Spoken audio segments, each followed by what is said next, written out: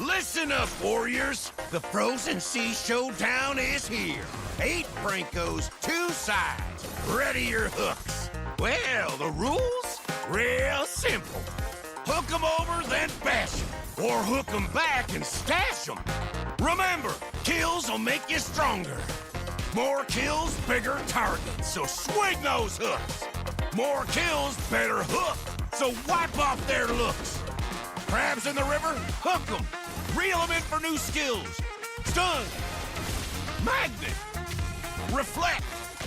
Chests in the cave, hook 'em. Reel 'em in for new skills. Team heal. Team super hook. Crazy ults. Total chaos. Triple hook. Recall hook. Trick hook. No equipment to buy. Auto upgrades for all. Take one down, get your hook back. Hook, kill, reset, repeat. Hook till you can't hook no more. Remember these words. Hook, kill, reset, repeat. Hook till you can't hook no more. Hooks ready? Let's go!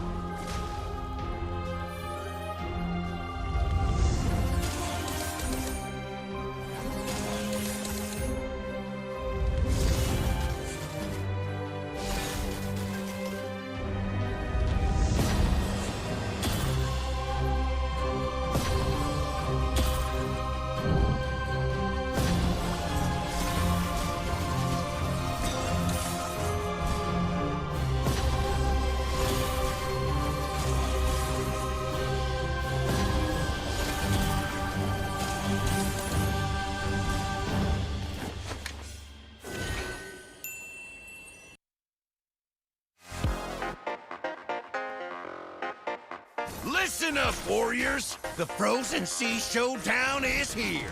8 Francos, 2 sides. Ready your hooks. Well, the rules? Real simple. Hook 'em over, then bash 'em. Or hook 'em back and stash 'em. Remember, kills will make you stronger. More kills, bigger targets, so swing those hooks. More kills, better hook, so wipe off their looks. Crabs in the river, hook 'em. Reel 'em in for new skills. Stun. Magnet. Reflect. Chests in the cave, hook 'em. Reel them in for new skills. Team heal. Team super hook. Crazy ults. Total chaos. Triple hook. Recall hook. Trick hook. No equipment to buy. Auto upgrades for all. Take one down, get your hook back. Hook, kill, reset, repeat. Hook till you can't hook no more. Remember these words.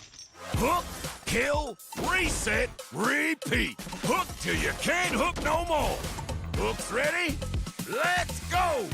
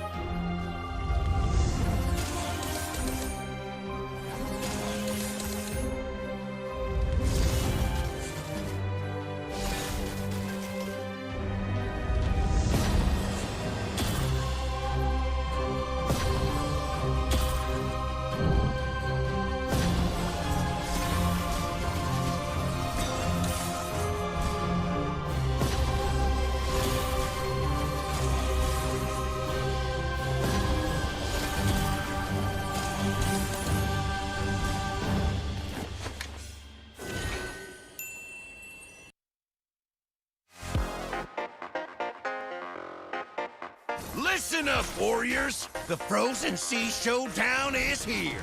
8 Brancos, 2 sides. Ready your hooks. Well, the rules? Real simple. Hook 'em over, then bash 'em. Or hook 'em back and stash 'em. Remember, kills will make you stronger.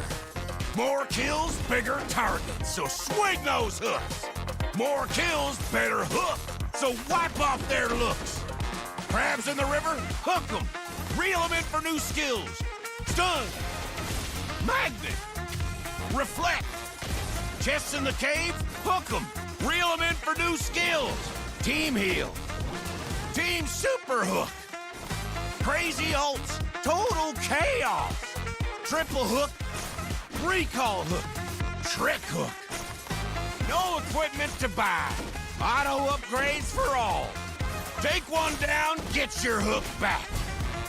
Hook, kill, reset, repeat. Hook till you can't hook no more. Remember these words. Hook, kill, reset, repeat. Hook till you can't hook no more. Hooks ready? Let's go!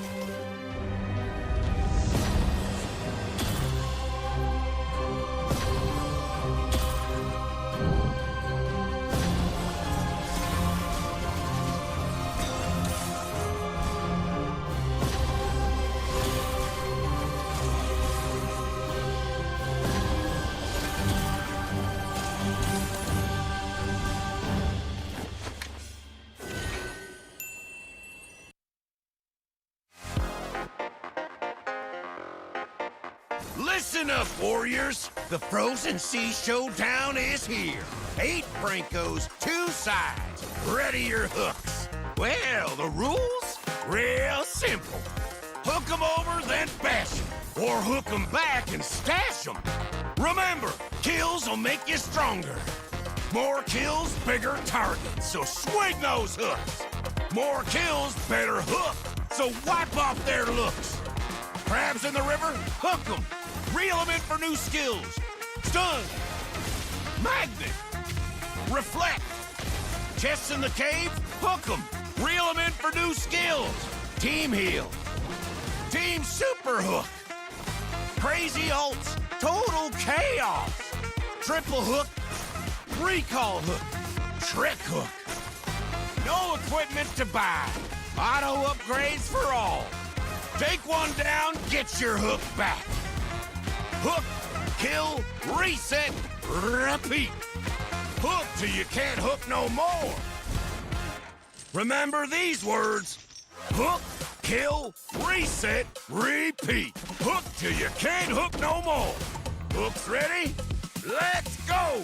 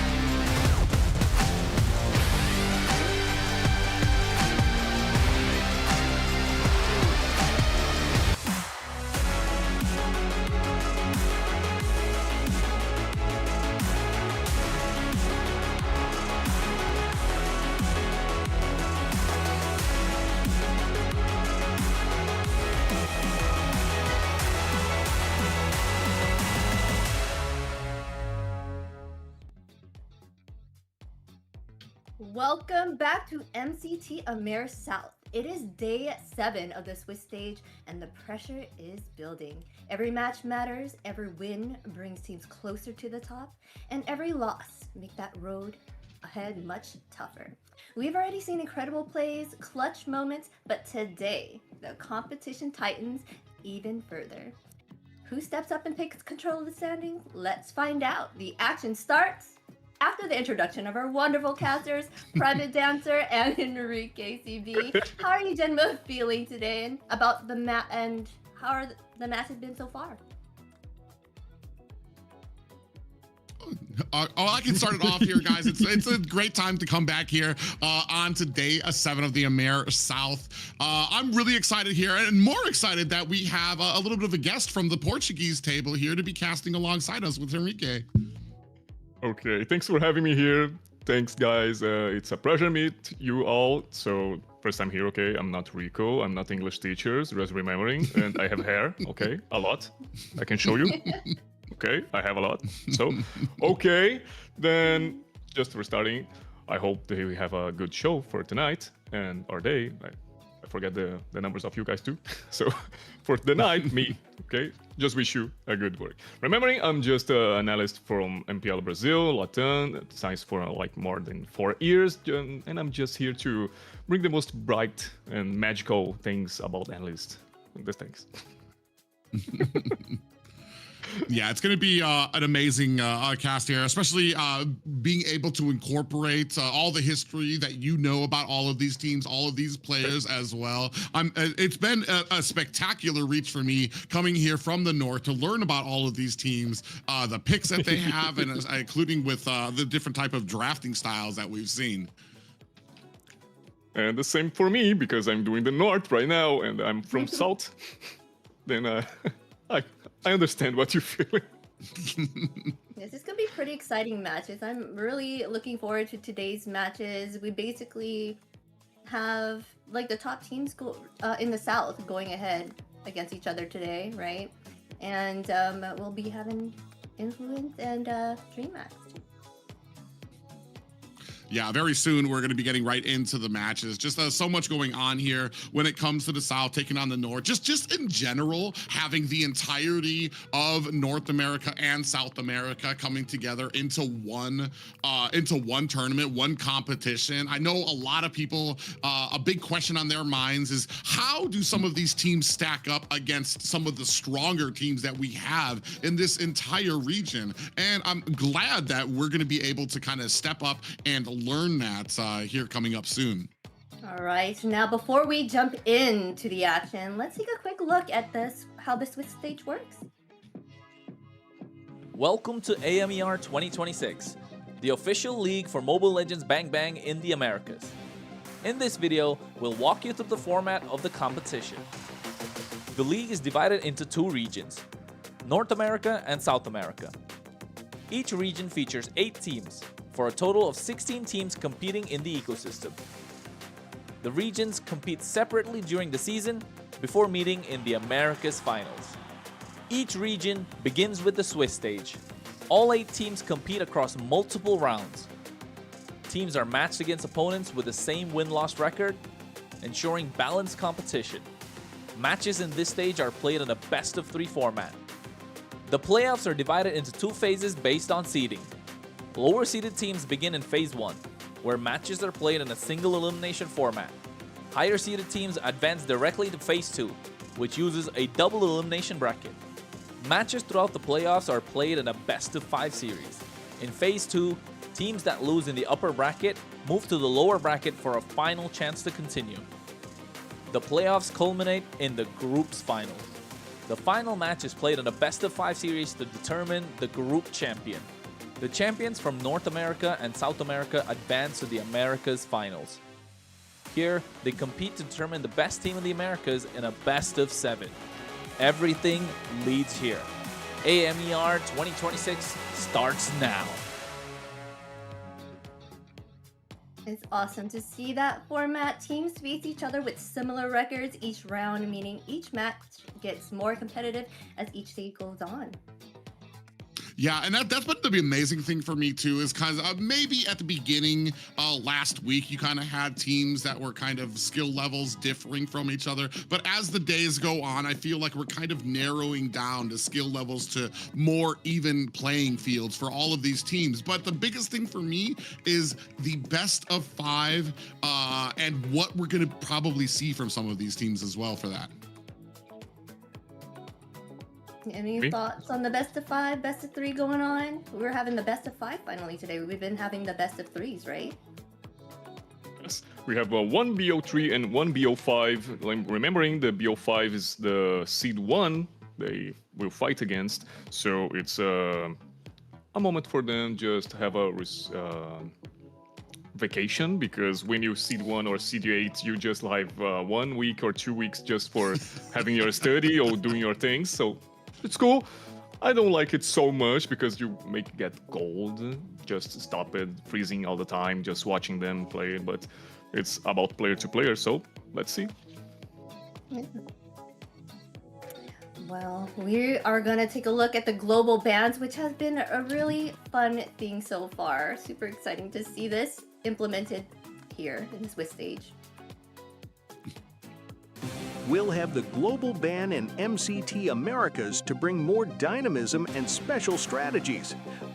Under global ban rules, each hero can only be selected once by each team. After every match, the 5 heroes used are banned for the remainder of the series. The pick ban applies only to the team that used the hero. The opponent may pick it next game. In best-of-7 matches, the global ban resets for both teams if it reaches the final game. Expect new strategies, fresh picks, and much more.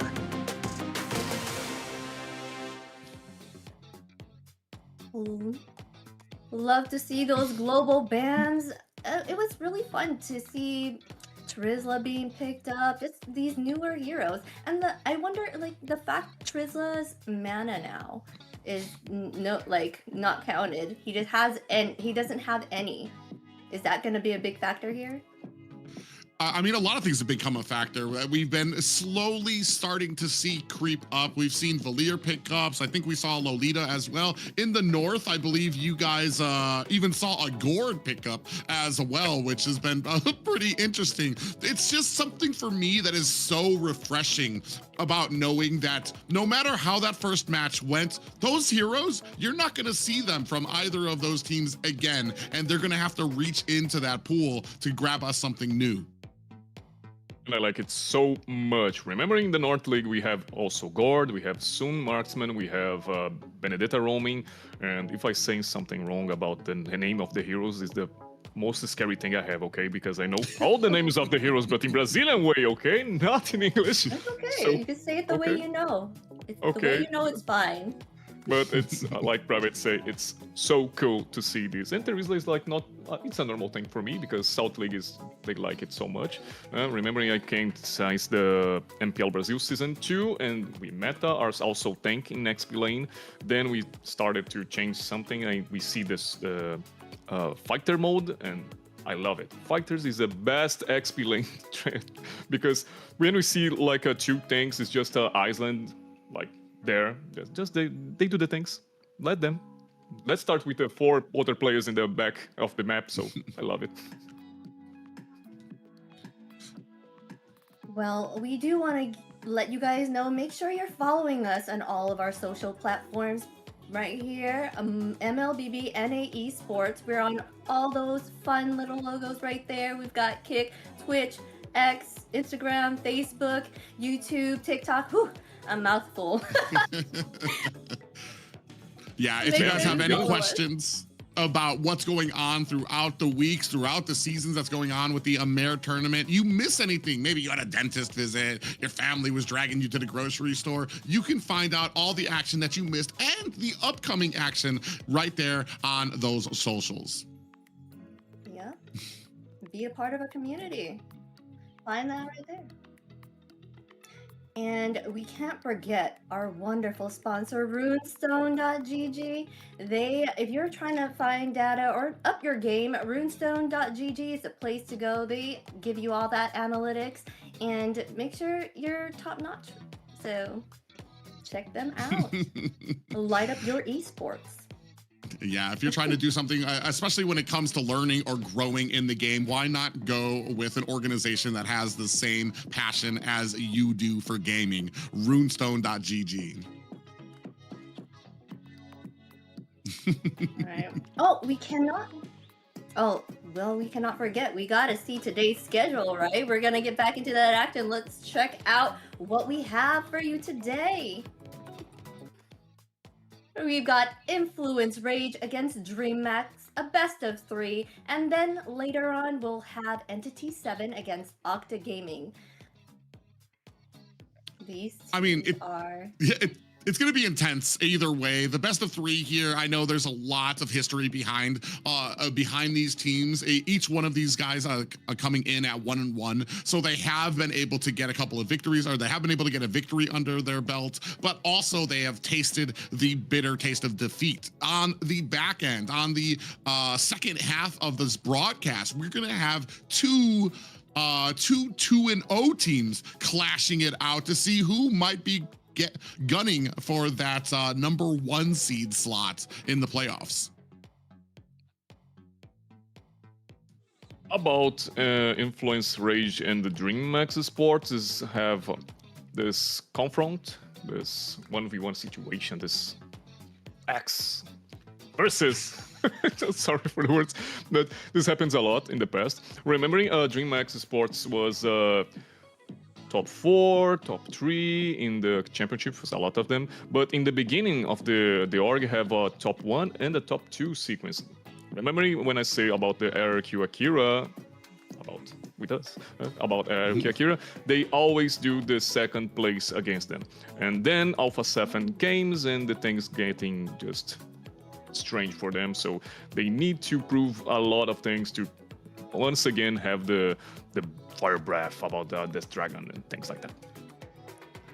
Yeah, a lot of things to prove for both of these teams when it comes. Like I said, they're both coming in with a 1-1 apiece. And I want to say there's two different drafting styles kind of that I've been noticing coming from them that we'll get into as we get into the draft. But I know both of these teams want to prove something here. Like we said, this is going to be settling where these guys kind of end up on the playoffs. If you're going to be closer to a team that might be a lot stronger, or to get you down to that lower bracket as well. But it's a lot right now because both of these teams have been kind of settling in, adjusting some of their drafting styles, have had success and defeats with both of them. So it's going to be very interesting to see how they kind of stack up against each other. Yes, these teams, they, like you said, have seen those defeats. So I'm not really sure who will take the lead here, but I know for my prediction, I predicted Influence Rage would be on the upper hand here. They were doing what, 3-2 versus the Dreammax's 2-3, their win and losses. But I feel like they may do better against them in this round. The way they kind of did work together, they just need to find that synergy again. For me. Yeah, sure. You have Just anything to say about Influence Rage and Dreammax? Okay. Let's go. So as I say, the Influence Rage was the first, the top one LATAM organization who have the best players and best things. They are just like the host thing. In Brazil, we had a lot of times the RQ Akira, then we have the Alpha 7 in things. But remembering, all the teams in Latin League just beat Brazil all the time right now. Since the MPL Season 2, we don't win anymore. In MPL Latin Season 3, we have a BO7, complete BO7. Then Corinthians win. But when the Influence Rage got to the MSC, after the MSC tournament, I forget the tournament after the MSC and goes to MSC. No, I'm not sure what that is, but let's take a look at Influence Rage's lineup.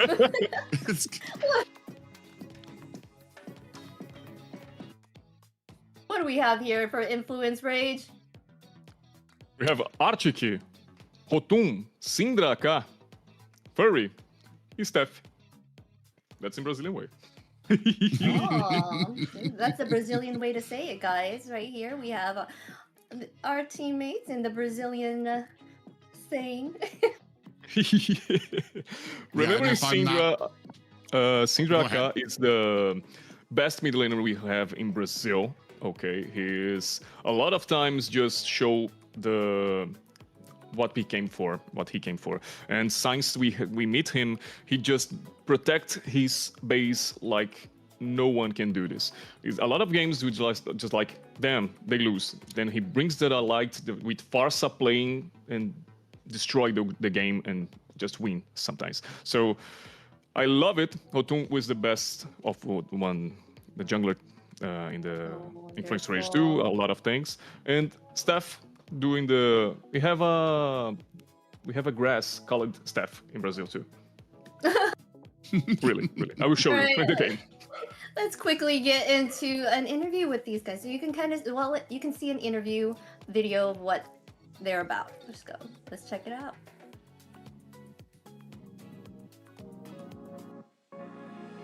Bueno, ahora voy a decir mi draft ideal para equipo.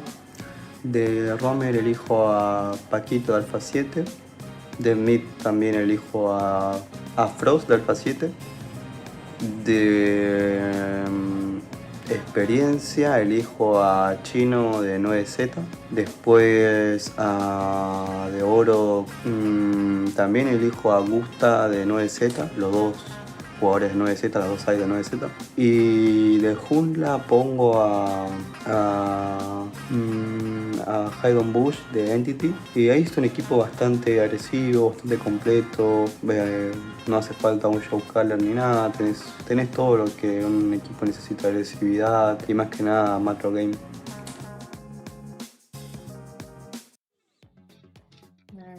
And for our Dreammax lineup here, we got Kling on the HP, Jump Style on the jungle, mid lane Shy Kite, Chimera on the gold lane, and as our roamer, we have Blink.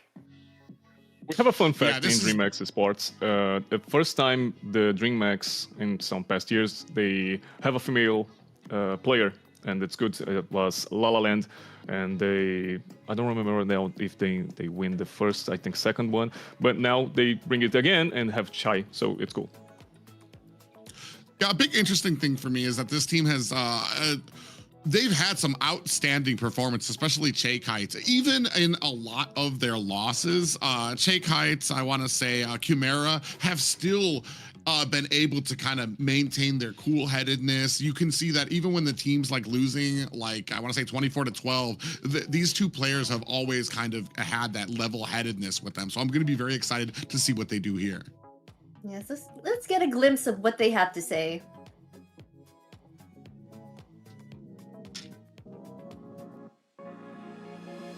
Salve, rapaziada, hoje eu vou fazer um Dream Team e eu não posso colocar ninguém da Dreammax, tem que ser pessoas de outros times. Como eu vou jogar Swift Lane nessa iPad, Jungle seria o Flick, da rotação me agrada muito a gameplay do Paquito, na Gold Lane Lagusta e no Mid Lane pode ser o Flash. E é isso. All right, guys. Okay, let's break it all down in this draft. This is where the mind games begin. Picks, bans, and strategies will set the tone here before we even hit the land of dawn. Let's go. So, remembering other thing about, I don't know if you guys mentioned, but King was a jungler in others championships.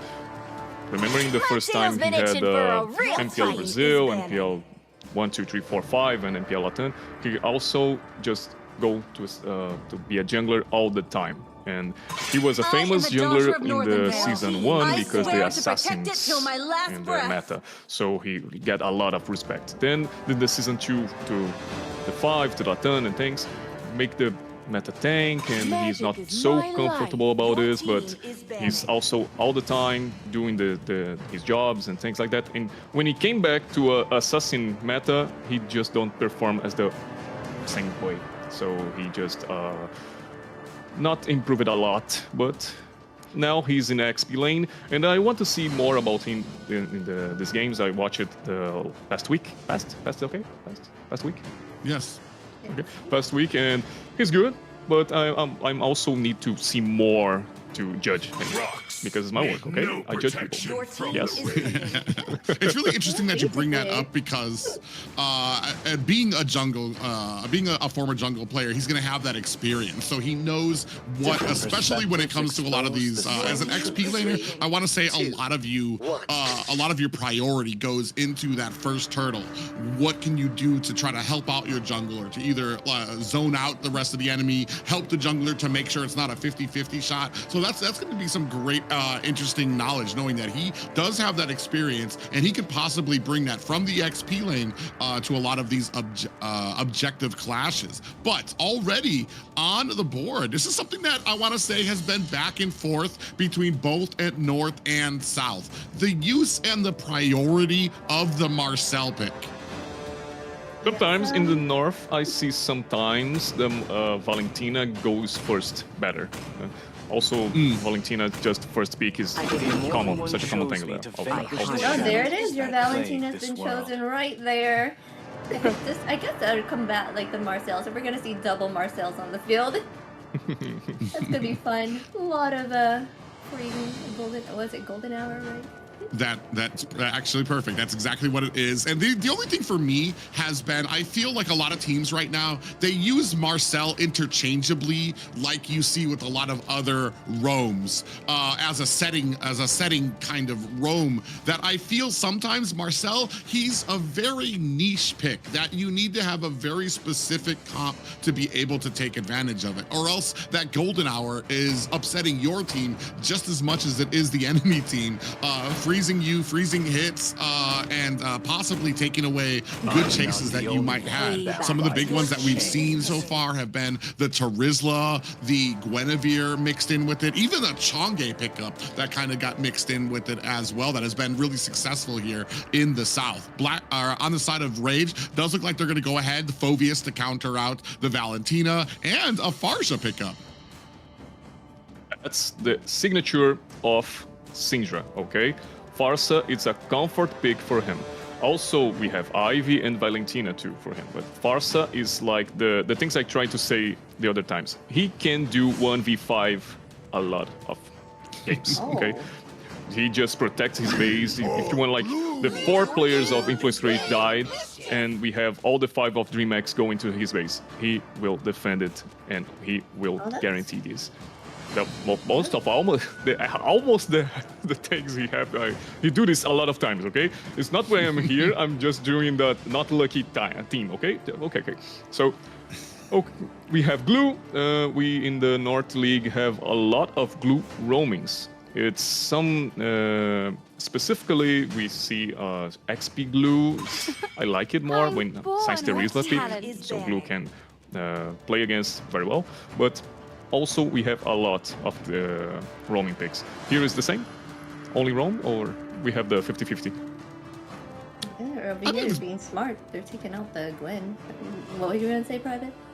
I think it's been about 50-50. We've had it featured on both sides as well. I do want to say I witnessed one game here in the South last week where they absolutely dominated a glue by having the Kalea and I believe it was the Lunox. So you immediately had the Tsunami Slam snatching glue up as soon as he did the split, and then the immense amount of damage that Lunox was able to put onto him, it made short work of him, which is at the time made people, I want to say, a little bit more sketchier about that immediate domination that you usually get with the glue pickup. Yeah, the glue is he has a hard time against Lunox for the fact that she can do, I'm not even sure what that move is, but where she goes into a circle and is like not catchable, right? Her escape ult, so that's one of the things that like for one is a good counter to glue for a mid laner, right? We have bans in you call how you spell it? Yeah, spell not how to say Guinevere. What? Guinevere. We call Guinevere. Oh, Guinevere. Oh, wait, say it again. Guinevere. Guinevere. Guinevere. I could be fancy. I'm gonna start saying it that way. I'm just kidding. Hey, I kind of like the way he said a lot of the names coming out from Influence Rage too. I'm like, man, I need to scribble some of these down, rolling the R in there too as well. But as we move on to the second banning phase, I like that we're taking out the Hilda, taking out a lot of the early game pressure, maybe looking for a squishier assassin pickup on the side of Influence Rage. They still do have the Khalid to pick up though, which is just, I feel like, as much, if not maybe more of a threat to a lot of these squishier junglers that Hilda also is a little bit of a threat to. Link have a lot of picks in roaming things. One of the most popular since the days was the Grok. He do a lot of things in the last championship with Grok. He's good at it, but Khalid is also something he picks the most in this championship, right? I see the games, but this heart so he like it. Steadfast. We forgot all about the Sora here. They just got a Sora. Oh, yeah, and that's going to mean, that's going to be depending on how well that Rage is going to be able to kind of zone out and kind of keep that distance from the Sora. This might mean a big detriment, especially for a pick like a Farja, who needs to stand still for that Feathered Airstrike to really be doing a bunch of damage. That might be a huge target for the Sora pickup here from Dreammax. We're going to see how that kind of shapes out as we're waiting for those last two pickups for Influence Rage. See what they're gonna choose for sure. Sora is gonna be experience. They were really smart in picking that up. And oh, here we go. We have Granger and Leo. I was thinking about Granger because he married as well with Marcel. all the ultimate things and the skill shots, so he can do this this animation different about them, the two of them. So the Leon Mord, we have a more systematic thing. He's a good soldier. He making front with the Polvius is good. Can I say in my English the name of heroes? Because I'm The slayer of Oh gods. yes, sometimes of course, I go just ahead. Oh, like take it. Leomord is so good. Polvius is a really nice fighter. They have this early game front and for level 4. He's so strong, but don't have the tank, the officially tank. It's something they can just be not so good at the middle of the ending game. So Glue have this situation, and I like it. Obsidia. Yeah. Yeah, for me, I agree with you too. Especially you've got a Marcel on your team. He's not exactly the tank's tank when it comes to having a front line, but hopefully that's kind of in line with having that golden hour from him that you can use to possibly freeze the line, have a bunch of feathered airstrikes, have a bunch of Rhapsodies coming down from the Granger as well to really pour on the damage when that ultimate ends. But we're gonna go ahead and get right into it as you see the lineups here. I think it was me, right? That was me? No? Go ahead. Maybe? You can please say my name just for Oh yeah, we're good. Well, we're Okay. about to get right into this, ladies and gentlemen. It's going to be Influence Rage in their first match, taking on a Dreammax. How do you like these drafts here, Henrique? Let's go, let's see how it works. Let's get into Rumble, boys, and I like it a lot to see the Rage doing the laning phase heroes to get depression, and we know that Valentina has the strongest momentum because of level changing, the passive and the lifesteal, so it's good for her to just being aggressive. Syndra have the most ranged hero to receive in this 1v1 situation, but also we have Steffi, who's not the best 2v2 in the lane because Blue is also so strong. Ooh. But wait. Yeah, Blink actually takes a lot of damage there. It's going to have to escape.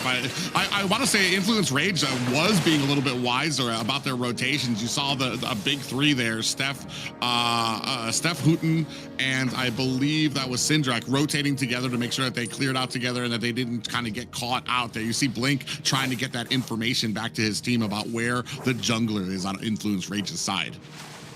That duel is so strong because we have Syndra with also have a CC, and Marcel with Steph have a more CC, and then there's just like a chain CC to all this, and Hotum to just call it Barbiel. It's what? Barbiel for you guys? Or not? That's exactly what it is. That's the name of his horse, Barbiel, to come in and rain damage onto them. Because I forget, sometimes we have the tradition and they just change names, so I don't know if the real Barbiel is staying for YouTube, but okay, that's it. First turtle, boys, let's go! Yeah, they're gonna go ahead and start, and there is the Phantom Steed coming in, but it doesn't stop Jumpstyle from being able to capture up the first turtle. I Am You, Phantom Steed comes out as well from Dreammax. Down goes Hooten. Arctic takes down Blink. That's gonna be 1-for-1 for both teams as both of them looking to disengage, but that's gonna be a first and free turtle for the side of Dreammax. It's good for Dreammax because it's a 1 kill, just a kill in the jungler, the enemy jungler, and then the turtle. So they started like the 300 to 500 in the gold front of the Influence Rage. It's not so much, but it's also a good start. Yeah, a good start, but for me, I'm kind of the big question for me. Steffi's he's very close to getting level 4, and I definitely want to see if Influence Rage can really start utilizing this golden hour. We've seen so many teams. I think we've had 2 teams here that have been successful with it here in the South. I think we've yet to see it utilized successfully in the North, and it's one of these things that is really, especially with him being a new player, especially with him being a priority. Speaking of why. K-Kite able to use the feathered airstrike IMU to find another kill for Dreammax. Okay, so you're talking about the golden hours, so you can tell me, you miss Changi, right? You missed the Not change. Shocking, Okay. but there's a lot of damage potential here, whether you have the feathered airstrike or the Rhapsody coming from Fury. Ooh, a big engagement here. A nice closeout on the back end. Chimera in trouble, gets caught into the golden hour, but is able to find himself an escape. Nice try, bro. Nice try, but not so good at it. He can do all the tower. Is not so difficult because obviously he wants to do the passive first, then the ultimate. But you can just do the ultimate, and Farsa have all the range to just drop it down, all the meteor from the space. So, okay, let's go to the second turtle. Yeah, they're going to go ahead and start, and as you can see, jump style coming in there. It's good positioning here for the side of Dreammax. On the back end, you see some damage coming out there. Feathered airstrike raining down from the bush there by Chakai. I feel like Chakai's utilizing this feathered airstrike better than Syndrak is right now. As you can see here, down goes jump style. So they do lose a person in taking this second turtle. The Dreammax have more easiest way to pick it up the turtle. 2 kills more, also in the Arctic. Arctic is suffering a lot. Remember, he's one of the frontliners in this game. He is a soldier. Remember, he just got a new buff in this patch.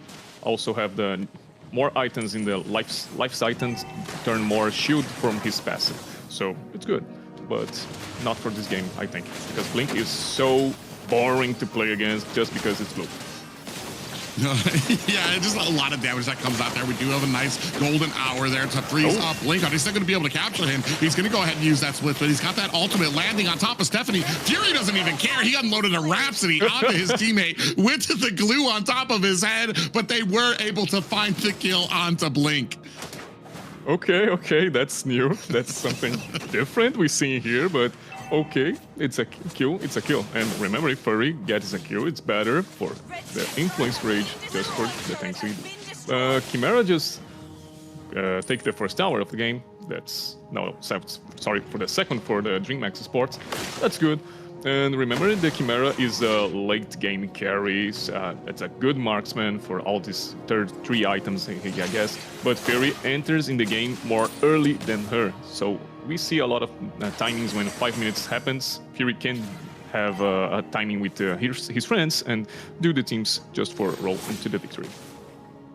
Yeah, right now I feel like Fury's a good source right now for Influence Rage to kind of be building on. They want to get him farmed up, make sure that he's gonna be able to do the damage that he needs. The only problem here for me on the side of Influence Rage is the kind of synergy that he's having. Syndrak really hasn't been able to get a good amount of suppressive fire during a lot of these engagements, and it feels like Dreammax, their positioning is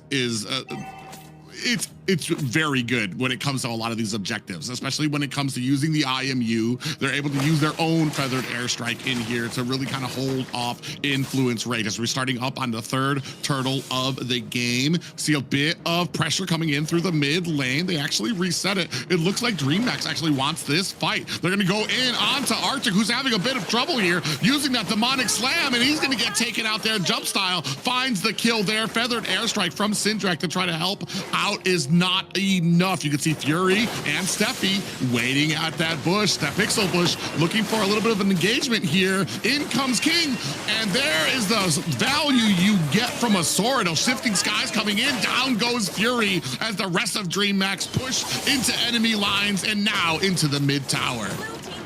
Okay, I don't know if I am the strangest people here, the strangest person, because I see this and why this need to go right, because it's a 4v5 situation. I know we have a Marcel doing the ultimate things, but alone, like no one will check the grass. Okay, remember, I need to say to you guys, where is the Steph grass?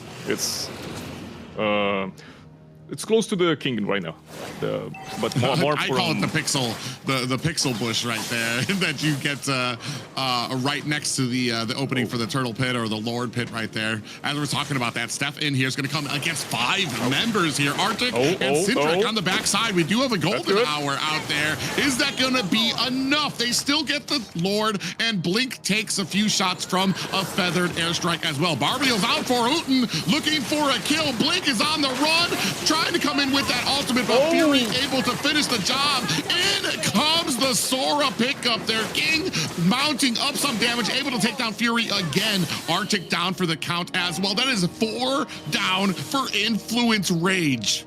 That's my boy, that's King.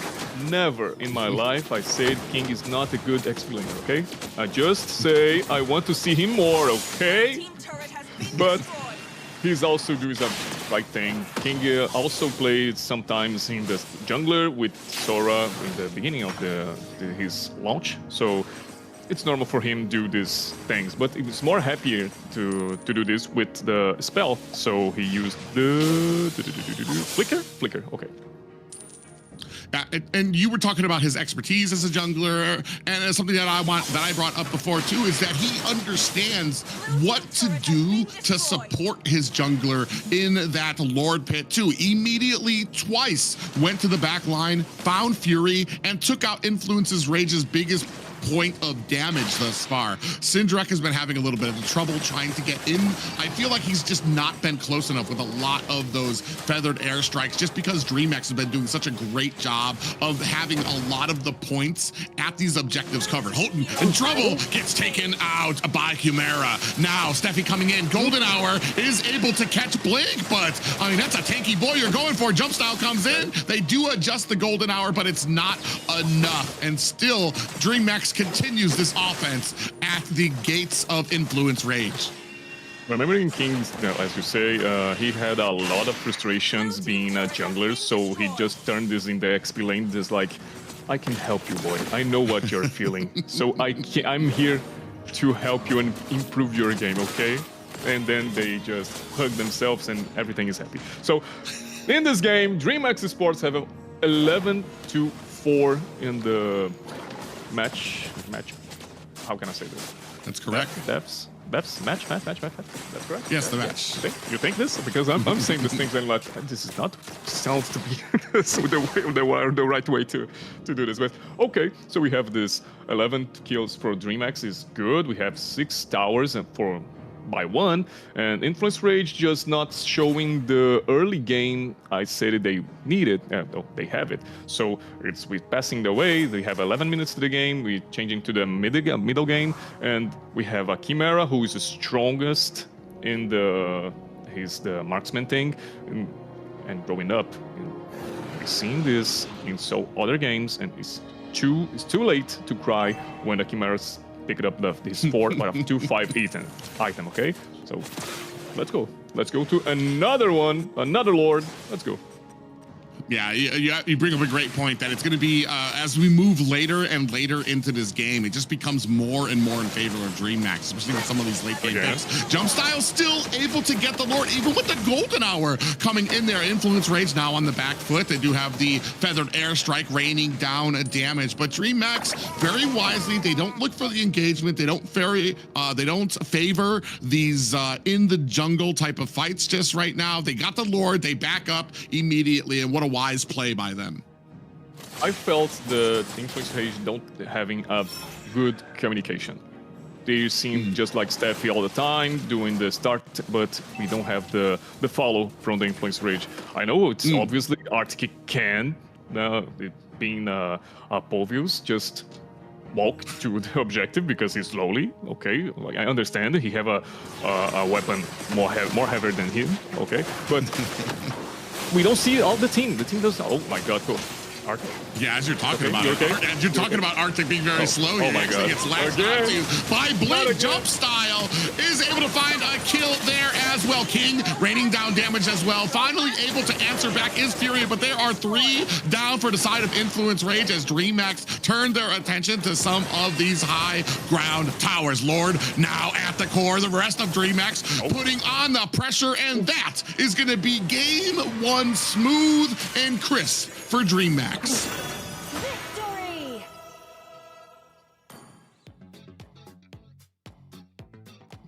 Wow, what a quick game. Dreammax, apparently I was wrong, and Dreammax is the one that has this energy right now. They were taking out those objectives at first and making sure that they claimed that, and then they dominated the field right after that. not giving any breathing room to influence Rage. Yeah, I mean, you were talking about their synergy and especially about the picks, the later and later that they got. You were talking about the marksman pick up there, just going to get more and more dangerous for them, Enrique. Yeah, so I miss saying all the good things from Influence Rage right now because they lost, and I'm having this low feeling right now just because I say Lucinda can hold up the base against 5 and then he didn't do nothing, so sorry. But in my times, okay, he do this, and I have how to prove it because all the videos are saved in MLBB Esports, okay?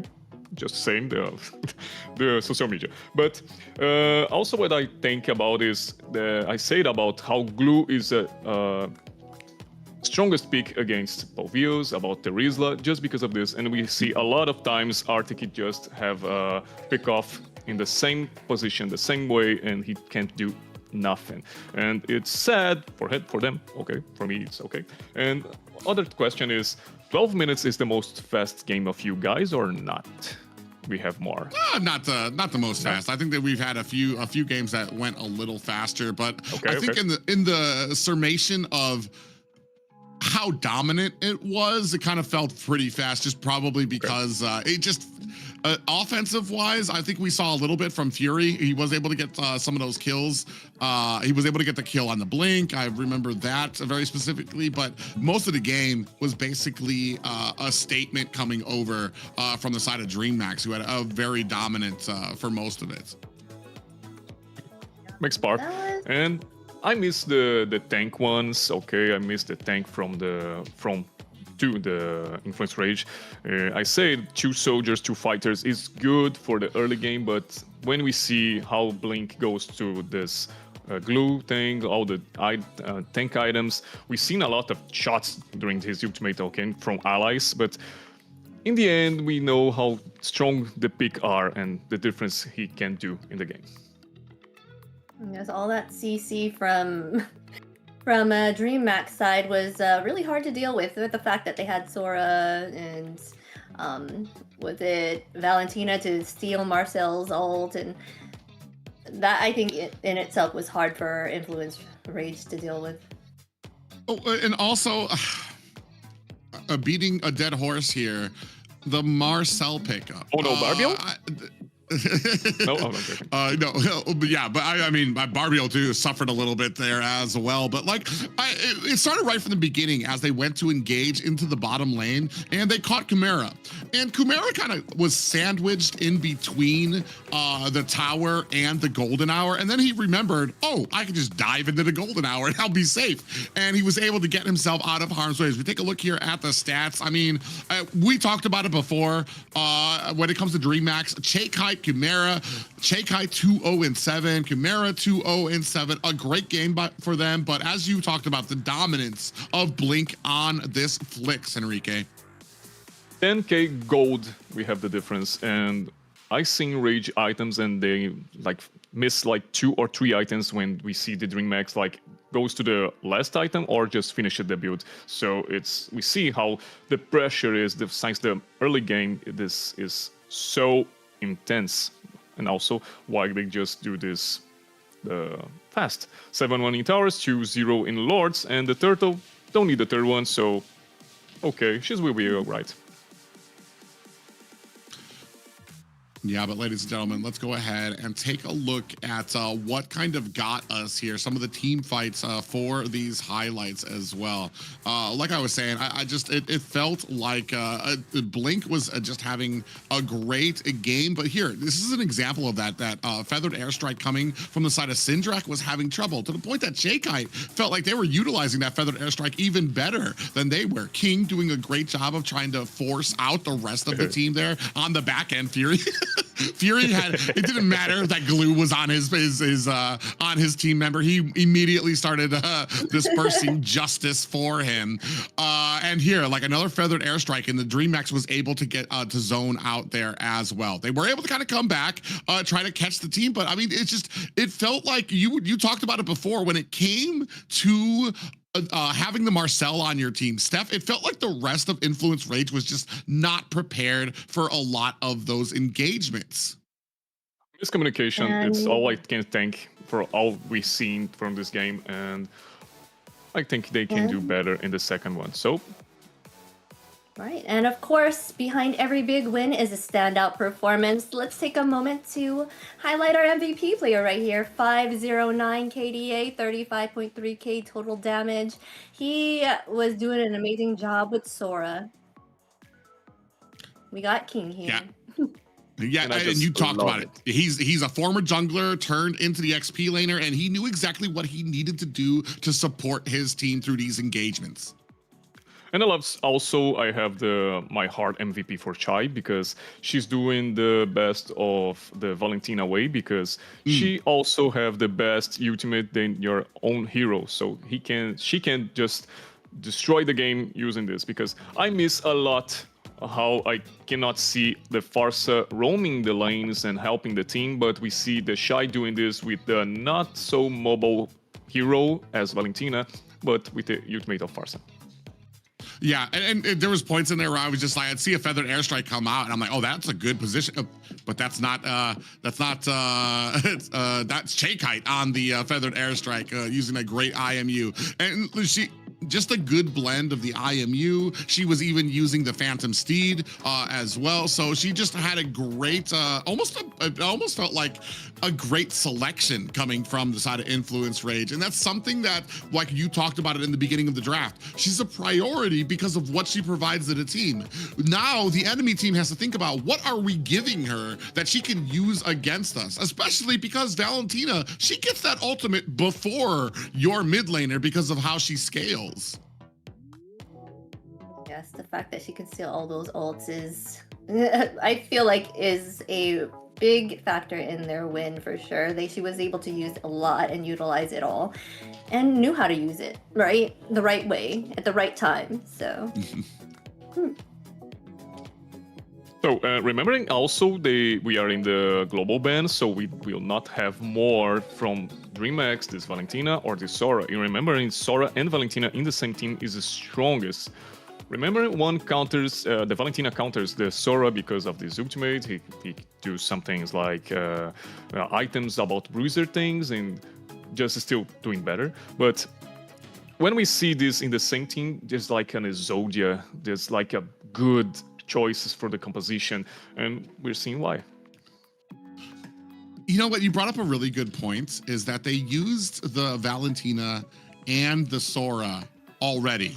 So now I feel like Influence Rage, they're pretty free to pick up. They don't have to ban either of those. They're pretty free to pick up a Sora without having to worry that there's a counter out there, that you could get that Valentina out there at some point, which is very interesting and maybe part of their plan. I will say from the notes, Influence Rage have been a little easier going when it comes to the different types of picks that they're more comfortable with going with. I've seen them go with the Joy, Esmeralda, Novaria. They use the Terizla to counter out a Fredrin. I feel like they have a better time when it comes to like reaching outside the box, but sometimes it just doesn't pay off. And for instance, with this Marcel pickup, the Farja, which I know is probably, as you said, a comfort pick for Syndrak. He does very well on it, but currently in the meta, there's so much mobility. There's so much ability for enemy teams to offset somebody who's just gonna stand still.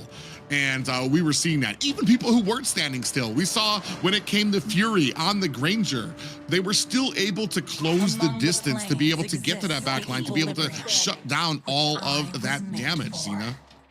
Who would you fellas think would have been a better pick than Farsa for that team, for that composition that they had? I know, like, being chosen right now, like, Zentian's a big one. Of course, Zushin was banned at the time. What other Lilias? Would you think Lilia done any difference? 2, 1. Against Valentina? Yeah. Oh, right? I mean, it's not the ultimate game changer about doing the Lilia things, but we have the Golden Hour for Marcel, we have What more? We have a transformation because we seen a different scale with about ultimate of Valentina's as a Povil, so it's not the physical damage because she was a mid laner, so she needs to doing magic things and shines. But okay, we have it. Yeah, it's hard. He brings up a great point too, because it wasn't just the Farja, it was the Farja with the composition that wasn't able to protect her. And even on that side, it wasn't even just not protecting it. It felt like the golden hour was kind of used, and none of the rest of the team came to kind of collapse onto that, to actually feed in the damage, using the Rhapsody to get to aim onto a target, using the Feathered Airstrike to rain onto somebody. Here, they're gonna prioritize the Harith. They know that the side of Dreammax, they can't pick up the Sora. You're not gonna have the Valentina as an option here. I believe you still have Zeshion out on the floor right now as well. So we're gonna see where they go. And they can't use the Suyu as well either. So maybe matching up that gold lane or prioritizing that mid. Yeah, they're gonna match up and go ahead, pick out Granger for their side. Yeah, they picked out that Fredrin. Sora is still out there. We know, does Dreammax not think it's a threat because they didn't ban it out in the first half? I guess they would think that Boxia is more of a threat than having a Sora out there. You think this next one they would pick up a Sora just to make sure that they are able to claim it, you know, and not get banned? They can. I don't know what they're thinking about the composition right now, but what I can say is, why is not Harith the top one marksman right now? Because we have a path notes, the newest path notes we have. They change an item called Stellarium Sisal. I forget the name. I don't have the spell. How to Stellarium? What the second name? The name of the item? You guys have the. I forgot what it's called. I'll have to get back to you on that. But it's one of the cooldown items that he goes with as a first item. Starlium Scythe. Okay, there we go. Starlium Scythe. Okay. What was it called? Let me look real quick. For me, it's because the thing about Harith is you can still get the Azura's Blade and I believe Mana pages, and he immediately gets the max cooldown that he needs to be able to spam his first ability with that Zaman Force. So they did change that, so he's gonna have a little bit more damage in the mid game that he does. But the problem with Harith is he gets upset by a bunch of the CC that lands that is so prominent right now, and he can be slowed down. And it does take him a little bit of time to kind of get there to lay on that damage. I like that Dreammax here. They understand, they've seen, they did their homework here on Influence Rage, because I was expecting Influence to maybe pick up the Terizla themselves, as it's something that they used against enemy team members to great success on the Fredrin. You say about the CC and Harith trying to do his game, but as I trying to say is like the change about the item, the Stellarium I forget the name again. Please, Starlium Scythe. Scythe. Okay. I can't even say it. You're fine. Okay, Scythe is good because the contact effects change it to the 4.5 to 2 or 1.5, so it's good for him because he spams the ability so much fast and have the buff about the ultimate, just slowly down all the enemy players for 40%, and he just do with the boots and the fight. The staying of Titan, okay? I will say in Brazilian things, oh well, okay, I'm just getting bored. I will say all the things in Brazilian and you guys just search for it, okay? But saying this, I read all the patch notes and say, why he is not so top one, he's just like the meta right now? Because he's a stronger. The item and the Harith just marry as well. But nothing for now. The first week just passed and I just seeing this and nothing happens. I feel like a lot of teams are still trying, especially when new patches come out. A lot of teams it takes them a little bit to settle in for some of these pickups. Terizla just had a change too. Doesn't cost any type of mana. I think Xena brought that up earlier. No longer has a mana pool, so you can just spam out some of those items as well. We were talking about it before, and a note of record is that Alice isn't available because he just went through a little bit of a revamp as well. So he'll be available on the 29th for teams in the AMER North and South to be picking up. So maybe there's a little bit of a settling period. A lot of people I know were talking about Harith. Is he going to be able to be used in jungle now? Is he going to be very strong? We just haven't seen the picks reflect that just yet. On the side of a Dreammax, they're going to go ahead, scoop up the Hylos pickup. And I want to say, Eve is banned out there. So still looking for a mage on the side of Dreammax, and still looking for that roam coming out on this on the side. Or no, we have the roam already. We're looking for the XP laner coming out from them, and the mid, when Valentina's going to be scooped up by them. Yeah, they just chose Valentina. I'm surprised. I guess they picked the mage last. Usually the mages are kind of like a priority pick now. So they have Valentina here, Glue, Hylos. So what mage will they be picking here on for Dreammax side? What do we have? Lilia. What would be good against that composition? I'm is more about the HP laners like Lunox, like Carry, just for fight against all these three monsters Dreammax just offering to you guys. But I think about, I think they will bring the X-Borg maybe, or Lunox, but they also have the Heritage. But no, they just do a normal draft. Novaria. And no one can take people. Novaria. I don't see anyone in the influence page who can run against or try to pick up this Novaria inside the game. It's difficult to them. We don't have all the high mobility she have and just enters in all the walls. So that's a good one. Okay. Also, Dreammax have a best composition here for me. All right, we're about to get started here, as you guys can take a look at the finalized composition for Influence Rage taking on Dreammax as they go into this second match. Yeah, it's going to be very interesting. There's some, I want to say, I'm very curious as to the reasoning for some of the pickups here. I do like the Glue going in against the Terizla. It's going to be a good counter there.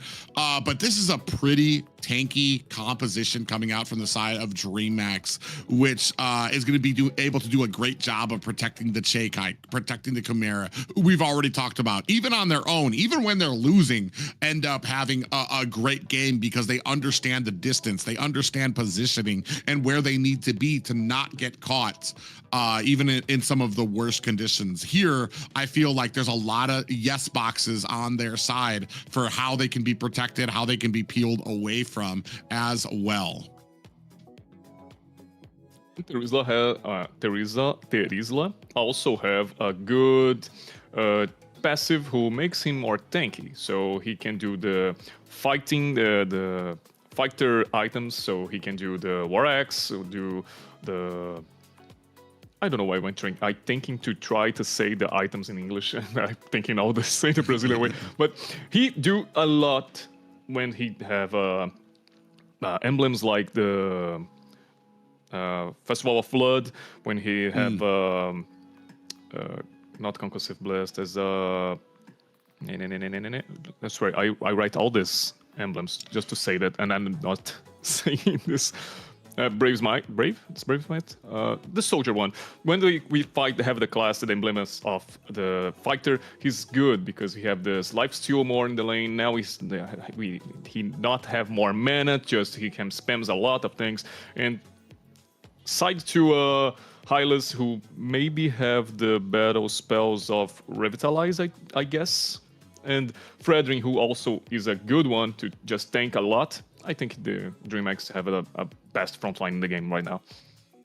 Yeah, they've got a good front line, but what I'm trying to figure out what is Influence Rage's win condition.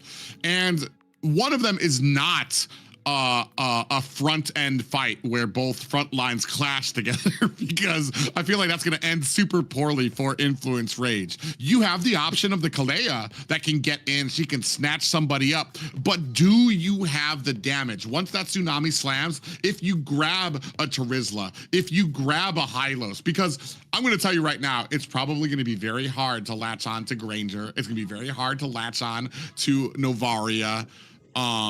I don't know. I'm wondering, the most likely scenario is that the Tsunami Slam is going to land onto one of those tanks.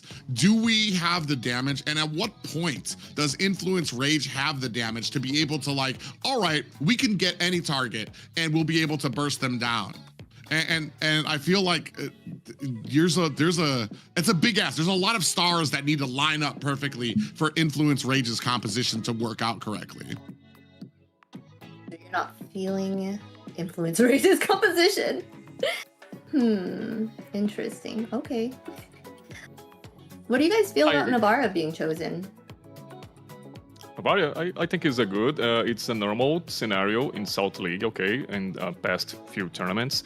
We have a lot of Novaria. Science in the hands of Syndra 2 and Frost, we have it. And Sagan also have this Novaria 2, okay? But in the Latam League is also a little bit different, but she came in the right compositions just when the last pick, just for this. They don't have how to pick her in the fights. He just do the sniper things in their positioning and no one can get closer. Also, they have 3 front lines. It's difficult to just pass away from them. Like, no, I'm going to the Novaria. Like, so you stay here, I'll go there. Just punch the Novaria face. Okay, I'm back. No. But like, I don't mind the Novaria pickup because you use the Astral Echo and then the enemy team becomes an even bigger target for Terizla to latch on with his ultimates. So I think there is an ability in there. Henrique, why don't you go ahead and take us into game 2? Oh, let's go, my boys. Let's get to the second game for the first match, and also we thinking about Dreammax can do the 2-0 in this 101, or the draw is here and the draw will be the Influence Rage match for this over with. I don't know, but in the game we will see it. 1 minute to the count now. Let's see how the turtle goes in. Then 2 minutes, and the pressures about Syndra is different. He felt against the Valentina in the other games, and now he's just doing this. And oh, Chai is sniping also the purple buff right now. Yeah, I mean, that's kind of the value you get from a Novaria pickup there, to be able to kind of snipe out there. I'm not sure. I mean, they've got a pretty decent clear on their side. I want to say I kind of favor Influence's Rage's clear just a little bit more, but are they going to utilize it? Are they going to be able to get to those side lanes quicker to provide the support that they need? And then I want to say the side lanes are so tanky. It's like, who do you, if you're not going for gold lane? Speaking of which, we do have a little bit of a pop-up 3v4 here. Oh, look at the damage that comes on to Influence Rage. Syndra goes down, and the Appraiser's Wrath dropped them down to like 25%, and then Dreammax able to come in, a King able to find the finishing blow there. Shake Height on the back end. That's going to go ahead and set up Dreammax for this first turtle. I don't know if I can say they are optimists about being so happy to just jump out in 3 tanks on the other side, and okay, this will be good. For sure, we will win this fight.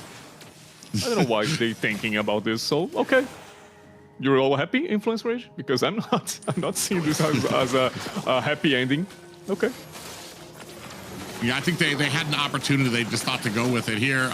Blink is in. Going to go ahead and get caught there by Arctic. Ooh, and a little bit of a taunt there. Last on to Steffi in the mid lane. But yeah, it's when you go in there, especially with the damage that they're able to provide. How in the early game, I want to say jump style on the Fredrin, I feel like it's so easy to kind of predict the damage to get Fredrin as many stacks as possible to be able to lay down with that Appraiser's Wrath, which he did, and absolutely shredded the enemy team. He's got about a little bit of a 300 gold lead over Hooten on this Suyo pickup, and we're going to go ahead and continue with the action. And for Shy, it's more grateful to play with the Novaria, just because we have a lot of CC about King, about Jump, about Blink, who just make the person just stop it right there, and the shot comes up about the sniping thing. So, good. It's a good composition. Yeah, but still we're kind of waiting for that point where Influence Rage will be able to kind of take off. Like we said, you really, that was a perfect example, that first fight, of why you don't want to go head to head with this composition. There is such a huge and tanky front line, a brick house, that, you know, 3 brick houses that you're going to be standing in front of. King, Jump Style, Blink that you have to contend with. You're going to need to find a flank. You're going to need to find a way into this back line that we haven't seen them been able to do just yet. Oh, speaking of which, Chimera at the bottom lane taking a lot of damage. Hotun able to find the kill to tie it up. That's going to go ahead and set the tone for this next turtle. Dreammax are going to be a player down. They do have everybody in here. Penalty zone is out. Arctic just misses it, and Arctic is down for the count. 1 down for each team, evening it out at this turtle, and I'm not sure Influence Rage is in a position to even contest it. You can see that Syndrak being held at the mid lane, turtle down to 50%. King coming on, putting the damage onto Steffi, and that is going to be another turtle in the pockets of Dreammax. I like how the Influence Rage have the composition to scale better, because they have Heritage, because... is it? Okay. Okay, I just carried it up for one moment, but where's the other thing? I don't see it. But okay. But the scale is also very good, but the Dreammax have this early game potential.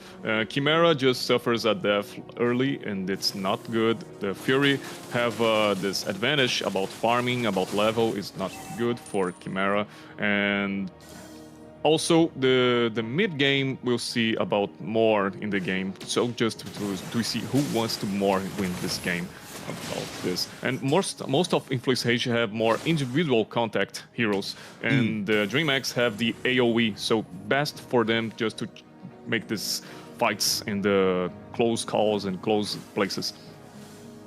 Yeah, it does feel like Influence Rage. I mean, they need to be patient, get that damage down, and most of all, be on the same page. is for me, is so that when we do get some of these slams, when we do get some of these tsunami slams, once we have our power spikes. Let me just say that too, because I think we're still at a point where they just don't have the items that they need. They scale well, and I feel like the later this gets, the more it favors Influence Rage. But Dreammax have been doing such a great job of kind of getting around, understanding where they need to be, immediate with the rotations. Oh, Zaman Force comes out defensively from Fury. Good for him. He used the Purify, is good for. Remember when you say Heritage has a problem with control? So Purify is there. He's here just to he go away. So Frederick just do a rush gank, and oh yeah, Fury took a whole Rhapsody there. No. And the nail in the coffin. Kite from the back with the snipe, and Blink was right there to scoop up the kill. Now we are having a fight here at the Turtle Bush, and Hotun able to steal it away. Might be a little bit of a problem here, as King has been latched onto Arctic. Gonna use that flicker. Is he gonna be able to find himself an escape? Ooh, he wanted he wanted to go for that speed up, but now he's gotten caught by Jump Style, takes an Appraiser's Wrath. He's going to go ahead and use that split to try to get away. The entirety of Dreammax behind him, looking for this kill, and Kite again with the snipe to scoop up another kill. Now I came with the gossip. King just missed the ultimate. He just stopped it into the wall. Damn. Oh. Calm down, Dreammax. Calm down, please. I'm not going to lie. I feel what King feels on that Teresa. There have been so many times where the ultimate, you feel like you can jump over a certain wall, and it just does not go that way. For some reason, I feel like the hitbox is a little different when you're trying to move and jump with that penalty zone, and sometimes you just end up on the wrong side of the wall. You're like, oof, like, okay, I just missed that ultimate. It's one of those little things that I feel like the actions don't line up perfectly. Blink here at the bottom, the rest of the team kind of latching on and trying to to find a kill onto Hotun. He wants to get that minion. I wonder how important that is to him, as he's going to have to turn around. Blink doing a great job, and Jump Style, they're going to try to protect this bottom lane, allow Chimera the time he needs to be able to take this bottom tower as well. 2 towers by 1. The focus is in the middle lane. Oh my god, Shy. Okay, okay. I can breathe now. Damn, why they came to just... okay, Steph uses his flicker to get closer. Okay. Yeah, and they do a great job. Che Kite's doing a great job with some of those snipes as well. I think I've talked about her before, the great positioning that they have. Ooh, a little bit of engagement here. 2-on-2, 2 tanky boys trying to go in. Zaman Force has been left up on the top lane, looking for the damage, but Chimera comes in with a Death Sonata, finishes the job, and down goes a Fury. And this is what we talked about, the CC that he takes and how squishy he is why Harith has just not yet made his impact into the top of the meta just yet. We do return the favor a little bit here as well. Down goes a Blink, and it looks like they're still... Ooh, Syndrek takes a little bit of a hit there, going down to 50%. A little bit of a fight here. Oh, goes in with a penalty zone. We do have or not a penalty zone. A big pop-up lands there with the Tsunami Slam. Penalty zone coming in from King. Laying down the damage, is able to find the kill onto Steph as Arctic executes the split to try to get away. 2 by 1. They also have Fury and Steph, but in the other side we have the Chimera, who and also Blink. So it's a good start, but changing this, changing kills is not good. Change is a good way to. 1 kill for one side, 1 kill for another is not good for the for the Influence Rage, because Dreammax is also pretty strong. They have almost 1k of gold in their front, and now we have a Lord. And the last fight, no, I don't know why, but someone started the Lord and Blink's dead. About the this Lord just jumping into the fight. I don't know why they do this, but we know why. The CSI moment about how Blink dies. Yeah, and bigger thing for me, rather than just trading kills to the team, is that was a Tsunami Slam that they landed on King to try to burst him down. King immediately ulted with the penalty zone and was able to turn it around on Steffi. Now down to 10%, looking to steal this away. Jump Style, able to find the Lord. Appraiser's Rat slams down on the back end, trying to chase. Chimera is down. Hotun able to reply in kind. Penalty zone lands onto Blink. Is that going to be enough for him to be able to get away? Now bursting him down. Fury able to find the kill as well. 2 down for Dreammax, and now able to put that pressure on to mount an attack at mid lane. Jump Style takes a little too long in mid lane, wants to protect that tower, and Influence Rage punish him for it. You were talking about them getting their power spikes and turning these things around, and it looks like that time is now. The moment is good for them because Hotun just seen opportunity to go to the back line, just seeing all the tanks are spared. So in the moment, he just found Chimera and he just got 1-0. He just burst Chimera. So absolutely got dusted there. And this is the damage that was coming out. The fight did take a little bit long. They weren't in a position to be able to take the Lord, but to get 2 kills there, especially to burst down the tanks. As we take a look at the items, man, that's crazy. Tarizla with a 2.600 advantage over the Glue, and Suyo, who's just a farming machine. It's not a surprise that Suyo is kind of like 3k over, but it just kind of speaks to where a lot of this gold is going for both of these teams, as the gold overall is tied for both. We see in the difference between the junglers, and we see a tanky jungler. He's also will search for gain gold for his team and have the moment about being a father. And also we have the assassin mode in the other side, who is more like, I need to get my money, to get my items, and do what I need to do. Just like we seen Hotu just doing the Chimera thing. Oh god. He's dead. Yeah, right now, sitting, I'm not going to say the score. You guys can't make me say it. We're going to go ahead and keep it at that. As we're going ahead, trying to put some pressure onto the mid lane here. I feel like right now Dreammax they've lost just a little bit of confidence in their step because they know the damage that is coming out from them.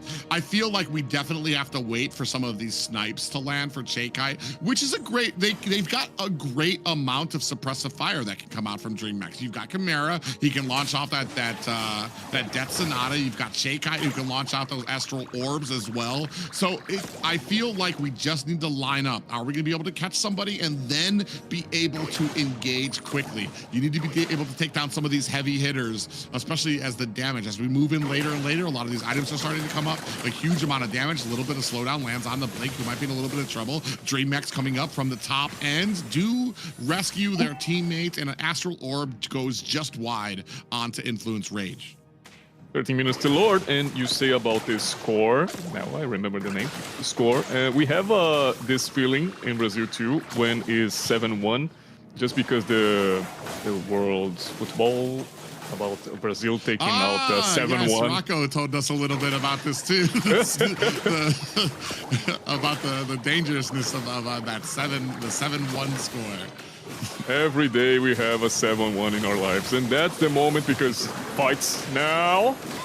Yeah, you see the Zaman Force on the back end. Hotun able to find a kill on to Chakai. Now we're on top of the Zaman Force. You can see that Soul Sever coming out from Hotun to lay down the damage. Jumpstyle in trouble. Gets taken out by Hotun. Blink and King looking for an escape, being chased away by Arctic and Steffi.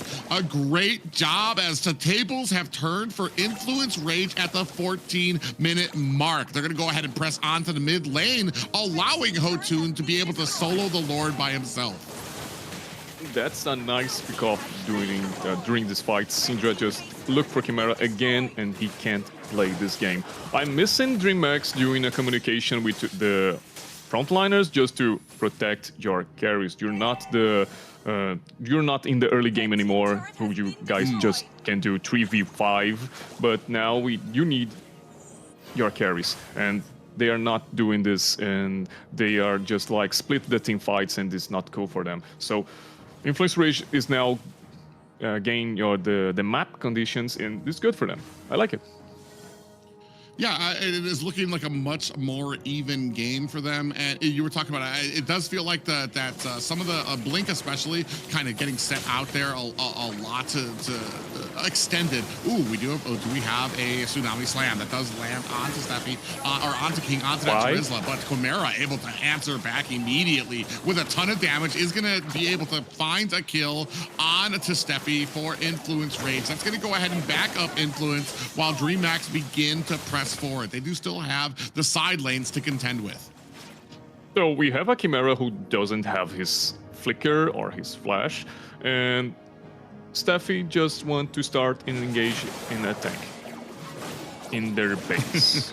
So I don't know why this happened. They don't have already the burst conditions to just give the tank 1-0 to his life. So why this is happening, I don't know, but it's a normal thing. Yeah, and that kind of comes down to maybe a little bit of inexperience, maybe a little bit of a communication thing. If you go in, I think maybe they thought they had a landing on Chakai or Chimera or something.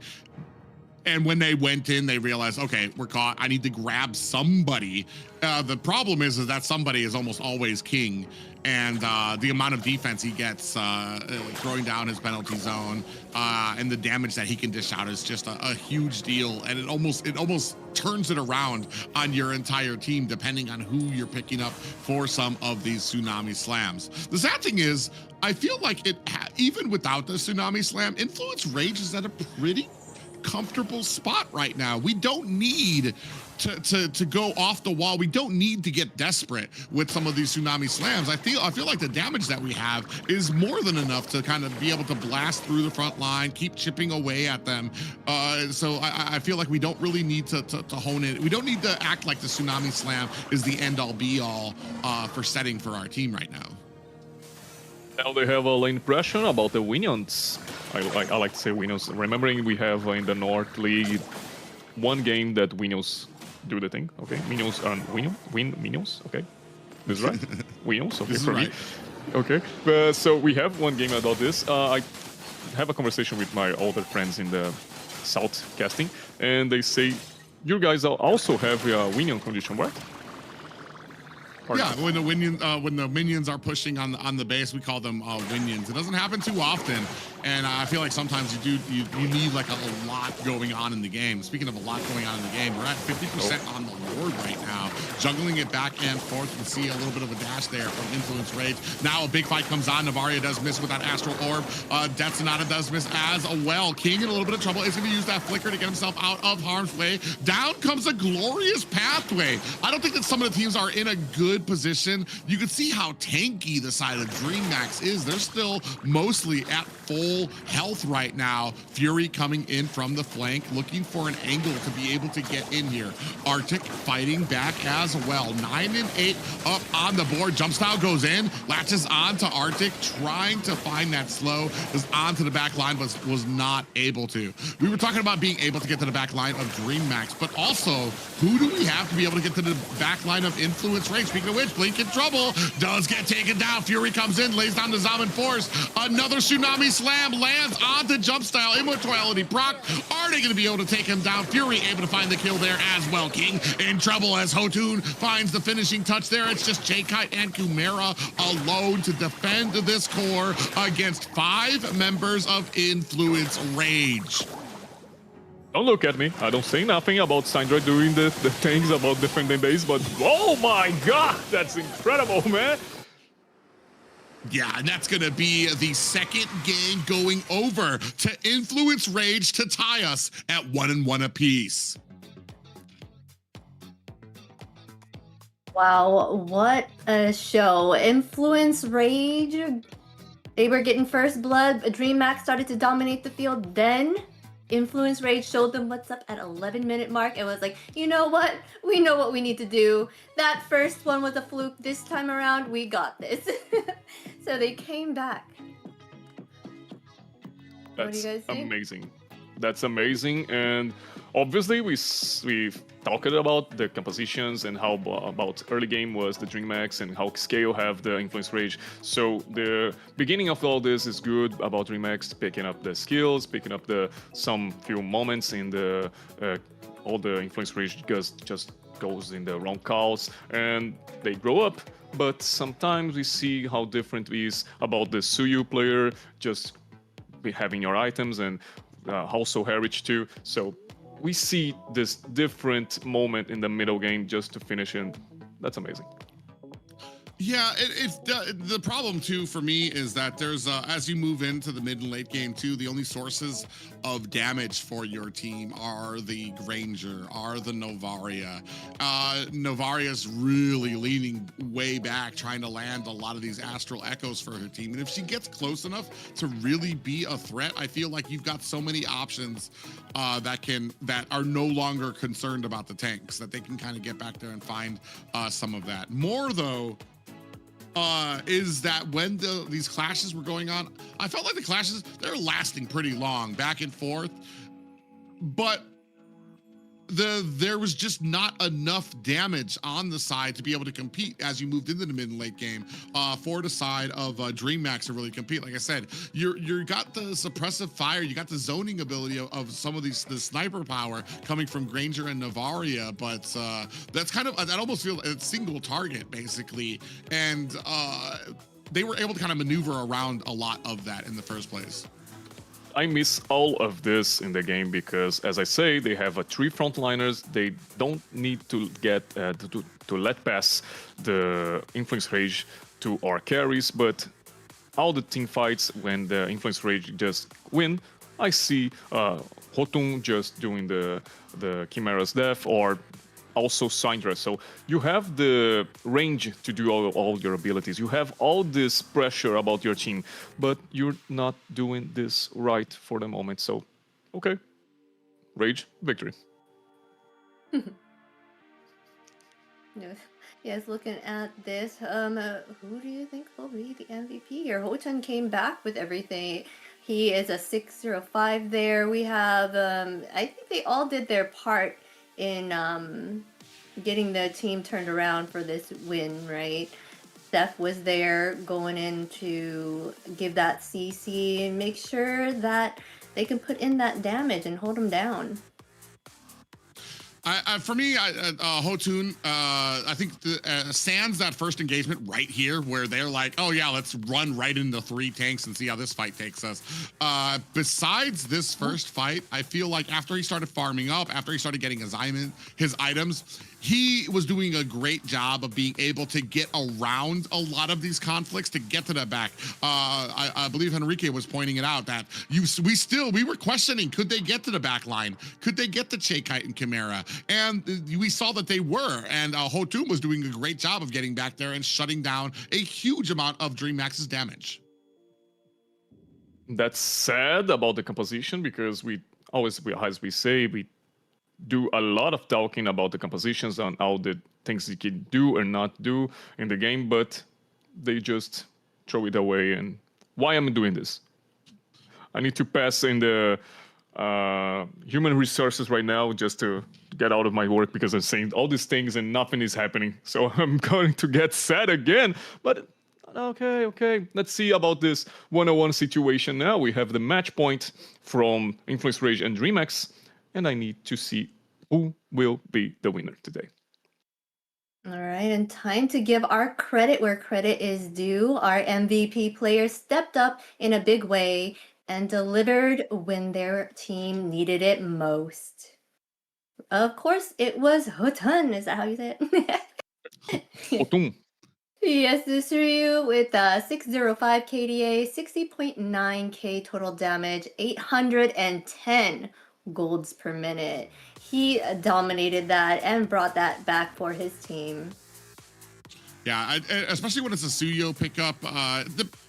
You have to really shut him down in the early game for him to not have an avenue to be good in the late game. You see there, 810 gold per minute. Suyo can farm so quickly, get the items that he needs to get to really be so strong. Here you can see how much damage he was dishing out there as well. Not just that, but like we said, the decision making, getting to the back line, being able to shut down the damage of a Dreammax was a huge plus, and Hotun was doing a great job of it. Didn't suffer a single death.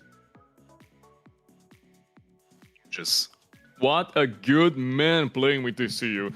And as I say in the beginning of the transmission, he is one of the best players in Latin. So he's showing this to us right now. All right. Yeah, and yeah, we're going to be going to a full series here. No sweeps on this side. So definitely a very even game. I'm not gonna lie.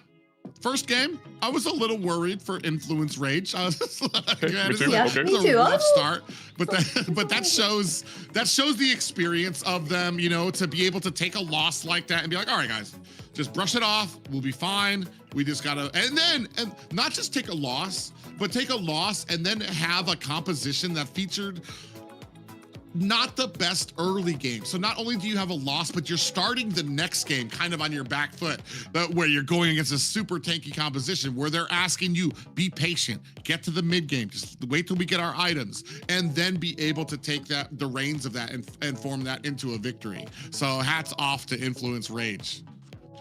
Yes, I'd say that first game was kind of nerves that probably got to them, right?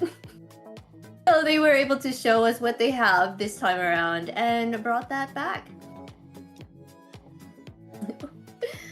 About saying this game, I really want to say also that Hotun playing as the Suyu have the snowball condition. So he get the first kill, then the second one, he's trolling like he's doing the jungler things and also robbing the jungler of this enemy. And this is good for him because, as I say, when you are a tanky jungler, you like to play with your team, to do the things with your team, to go play the gold with them. So you go to the turtle, you go to lords and things like that. And assassin just search for the right moment to start the game. And this is what he do. And he do this so good.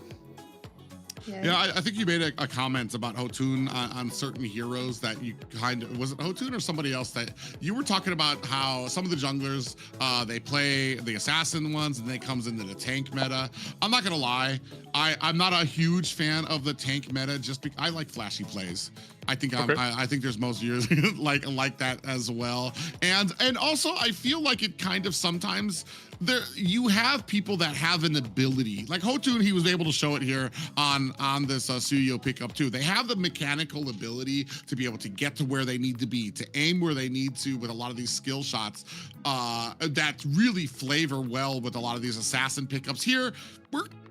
The fighters are doing all right when it comes to like the flashy plays that you can do. That's why Suyo has really become a priority here, is because you get the skill ceiling of an assassin who can really take advantage of these skill shots and this movement without the dire squishiness of like a Hayabusa or a Ling pickup there. So, and I feel like that's been the big thing of why Suyo has been like a prime pickup, and especially for a person like Hotun, who does, I feel like from the games I've watched, is mechanically sound with a lot of his picks. There's a lot of heroes here that they cannot choose on each side of the team. So I'm very happy to see what maybe the choices that they will choose this time around, right? With the global bans, this is going to be very interesting. Okay, so bring the funny. Let's see beautiful plays, okay? And also more assassins. And Ling, oh wow, you said about Ling, I forget the last time I see a Ling in our players, because also he got his nerf and nevermore we see him. So why? He's a strong character, okay? He just do this one item and obviously he can just fight against everyone. Not everyone. 1v1. Well, let's talk about 1v1 situations. He's good at it. But we don't see it anymore, and I like it so much to see the assassin meta because of this. And remembering, also in Brazil, we don't have players too funny, and that's a little funny because in the other places like Philippines and they love it funny. But here in Brazil, we don't have this feeling. The only player who like it more and do a right play about with the funny is Luizinho.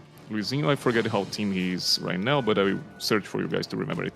But he's the only one who plays with funny in Brazil in the competitive. I am fairly sure he's actually picked Fanny as well.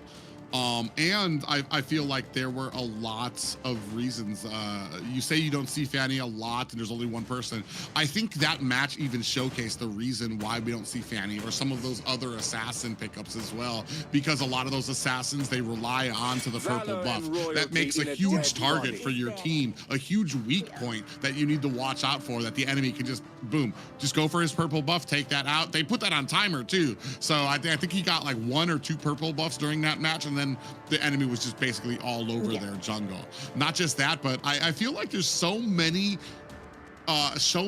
yes boxes that need to be checked for everything to go perfectly for an assassin to have a good early game, to be a threat during the mid, getting all of the buffs that they need to really be able to be successful. Whereas other ones, they're able to sit at the Lord pit longer. They've got a lot more defense. They can make a lot more mistakes that it doesn't end the entire game for them. That right now, just Assassin's just not in a good place. We do see the bans coming through for both of these teams now. Wondering, we still haven't seen a Zeshian pickup yet, I think, for either team, ban or pickup for either of them. I don't remember the bans in Zetian. Yeah, I can't remember if Zeshian was banned or not. I think not. But I think not. Okay, but it's at least they're making sure that they're not going to have to deal with that Harith, because they went ahead and banned that out, picking up the Eve or Ivy that you guys call it here at the Brazil. So Sometimes you call Ivy. Sometimes, but Eevee, it's more natural. Eevee, Remembering also the Farsa, we call Farsa too, but some players, some pro players, call them faixa. Why? I'm not know why. I think it's because in Brazil, I think because in Brazil, some a few years past, I don't know. I always go before and things like that. But in the past, all the things we writing about P&8 was Barca, things like that. But in the reality, when in my generation, they switched the PH to sound like an F. Oh, of course, yeah. We have like farmácia in my grandpa's, and now it's farmácia because it's an F right now for us to say. So I think it's because of this they call faixa, but I don't know why. They're just playing again. We got that Trinity and the Hilda here being chosen. Hilda over here will be great at invading and making sure that the other jungle does not get their gold. But as I heard before, Hilda is hard to keep that momentum going if her team is not doing well. Wow. Hilda, I feel like here the Guinevere and Hilda, depending on what we go with the mid lane, you're gonna have a pretty easy early game to be able to kind of try to get those invades. The problem that comes out is it's an early Hilda pickup and they immediately answer back with a Fredrin. And Hilda shines when it's like a squishier fighter or assassin that you can harass throughout the jungle and you can really kind of be a threat. Like he's gonna see a Hilda and be like, okay, I'm just gonna take this damage and try to get my minion here with my retribution. Not just that, but you got a very strong XP lane too with the Sora. Ooh, and then we're gonna go ahead and pick a lot of mobility coming out of the non-Hilda pickups coming up from Dreammax as well. I think it's good. The Dreammax also have a momentum to the early game axes. Again, we for the moment have a little scale. We like to see how the Kimi works. She's have a lot of builds she can try to just finish the game. Also, we have in the north the Malefic. No, not the Malefic. The okay, let me. Yes. I think it's gonna... Wait. I will see again. The one that gives you range. Yeah. Malefic gun. Yeah, yes. The Malefic gun, who is also good for the range to more basic attacks, and it's good because we see how Kimi sometimes have this close range or medium range, and it's good for launching an ultimate for a long distance, but not for doing like a close call to a Fredrin likes to side or entering in the range of the ultimate of Ivy is not cool. So why in this build it's good for her to just being safe for some moment. This Kimmy's was it her ultimate? Does it stop Sora's combo at all? Like or is... I believe Sora becomes untargetable when she's using her shifting skies and things like that. That's a big thing, especially because some of those punches, it's not just that. Sora's just got so much. She got CC, she pushes, she becomes invulnerable during some of her abilities. And you want more? Really, it's just like, there's so much that Sora can do, and that's why she's such a priority pickup, he's such a priority pickup for a lot of these teams. He is, there's just, you can have them very, very low, and then you just activate this one ability, and you're not able to touch him. And so that's going to be a real issue here, especially with getting back to the front, to the back line of this composition here. It's interesting. We've got a good kite composition coming from DMX, and they can catch people. But I feel like the engagement is going to be very interesting on the side of Influence Rage. They wisely take out the Hylos. I've talked about this before. Hylos and Eve are that duo that it's almost cheesy. How easy it is for engagements when you have the real world manipulation come down, the Hylos glorious pathway. You're basically the enemy team is trying to crawl away from you at that point. Here, Khalid is going to be a great force to kind of go up against the Hilda for that early game as well. Okay, we have two picks here. Interesting. First, we don't have the Hylos. Sad, but also we have a good ultimate to just do the early game more fighting early game. And we have Fury, who have a signature hero for him. He likes a lot being with this Moskov. So let's see if he's not... if I will say these good things for him and he do the right things in the game, because I'm sad because I say a lot of good things about Syndra and he just not perform. So I will stay quiet. Okay, again, I will stay quiet. I'm good.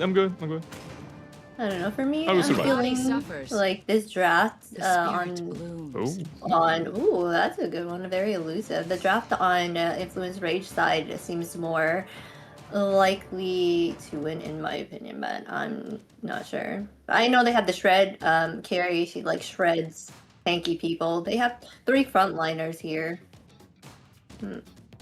They want a combo, right? They want that. We have a composition. Don't look like we have a combo, but if we think about some ultimates, we can have a beautiful combo. I think this about Dreammax. But in also Influence Rage, we don't have the disengage, but we have forms to not take that combo because, as you say, Sora just being invulnerable. We have Furry who have some dashes. We Steph in the ultimate don't take some CC. So I think who starts first will win the fight. Yeah, it'll be very interesting as we move to game 3. I agree too. You've got a lot of, as we call it, wombo combo potential on the side of Dreammax. But ladies and gentlemen, we're going to jump right into this game point for both of these teams. Influence Rage and Dreammax fighting for their slot in the playoffs as we move into the early game here. As I was saying before, I agree with you. There's a lot of different things that meld well together on Dreammax, whether it's catching a stun and then another stun and then another stun, which has a great fluidity to it. On the side of Influence Rage, we've got a lot of setting potential, a lot of things that can catch the enemy off guard, whether it's the real world manipulation, the raging sandstorm that can come out from Steph as well. Oh, Fredrin actually, Holtoon tried to come in there to try to steal away that Litho Wanderer, but there was 4 members of Dreammax there trying to protect that out. Remembering Dreammax have other composition things like split. Also, I'm being sad because I'm not seeing this real split in other games having here in the Mobile Legends. So they have the potential. They have a condition a little about 1-3-1, missing a tank about controlling, but they have this opportunity. And as you say, the chain CC is good for. We having the jump about Guinevere, we have the ultimate about King, we have the Chai with the second ability and the ultimate. So this all together in one player, obviously he needs to die. He don't need. It's obviously he will. If he survives, is the other thing. We call the remake match because it's not right. Yeah, interesting. As we go in here, King going to go ahead and scoop that up. I'm actually very curious. I've never seen a Benedetta against the Sora. I don't know actually who wins that lane out there. A great job by Dreammax to go ahead and put the force up at the top right before this turtle comes out. It's going to give them prime position. Ooh, Steph gets caught with a pop-up there into the Violet Requiem. Is going to get taken down by... We do have the RWM coming out for the side of Syndrek, but he gets taken down immediately. Blink on the back end gets taken down as well. 2 for 2 for both of these teams, but it does look like Influence Rage on a good position for this turtle. King fighting for it. J-Cat coming from the back end, trying to keep that distance up. Oh, gets caught in the turtle pit. Uses that dash to doesn't get away, repositions in the turtle pit, which allows Influence Rage to immediately latch on to Chaikai. So, as we know about these compositions, is like you get the first start, you take out the resources to just have the kill, you kill the roaming, but you forget the Influence Rage also have ultimates to use. So when Syndra just use the ultimates, it's over. And we see the Moscow Fury tries to use the spear, but also don't connect. Sad, but it's life. So King have your first item. It's a strong item. It's an assassin item. The 7 Cs. Okay, 7 Cs. So they have more about the pick-off sense in the Dreammax right now. Yeah, it's really interesting that both XP laners sitting at 2 kills apiece here, so they're actually very strong. It's very interesting to see the Benedetta.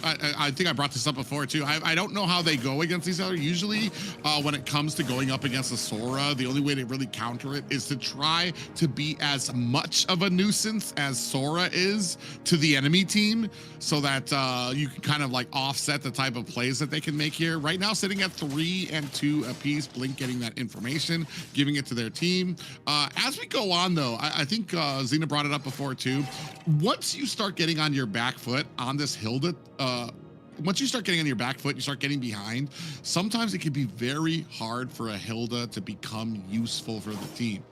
She doesn't really shine in group scenarios. You want her to tank, you want her to harass. And unfortunately for this composition, as I'm talking about that, she gets ganged up by 3 members. In comes King, putting out the damage on that Benedetta, is able to find an escape, but it does not reply. Blink is down, another kill for Influence Rage.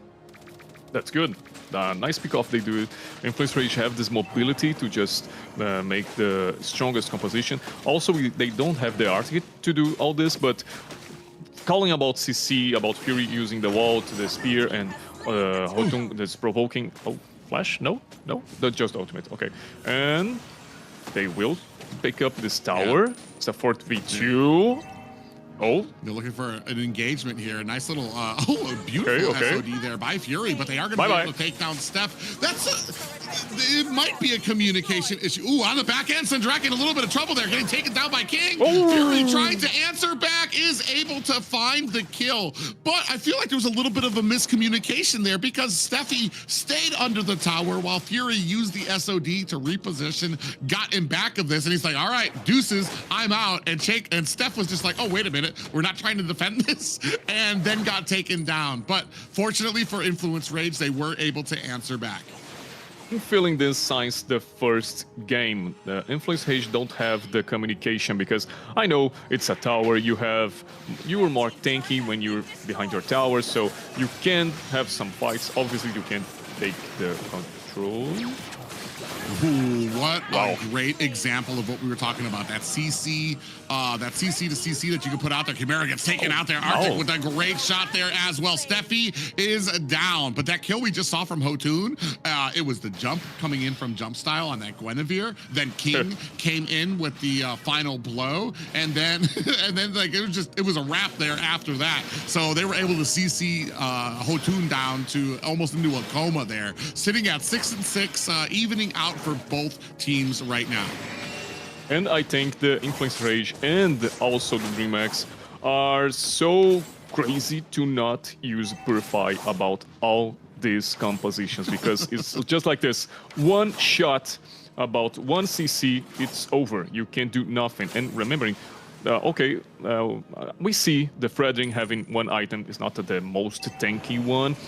He just used a good item just for don't take a lot of CC, but we see he just taking all the CC anyway. So the damage is different. So for this game, we need to see other things. We need to see the Influence Rage showing what they came for. So it's now or never. Let's go. Yeah, and actually King takes a little bit of damage on the back end. Chaikai, I saw, picked up the Sky Piercer again. It's been one of those common items that you do see on a Kimmy early game. Ooh, a big jump does catch on a Hotoon. The rest of the team is right there to kind of collapse on there. Real Wood manipulation slams down onto the ground, catches jump style, and on the back end, Steffi able to take down Chimera. 2 down for the side of Dreammax, and it looks like that turtle even went over to Influence Rage as well. Oh my god, King with this HP. So we have the difference, because we see the jump style doing the right thing. He just made the jump in the Hotung, but he just don't connect it. He just don't do the ultimate things. The team don't follow him, so he just accepted. Then step do the ultimate, and the targets change it. And then we see jump style suffering. Also a good CC momentum, and then Influence Rage guaranteeing the objective. Yeah, right now, big pressure onto the mid lane right now. Dreammax seem to have kind of lost a little bit of stuff. This kind of comes down to like just being able, your team, I feel like team synergy is going to be the biggest thing for this game as well. Influence Rage have showed some slippage there as well. Dreammax, their composition absolutely needs to have communication. You need to be able to understand who's going first, who's going to be able to get the CC on there. We talked about jump style. You said he went in, got the jump, and I think I even had the Violet Requiem, but then decided against it as the entirety of Influence Rage collapsed around him immediately. Maybe the target too, unless you're trying to upset the retribution coming from Hotun, and that I don't think they were at a position yet to really be doing that. Hotun should not be your target unless you're trying to stall that retribution and get it yourself. 3.5 more gold have Influence Rage right now. They also have in all your players for 500 to 800 in the difference about the gold lane, I guess. So have some difference. And Dreammax just took the beginning of this game so better to Influence Rage just be more better in this point of game. Whoa. You can see Arctic just dives into the middle of the Lord Pit, allows Hotun and he survives? to pick off the retribution. Steffi finds a kill onto jump style. Real world manipulation stops Blink. Hotun on the back end, looking for a kill, trying to chase him down. Fury decides to turn his attention to the lane. But the bravery or the gall of Arctic to just jump, he's just wandered past the entire team of Dreammax into the Lord Pit there to be able to get that shifting skies and allow Hotun to be able to get that retribution as well. I don't know why I seen Arctic do that thing. I say like, damn, why he do this? Why he take everything and he survives? And like, I want to be his best new friend. I want to learn this because it's different. We can't do. Oh, the ultimates. Oh, pass it away. I see in the minimap, but all the force we have in here about this new potential minions, about the laning phase, about the tower 2 in the right moment. It's good for Influence Rage. 9-6 in the score, and remembering is the last for the BO3. The next winner here is the 2-1, I guess, the 2-1 in the series. Yeah, they're looking for it here as we take a look at some of the items here. 800 gold lead there by Syndrak, who already does have the glowing wands, got the anti-heal out there. I was talking about this before. Kimmy has went ahead and got the early game Sky Piercer, but really, I mean, Chaekite hasn't died. We've seen before, Chaekite actually had one of their best games last week on the Kimmy.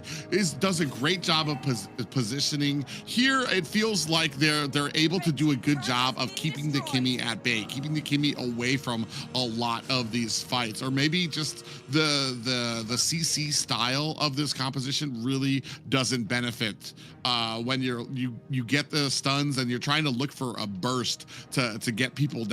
And Chaekite, the Kimmy, it's more of a sustained damage that you can do. And I feel like a lot of these fights are over before they can get into a position to really be a threat. Sometimes I see the Latin and the Mobile Legends in general and miss two things. One is laning phase, is something I miss a lot. We don't have this all the time in Mobile Legends. And mid laners, mages being carry is something we don't see. Also, we have a lot of mid laners working with a secondary style, like doing support things, not more support, more roaming things than the roaming. So this make me a little sad, but it's the style of the game, I understand. But I also want to see more because Shy have the potential, Syndra have the potential. They show us a lot of things today, also in this position, but the true carry, just about, okay, it's a furry, the true carry, and Chimera does also have the guild scale, but nothing. Whoa, wait.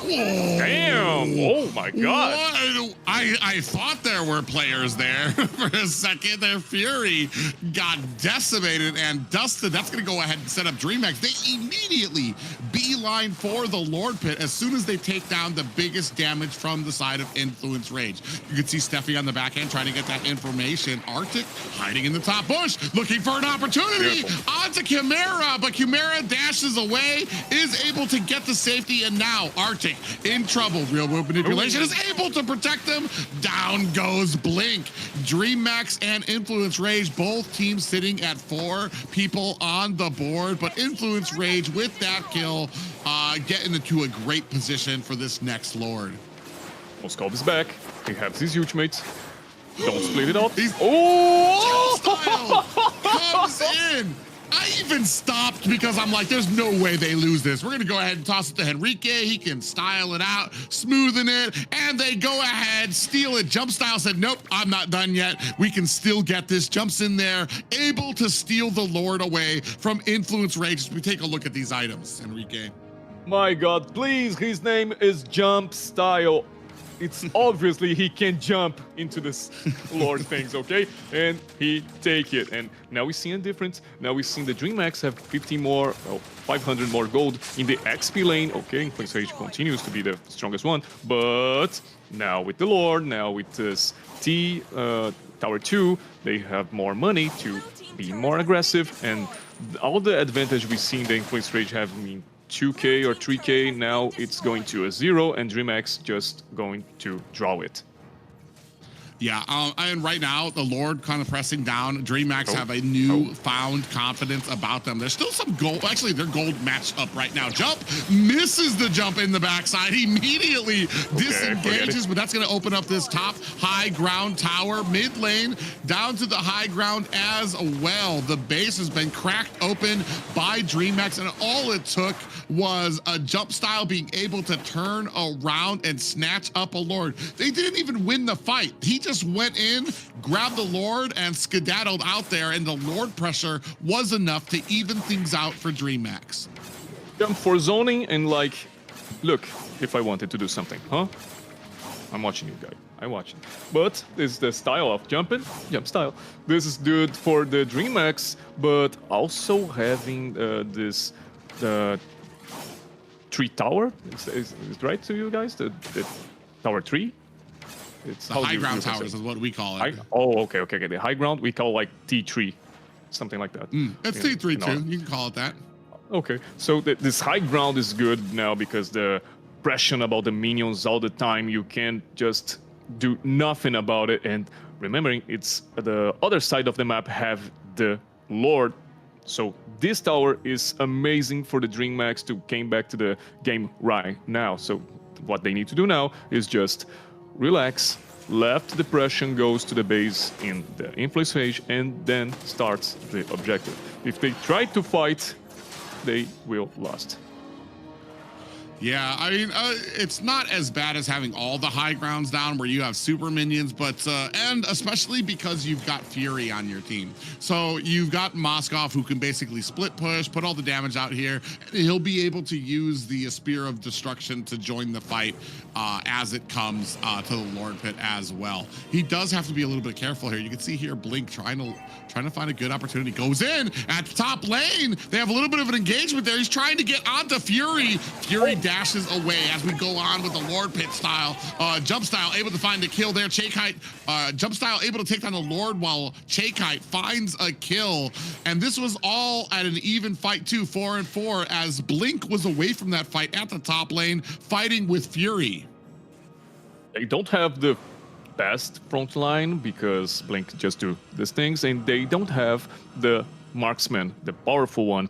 I guess I try to I'm thinking about he's just clear the wave and use the spear to his ultimate to came to the Lord fight, but not happen, and then he just not fight with Blink also good. But okay, now Lord is coming up. One more tower, 2 more towers. I get maybe. Arctic Arctic got caught with the beautiful Violet Requiem into the Electo final blow. Now Lord at the gates, Influence Rage fighting for their lives here. Look at the damage going onto the core, and Dreammax walk away from this series with a series victory. Victory! Wow, what a turnaround that was. Influence Rage was dominating the field. Then Jumpstyle just stealing that Lord right then and there, turned everything around, and Influence Rage did not have an answer on how to deal with that upset. That was something else. But that's what I love about Mobile Legends, the fact that it could be, you never know who's going to win the game. That's good. I will not lie.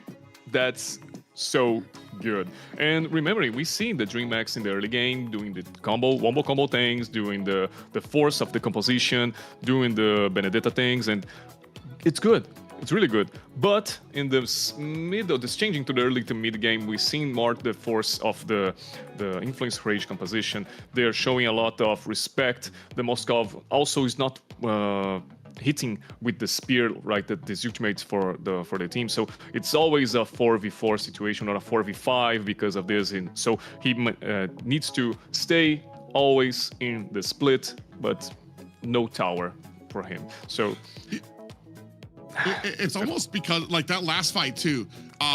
He was on the split trying to clear out the lane, immediately got engaged by I believe it was Blink on the Hilda. As soon as the turtle fight, or the Lord fight started. So immediately now he has to blink away. He can't even SOD out, because if he throws that out there, he's gonna get caught by the Hilda. And if he goes in with the SOD, he no longer has his dash anymore. So it was so masterfully done. And then you talked about King, a great game by King, especially comboed with jump style, Violet Requiem, immediate Electo final blow underneath that. Absolutely exploded Arctic on this Sora pickup as well as that for that last fight. And that they were doing that basically the entire time. Yeah, I know. I don't want to be more his friend. Okay, he's just do the composition well, so he dies. It's all perfect in the same line. What are we saying in this analysis table? Congratulations to Dreammax Esports, and remembering that we have a king with the battle spell called Petrify?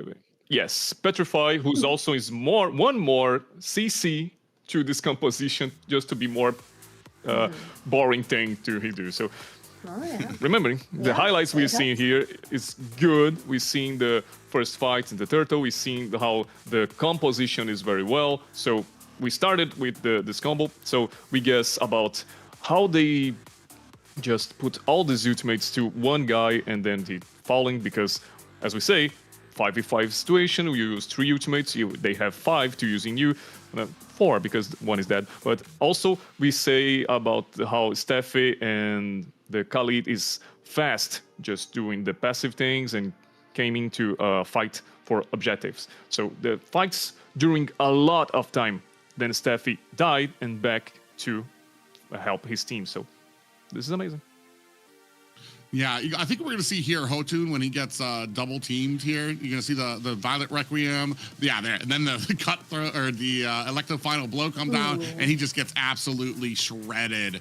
And they were doing that the whole game for a lot of players there. Even the Steffi felt it in that first engagement where we saw underneath the turtle there. So they were always in a great position for that. Always working for it as well.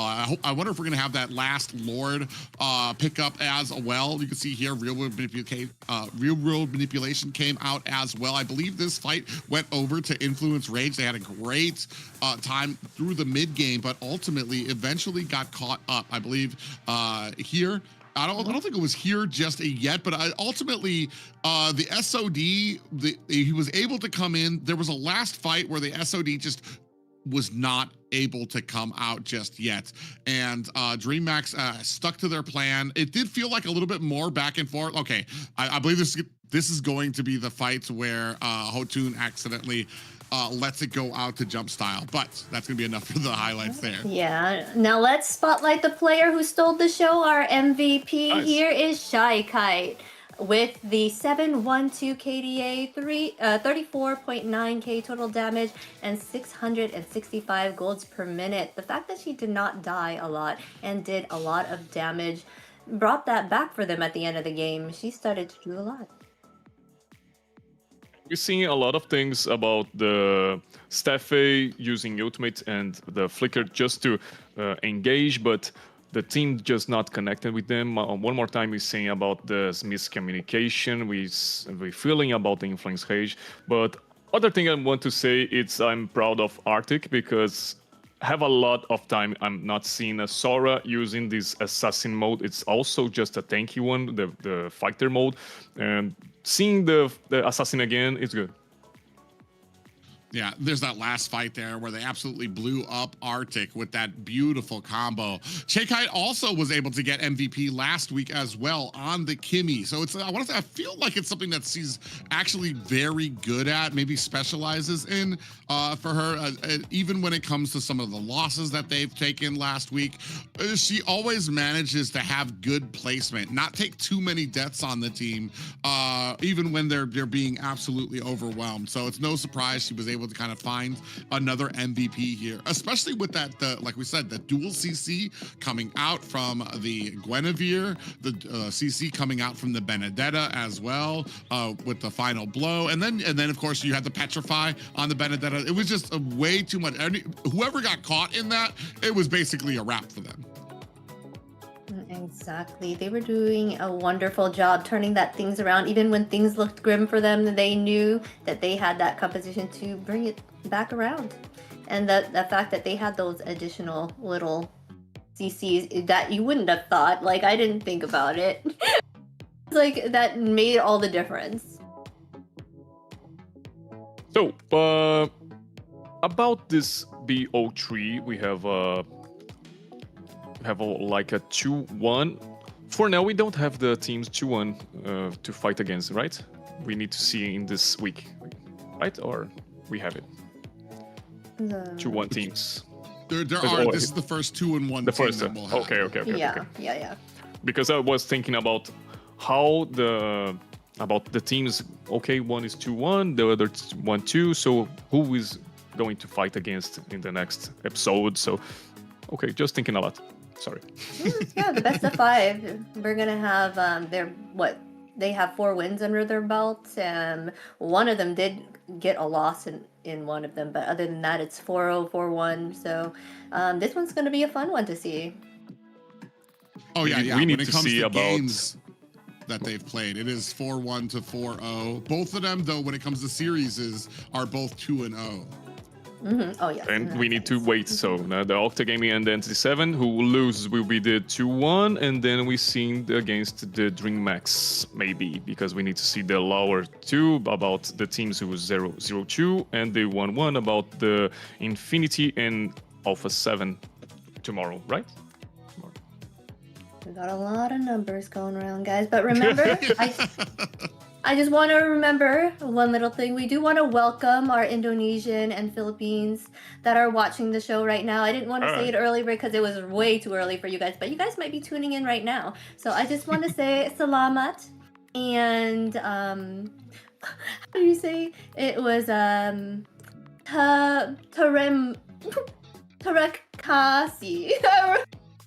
What was it?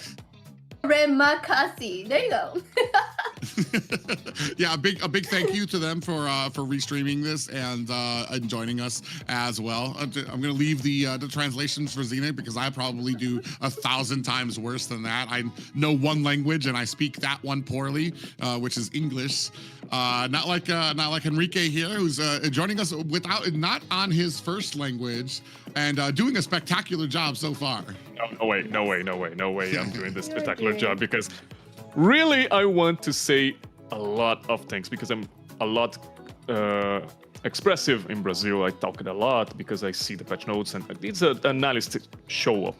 But here I'm just like forgetting some words and I like to go slowly to remember some words and I tried. You're doing an amazing job trying to translate all of that and implement it into the stream, which we are happy to have you here. Thanks for having me here. Yeah, but I mean, so far, man, a great game. I'm not gonna lie. Dreammax, Influence Rage. I'm pretty sure. I'm actually, I didn't even say. So I'm not even gonna pretend like I had a pick here and my pick was right or wrong. So I felt like this match probably could have gone either way. And it's very interesting too, because I feel like in the last week, Influence Rage felt way more comfortable going with just different wild picks that they would to try to test that out. Like I said, Joy, Esmeralda, Novaria, they picked a Terizla. Here today, it felt like Dreammax was the one who was more comfortable going with maybe some different picks that we don't always get to see. The Benedetta was out there. I believe they even picked up the Terizla themselves as well. So it very interesting. I wonder if that kind of came into play, if there was maybe a thought process that maybe because we're 1-1, we need to hunker down and maybe play slave to the meta, and maybe that just was not a comfort thing for them. Here, Dreammax, I feel they've been on a very consistent streak. The same people always performing, whether it's Che Kite, whether it is Kumera, who's doing a great job in the marksman or the gold lane, as well as the jungler. And I feel like they're steadily getting better and better and better as the weeks move on. Yes, they're doing a wonderful job. Benedetta for me has always been a terror. I've always been afraid of her, and the fact that she did so well right now makes her even more scary to deal with. She's hard to catch. She's extremely elusive, and that petrify will get you. No, it's the first time Benedetta. It's the first time Benedetta here in Salt. She was, I believe we saw, or no. I get confused. North, I remember we saw her in the roam position. Yes, is that correct? Yes. That was Night Horde. I don't remember if we've seen a Benedetta. I'll have to check on the stats for that, but I kind of sworn that we have. I'll get back to you. Continue on. I'll get back to you. Because showing you your like, oh, it's a Benedetta. It's the first time I've seen, like, it's good for you in the XP lane, because I seen the roaming. I like, why have a Benedetta in the roaming? Is this legal? Is this legal? This can be, and and they win the game. So I'm pretty sure I'm like it is. Also Xborg in the roam. They pick it up. Yeah, that one's different too. The Benedetta and the roam, I feel like would be good. The fact that she's very mobile, she can get around the map and actually help with the ganks, and also push the lanes quickly for the team, and just keep the map control for them. That's what I'm thinking, that why they would choose that as a roam. Benedetta in the Salt have for Entity7, right? No, not Romeo. Yeah, that's what I was saying. I think she was picked twice total. Once was by the Night Horde, and then the other one was by Entity7, who used the Benedetta. So it's okay. I feel the interesting thing about Benedetta too is I feel she's kind of like a not as bad Fanny when it comes to the skill level it takes to be. You have to be just really gifted to be able to use her to the degree that she is a threat at this level. And she's one of those that every single time I see Benedetta, I'm like, oh man, we're about to get a treat. Because she's one of those heroes. You don't get people who are all right at Benedetta using them here in the AMER tournament. You got people who are like, oh man, I can't wait to pull out my bread and butter Benedetta, because they're absolutely spectacular on that hero. So it's one of those that's always kind of a threat that we might start seeing a little bit more and more, especially how well King was able to rotate, dealing with Asura, able to rotate, and just how well the Benedetta kind of melded with a lot of the other CC up on the table as well. So maybe it's we're at a point where we might start seeing a little bit more of that hero. Yeah, it will be exciting to see if she was played way more, for sure. Do you think that Petrify helped with with Sora, maybe messing up his combos? You said he had invisibility, whatever it was, where he was not able to be stopped in some way because of his invincibility. I can't even think. Second skill. Yeah. But then if timed right, she can totally petrify him, right? So, and she's pretty mobile enough to get around. So, and if he had already used it, you know, so I'm thinking, yeah, it would be great to see Benny around more often. It's good about the relation about Petrify and Sun heroes in Mobile Legends Bang Bang. Also, we see the Kajita. Kajita is a good hero with the Petrify also because of the first skill, so it's good for a start. And we have the Benedetta because in the ultimate you have a certain moment to use the Petrify in the right moment, Final just blow. that final blow, just for pick it up like for 3 seconds and just in the middle or in the beginning, middle, or in the end of the ultimate, just saying that Petrify during the ultimate. So it's good to see, but it's gifted. If you want to know this, if you know this, you're gifted. Obviously. No, it's been a long-known fact that if at the beginning of the final blow you use Petrify, everybody in that final blow gets petrified. So it's just one of those skills that really can be used very well. Alrighty, guys. Thank you guys all for staying right now. Be sure to keep staying here. Just quickly grab some snacks. We're going to take a quick break and we will be right back.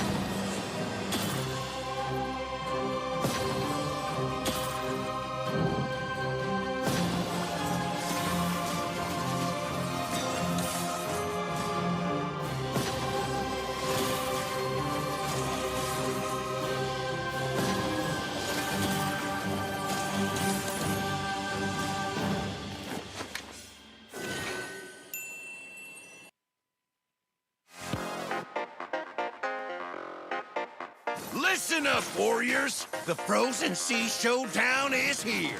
8 Brancos, 2 sides. Ready your hooks. Well, the rules?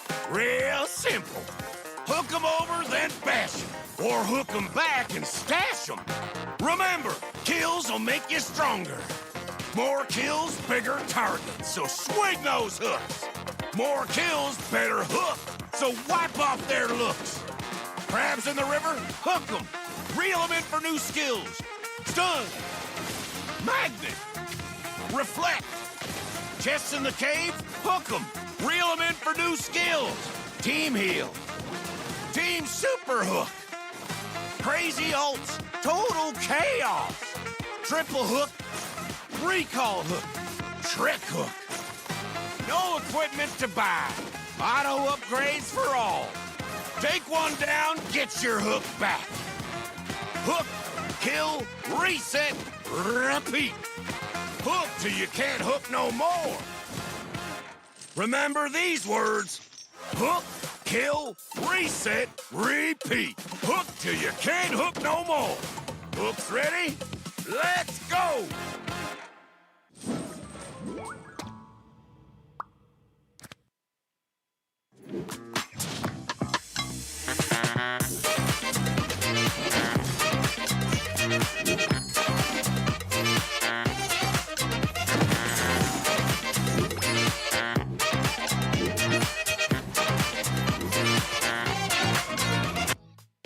Guys, here with MCT AMER South, we are gonna dive right back into the action. But first, let's talk a little bit about what just happened. You know, what do you guys think? Our winner is Dreammax. I think they put on an incredible match. The first one, both of them were very, very dominant, and they showed a great meld of understanding when it came to the draft too, where these picks kind of meld in with each other, how they could benefit from each other. Whereas on the side of Influence Rage, I feel like there were good picks, but the picks were almost independent of each other. We can land a real world manipulation, we can land a sandstorm, but they weren't like necessarily melded well together in the way that we saw with the Final Blow and a Violet Requiem coming together, while Chaekite was just absolutely blasting away at them. So it's honestly a great game, and like I said, I think this is for me, one of those dark horses teams that are just going to keep growing and getting better as we progress. Yes. Let's take a look at our next matches. We have our next lineup, Entity7 and as well as Alpha 7, but right now we have, did I say that whole wrong? But anyways, Entity7 here. We got Akashi, Hide Bush, Shin, Doom, and Vagin. Vagin. How do you say that? Vagin. Vagin. Akashi, Hide Bush, Shin, Doom e Vagin. There I'll we say go. Hide Bush. Hide Bush and Doom is correctly. Shin, I guess you can say, but Akashi and Vagin is different. And I have to say, Vagin is a funny person. Love it. I had an interview last week with him, and I just can't stop laughing because me and him just seen each other's face and started smiling all the time. Swear, he's a good person. All right. A lovely one. That's awesome to hear for the community. Let's take a look at the next lineup, Octa Gaming. I was totally off. Sorry. Whew. Long day. But we have here Octa Gaming, Lucy, Thanatos Tizzy, Tizzy, Seijin, V2, and Saber for the side of Octa Gaming. Nice. Yeah, it's going to be a very interesting match here too. Like we talked about before, Octa Gaming has not taken a loss just yet, and Octa Gaming has been on a roll. I know we talked about this before. The organization is from Peru, but these are all a Brazilian team, all Brazilian team members. I'm assuming very near and dear to the heart of you, Enrique. No, you're right. All Brazilians, I recognize everyone. Remembering Saber have a nickname called Computer Saber. So we need to take off the computer because to also have this Computer Saber in the bots. So you can't use this. So Why Computer Saber? Why did you get that nickname? Maybe because he's the Saber main, and he also jokes about this nickname because of when you play against AI, against the AI, the Saber in the other teams is Computer Saber. Okay, that's true. That is true. So he's the Computer Saber. Got it. And then he just jumps to a Computer Saber in the normal game and ranked games and like, damn, we're a bot? Why are they having AI in the team and just him playing against everybody? If you guys are just joining us, like I said, I feel like this is probably where a lot of eyes, this series right here is going to be where a lot of eyes are on the South, especially if you're watching from the North, maybe trying to get some scouting, maybe trying to understand where arguably the tippy top of the mountain in the South is right now. It is going to be Entity7 and Octa Gaming. Both of these guys have had flawless series. Octa Gaming haven't even had a single game loss yet that they've been so good here. For me, Entity7 too has been the only, alongside Alpha 7 are the only two teams that have used Marcel to a degree where it looks like, okay, this is why he's banned. This is why he's prioritized. So that's just something to talk about here too. As we go ahead, we start off with the Grok pick, and that is immediately replied with the Suyo and the Harith pickup on Octa's side. Last week, Vagin played with the Grok, and he does very well. About the Octa Gaming, you said about the Marcel. Therefore, it was them who used Chengi or the other team? Or... No, it was Alpha 7 who used the Chang'e, and then Entity7 actually used the exact same composition against Alpha 7 and beat them with it, which was so Yeah, interesting. but they didn't have the okay. Changi. They had the Gwen and the Drizzla with the Marcel. Yeah, Good, also good. but We have yeah, the they were first able to three pick up the picks. Zushin. Oh, true. The Zushin is not banned. Yeah. They prefer to ban Freya, who's not more like the first week. First week in North, we have a lot of Freyas, but Oh, wow. then just ban and not more. I know why. Yes, She's I been know banned why. Every but I mean, game, 100% ban right here. yes, okay. It's a valid one. So we have the Harley band, or we can say about Thanatos. He's a good player. He's one of the newest players we have in the MPL series. He was in the amateur leagues, and he came from the game is after the MPL, the starters qualifier. Okay, the MPL? qualifier ones. Also the Or the MPL wild too. card are he you plays. talking about? Not the wild card right now. Now it's the MDL, and also in the. I almost say that. Okay, you understand. So he was a good, about tier C, tier B, and sometimes tier D about the championships he do, and then he got strongest. He was the strongest new player when he came in the MPL Latin Season 2, and he do a lot of things because of the history of the hero. Sometimes we see about these movies we see the hero and he have the growing up, he fights with the villain, he loses and fights again, and he best of we have this story about his team because it's the first time Corinthians have in the Season 2 Brazil, and Thanatos was there with the Saber and with the other players. So he make the history because no one cares about this team, no one cares about these players because they are not famous as the Seigen in the moment, Vagin and Akashi. So when they start to win, they came to playoffs, and we've never seen that in our lives. Seen the team who came from the nothing and goes to the top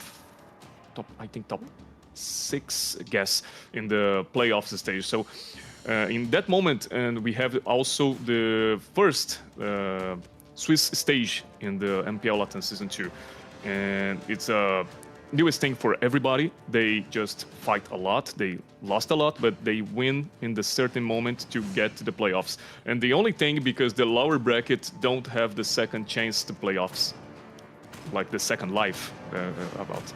So then started to the upper side, and then they just fall, and it's over for the championship. Because if I get right, if we have the second life for this team about Thanatos and Saber, we see more about them. But it's okay, it's the format of the campeonato, of the championship, so that's different. So I talk a lot, sorry.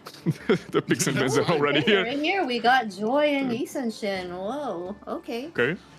Yushin Shin was probably one of 2 marksmen that were left after this ban phase. Carrie, Kenny taken off, Claude, Bruno. There were barely any marksmen. I think you still had the Granger out there. Claude was pretty interesting too, because I feel like Claude would have really fed the Uranus here. A very interesting draft. I feel like with the Uranus and the Valier, we were really trying to make sure that Entity7 did not go for the Fredrin pickup. I feel like this entire draft is around that. Oh, an Atlas pickup too as well. That's going to be very interesting. I don't know if this might be our first time seeing Atlas here in the South. Wow. North, we don't see Atlas. I know, this is very interesting. This is it's the first time we've seen it in any of the Swiss stage, right? Atlas is coming. I just love how Octa Gaming makes this first composition. They have a security range against all teams in the Entity7 because Valier is the best option about just doing the poke things.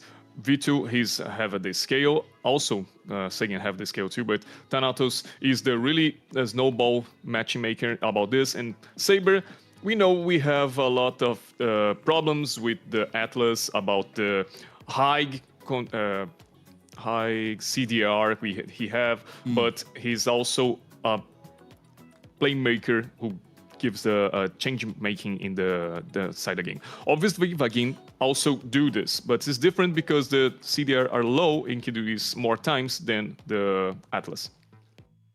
I'm a little worried just because the Octa Games early game is going to flounder a little bit with some of these picks. But ladies and gentlemen, game one of, I want to say, one of the most anticipated matches here in the MCT AMER South. It is Entity7 taking on Octa Gaming. Both teams putting on their undefeated series records against each other as we start things off.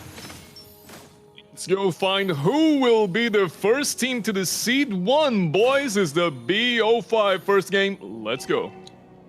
Yeah, I was saying the early game of Octa Gaming, Segan's going to have a little trouble with the Valier and clearing with Saber on that. As I say that, he's getting a lot of damage put onto him as well. So it's going to be a little hard to see what they do or how they're going to be able to enforce this early game. Especially, you can see Hide on Bush already starting to enforce, like in enemy jungle already. Saber's very low, feet too. So I feel like Octa Gaming, we've got good scaling on this team. We've got the wombo combos once we get out of the laning phase, but do we have a path to get to that point in the game that doesn't result in Entity7 walking all over us? I think we're going to find out.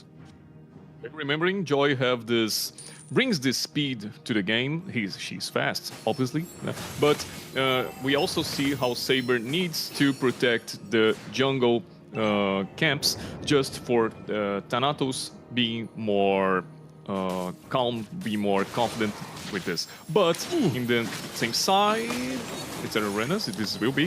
This is right. Okay.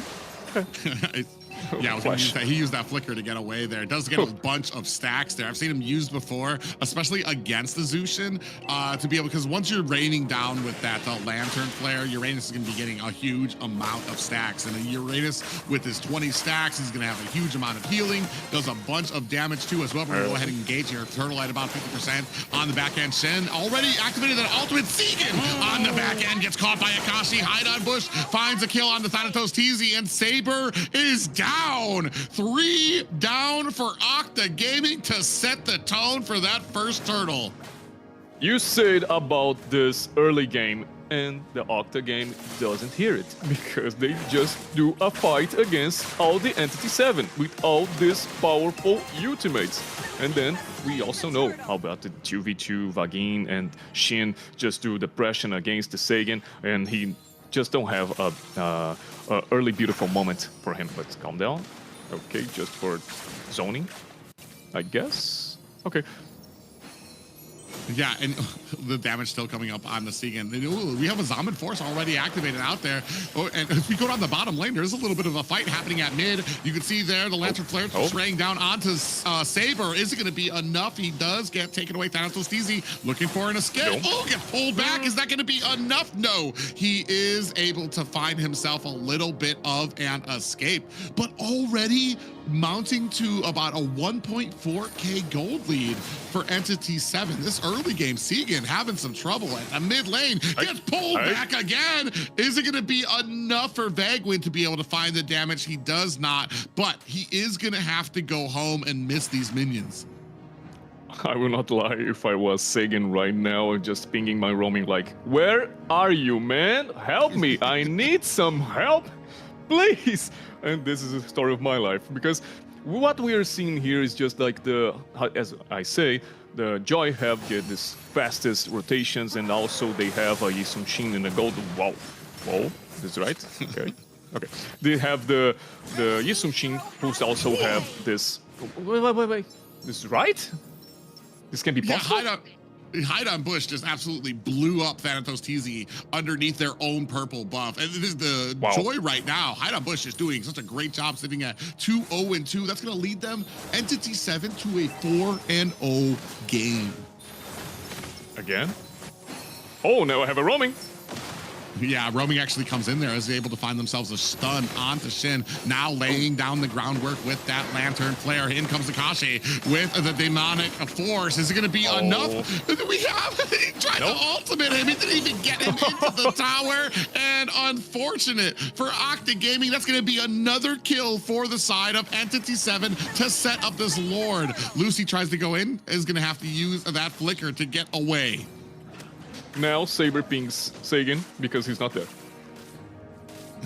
That's the change tactics, okay? That's, oh my god, Thanatos. My god, 0-3 in a row. Oh my god. Yeah, Zaman Force has been laid out from V2 just to try to protect himself at this time. Look at the pressure that's being mounted. Saber in a little bit of trouble here, getting bounced up and down, has to use that flicker to get away on the back end. Segan trying the best he can to pour on some damage and stun for his team, but this is an all Entity7 game right now. They are just going to lanes, dominating. V2 might be in trouble. The wall was not close enough to the side. Zaman Force has been laid out there too as well, trying to put the damage onto Vagwin, but he does disengage. Meanwhile, the rest of the team starting to come in for support. Shen actually might have crossed into the wrong side here, but I mean, we're talking about Zushin here, who has just a huge offensive ability for their team right now. I want to know what I'm thinking about this V2 fighting. Like, call an ambulance, but not for me. He just throw an ultimate and just dive in front of Doom, and Doom like, damn, need to run. That's cool, but it's also the force about we see V2 playing as your hero. And the tower is almost down, but we see Doom doing the proxy. Lucy changing, we have a lane swap right now. Harif goes to the bottom side. Also, the tower doesn't exist. Don't exist anymore in the bottom side. And 6-0 in this score. Entity7 have a best early game ever for them. Oh, Saber, this is the problem. Big cooldown there, does use the Fatal Links to dash Akachi, but I don't even think he got under the tower there. Oh, Sequin is going to have to use that flicker to get out. From the back end, Lucy comes in, sprays down some damage, gets picked up again with the Lantern Flare. Akashi goes in underneath the tower, gets caught with the slow of the Zaman Force, and finally, Octa Gaming on the board with one, courtesy of V2, who was able to lay down that Zaman Force. Seekin able to get the kill there as well. Saber looking for an angle to get in here, but I'm not sure he's going to be able to counteract this out. That's going to be another turtle for the side of Entity7. Oh, and remember, Akashi is the strongest player. Now he's in XP lane, but part of his history, like more championships he was a marksman in the past. So he take this switch and recently. It's the newest about him too. Not like King. King is the first tournament, right? But I think this third to second tournament we see Akashi in the XP lane. And he's adapted well, but we're seeing the difference about this game. Okay, normal. Yeah, and I'm wondering, as we start scaling up there, I mean, we're looking for Doom to get some items. He'll be able to kind of enforce some of the mid to late game. Shin will start dishing out a lot more CC and damage. Akashi will start falling off. I feel like there is still hope for Octa Gaming, even though it does say 6-1. It's only about a 4K gold lead for the side of Entity7. Damage is going to start coming up for the side. Thanatos TZ is going to start getting more damage. V2 will. Saber will finally have some more survivability so that he's not constantly getting caught when he tries to look for some of these fatal links. So Entity7 needs to just be careful as we're moving into the 8.4 minute mark of this match. I think at about the 12-minute mark, we're going to start seeing things become a little bit more crazier as Octa Gaming will possibly start coming online. But so far, it has been all Entity7. The Lord is coming, 20 seconds, and they will need to fight against them. I would try to stay about calm and Octa Gaming, like, you know, you're so late. We have 4.4 gold, and Entity7 will have in the front of you, and I think we will not have in the fight, okay? I guess? You will respect them? Yeah. Yeah, right now, there's still no answer for Shen, who's been doing such a great job kind of putting on that suppressive fire, being able to create that distance. Speaking of which, on the back end, V2 able to find a kill on to hide on Bush. That's going to upset this first Lord, but they're not in the position to go ahead and contest that. V2 getting chased down. Saber, Segan, the rest of the team, Octa Gaming, a big tech charge onto the back end. Might cost V2. Akashi trying to chase him down. Not going to be able to find it. Segan goes down for Octa Gaming as well. That's two more people. Force has been laid out. Down goes Thanatos. Teasy answered back immediately. Unfortunate for the side of Octa Gaming. V2 able to clap back, finds a kill of his own. It is 3-1 right now. Lucy gets picked up and put down, but that's a Uranus, so you're going to have a lot of tankiness. But that fight, a huge answer, allowing Entity7 to cleanly pick up this first Lord. My God, Vagins just zoots the unstoppable ultimates like choo-choo, all aboard, and everything goes to the up. So everybody jumps. That's cool, so cool. That's my boy. And they got the Lord. They got 3 turtles, 1 Lord. They are 3.5 in the gold. They have a 4 in the past, but this fight with 3 players down make the Octa grows a little. But now with the Lord, I hope the towers, the T2 makes something different for them. Yeah, V2's starting to come online too. Ooh, you even see he got a Holy Crystal as well. So he's going to be able to be dishing out a huge amount of damage. It just is the rest of the team in a position to be able to allow him to put on a bunch of that damage. Wall comes down. Lord's going to have to like walk around it as well. Team in a good position here. Akashi engages onto the back line. Vegwin looking for an angle. They're just trying to protect Entity7 while Shin goes ahead, tries to pick up this purple buff as well. Lord is down at the bottom. Lucy catches Doom on the back end, but still has a decent amount of big tech charge lands on the 2 members, but they are not able to capitalize. That's going to give them the mid tower as well. V2 with the Zaman Force laying down some damage, dashing around, has full cooldowns that he needs, but Entity7 now turn their attention to the Octa Gaming jungle. Oh, they do find themselves a little bit. Saber gets taken down a wall, trapped him against the wrong side of Entity7. They able to find themselves a kill. 2 down, hide on Bush, gets taken out. V2 answering back for his team. Now I'm remembering something, just a RNG moment. V2 and Lucy was Dreammax players in the past season. And past week we see the Octa fighting against Dreammax and guarantees the 2-0. I don't know what was the feeling about them just to being kicked about the org and then just fight against him and win. So just something. Nice fight. They do a lot of things, and Entity7 just with the Lord. They don't get the second tower in the mid lane, but they also have some players, enemy players against. The problem is V2 is just going to this 4-0, they're going to the third item so well, and scales a lot of difference between Doom. Doom is the second time I see he just jumps to the front line and get just that. So I might thinking he just need to breathe a lot and left the team work because they are doing that nice fight. Akashi is a good frontliner. In the moment he's not going down with the timing machine because we know like the 20 minutes it's not working anymore at 0-0-0-0 maybe. Yeah, you see that Saber's going to try to go into Vagwin, going to try to put on that damage. Do have ourselves a little bit of those fatal links coming out. Zaman Force onto the back end there. You see V2 that's my boy. Trying to rain on the damage. Doom is able to hold him off. Akashi slamming down with the demonic force onto 3 members while Shin provides that backup suppressive fire in the form of the Lantern Flare. Last we were talking, V2 had just picked up he had picked up the glaive. He already had Holy Crystal. I feel like there is a point here, Octa Gaming, they don't have to be so desperate for a lot of these engagements. Let it come. Lucy in a little bit of trouble here is going to take out. You can see on the back end, Thanatos comes in, hits them up with the Soul Sever. Down comes the Zaman Force. Lord knocks up 3 members as well. Down goes Vagwin. Saber on the opposite end.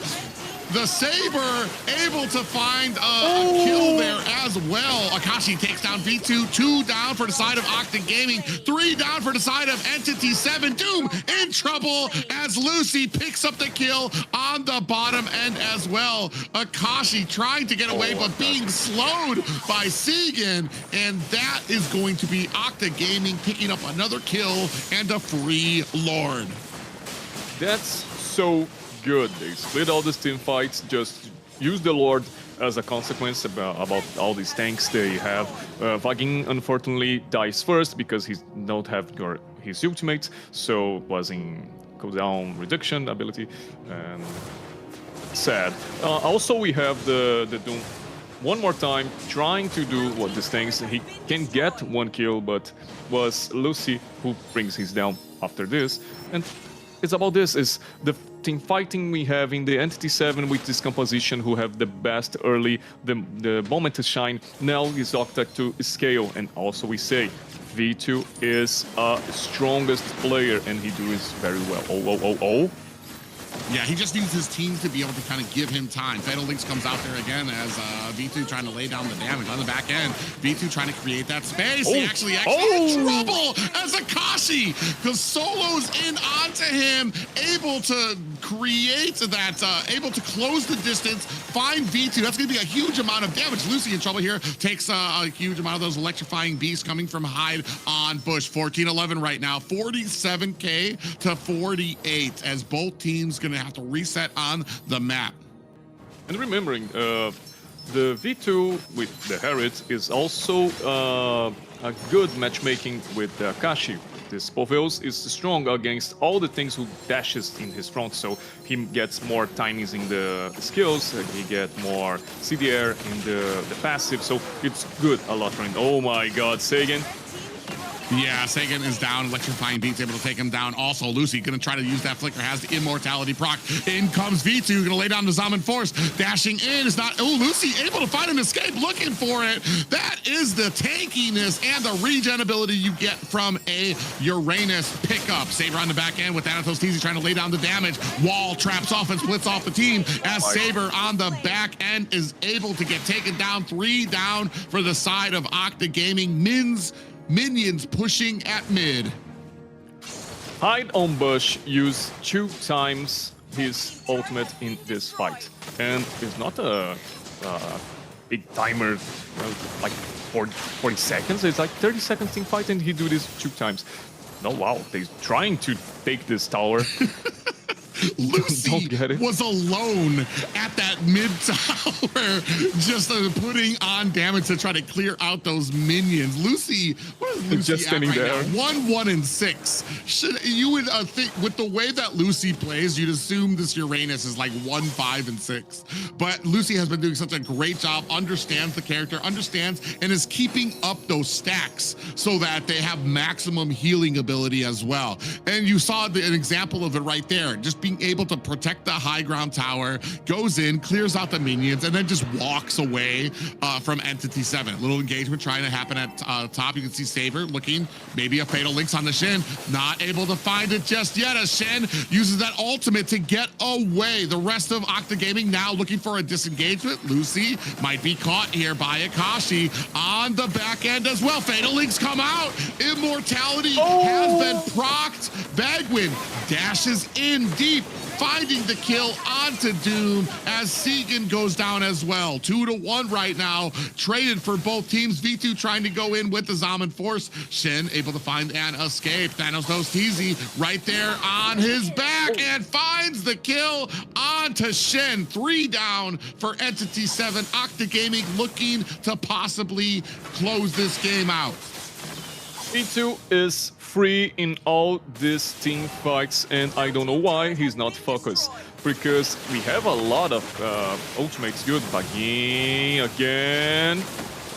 Oh, yeah, so sorry about that that. Ice Crown as well. Thanatos TZ finds the kill onto Akashi. Backwind's the only one left. I don't know if he has the tech charge, but that's going to be the wrap. Immortality here before Octa Gaming find them. Oh, they almost had another team wipe there. Doom comes up. Hide on Bush comes up as well. Octa Gaming think twice about trying to find this engagement. Going to turn their attention to this next Lord. And boy, the Octa Gaming just revive it. Just do the best fight ever. And as I say, V2 is free to fight again. We also have, as I said, if I can use a nice ultimate with the flick, just for do the crowd control. But as I say, V2 just doing this momentum just for fighting and just for winning this fight. And also Sagan, good positioning. And we have the difference between the golds for 1k 400, 1k 400 in the case, and this complete build. Also have the defense item for him and regen, just for have more shield. That's good. Yeah, and I just saw it, when it comes to survivability in this Octa Gaming, I think I saw 3 immortalities on their side there. I don't think I had 1. Hide on Bush just sold boots, so I think they're looking to try to get that immortality proc as well. But when it comes to this fight right now, Octa Gaming going to go ahead and charge in, locking onto Akashi. Are they going to be able to find a kill? Nice Fatal Links comes out there. Thanatos TZ trying to raid on damage on the Bagwin. Immortality, Shin tried to get away. Down comes the Zaman Force. A huge amount of damage coming out. Shin and Bagwin are down as Octa Gaming looking to close out this first game. Segan finds a kill onto Hide on Bush, but taking tower shots they are. Lord right there. Octa Gaming, one last hit onto Doom, but Octa Gaming with game 1 under their belts. Victory! Well, what a match. Entity7 was doing well in the early game, and then once the 12-minute mark hit, V2 was taking it in. He was ripping on everybody, and he just did an amazing job bringing that back with his team and taking that win. What amazing plays. Just love it how the team scales, just let the Harif know his ways. Unfortunately, we have something to say about the wrong way, because we see the Octa Gaming during this beginning of the game just trolling, because you do not say this early game composition who we saw against the Entity7 now. Then they just lost, doing the Akashi about to be 5-1-5 in the KDA, and that's not cool, not cool. But they also have the choices to bring back the valuable things in this composition and left Harich because V2 is also tired. Okay, I forget about this. How the name? Carrying. His back hurts. Also V2 is having a back right now. Okay, and that's good. I like to see what I see, and let's go, because I want to see more and about this BO5.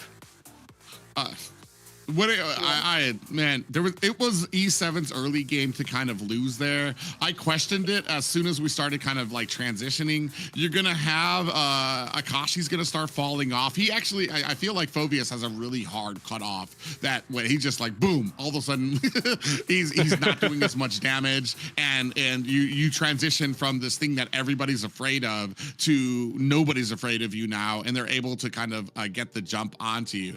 And when you're at that point, you didn't really have too much protection for Shen on that.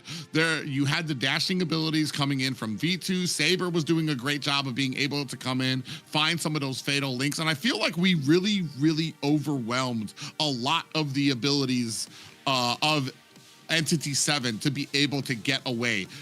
You're dodging fatal links, you're dodging pushes from the Valir, you're dodging Thanatos TZ trying to come in on you. There was so much for you to watch out for that it made it very well into that mid game. I feel like maybe Octa Gaming could have slowed down a little bit in the beginning. We were critiquing that a bit. You know that you don't have this early game, so why even try to contest the first turtle? You can see here, look at the damage coming out. Even Saber just getting caught and put down for the side of Octa Gaming.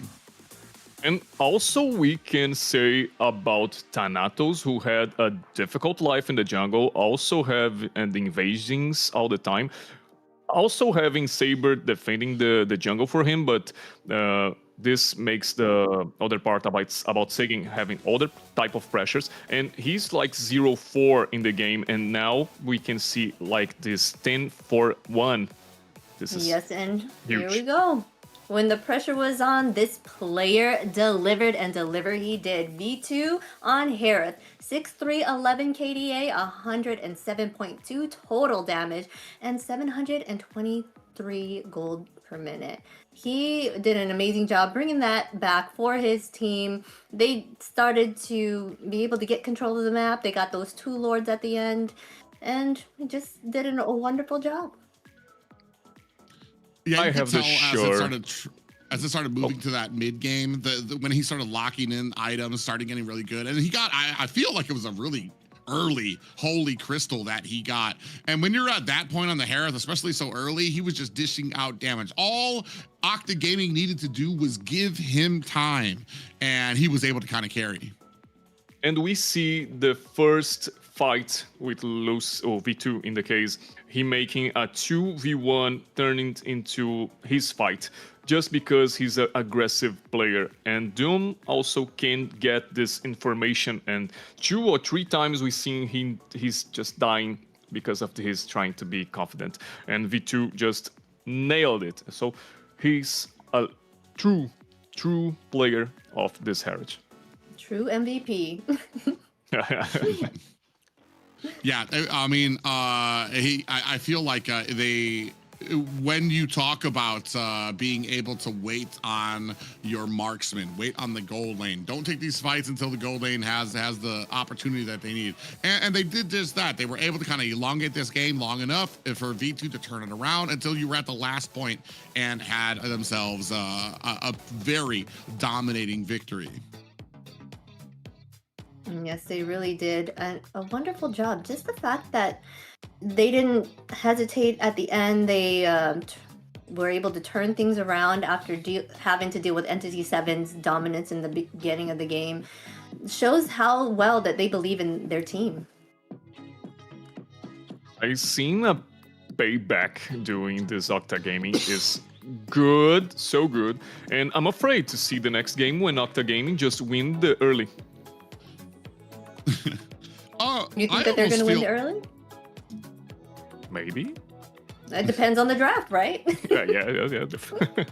For me, it's interesting because as a first draft, we drafted Atlas and Valier. These aren't exactly priority meta heroes, and they got the victory, which means not only did they get the win, but they also have 2 positions where they have meta picks very much available for them. So being able, and I feel like that's a great point that comes with using this type of drafting style, the global bans, is your ability to be victorious with outside the meta picks. Like that, the Valier, the Atlas out there as well. It really helps to solidify yourself and give you that breathing room you need with this draft. Because, I mean, now you've got a lot of things that are still open. Meanwhile, on the other side, Entity7, they had a lot of straight edge, just in the meta type of pickups there as well. And now you don't get to use those anymore. And you wasted them basically on a loss. Oh. This is sad. And also, if the Octa just lose the game, it's not, how can I say this? It's not the worst way, because you just use 2 picks alt meta, so they also can have the meta in the next episode, so okay. Yeah, just being able to leave everything open like that. That would be in their favor for the next matches, especially with a best of 5, right? Yeah. They need to make sure that they secure it later on. Sometimes it almost gets a little greedy. Well, I love watching all of these matches. Sometimes I just want to, when it comes to global bans, sometimes I just want to kind of, I just want to cut, like, can I just transport to game 5? Because I want to see what picks we have. Sometimes it's really exciting to see what some of those picks are going to be for some of these guys to kind of come up with maybe something that you guys are favoring with, or that you play with that you don't think is too meta. And a lot of the meta is shaped around how dangerous certain heroes are because they're always picked. And that means that, okay, there's certain things that just aren't picked because there's always that counter out here. Here, now we might be able to see some of those pickups and where they're at. Marcel, still a priority ban for both of them, like I said. Entity7 is one of those teams who has already shown, you give us the Marcel, we're gonna be able to use it, and we're gonna be able to use it successfully. Steadfast. They're taking Sora off the board this time around as well. In the first match, it wasn't a priority to take him out. This time, they want to make sure that he's not a factor in the matches, as he has really great CC and initiation. So. Love it. Then we have the Entity7, who was Akashi just used the Polvius, and now he's getting banned. I don't know if Polvius is really a thing here. Remembering sometimes in the past championships, Lucy is also a good player with the Dragon, the Yisung-Shin player, and other heroes like Lapu Lapu. So he can have these two other options inside the board. Well, the plan might not be to hinder Lucy as much as maybe open up the Valentina pickup for your side so that you don't have that threat of a Phobius to kind of get back there and really be able to close the distance on you. Yeah, especially because like Phobius isn't, like you said, Phobius isn't really a meta pickup. It just kind of, it depends on where you're looking to counter, where you're looking to kind of get your strength for your side. Entity7 on the blue side again will have the first pickup. I'm wondering if it will be that bad. No, it's going to be the Harley pickup. So yeah. Harley it is. Was banned in the second.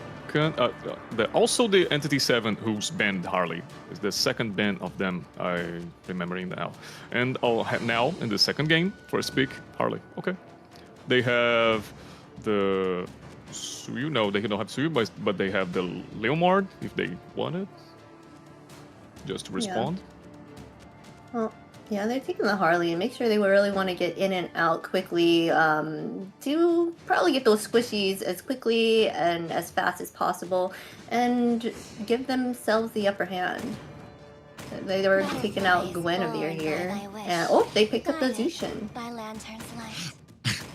I'm not gonna lie, every single time I see that a team has left open Zushin, I kind of roll my eyes because I don't think I've seen a really successful counter to the Zushin pickup. I feel like every single time it's picked up, it's pretty dominant, and I feel like it's the energy spent to counter a Zushin rather than just, I don't know, giving up a Guinevere or a Boxy. I feel like it's really huge there for both of them.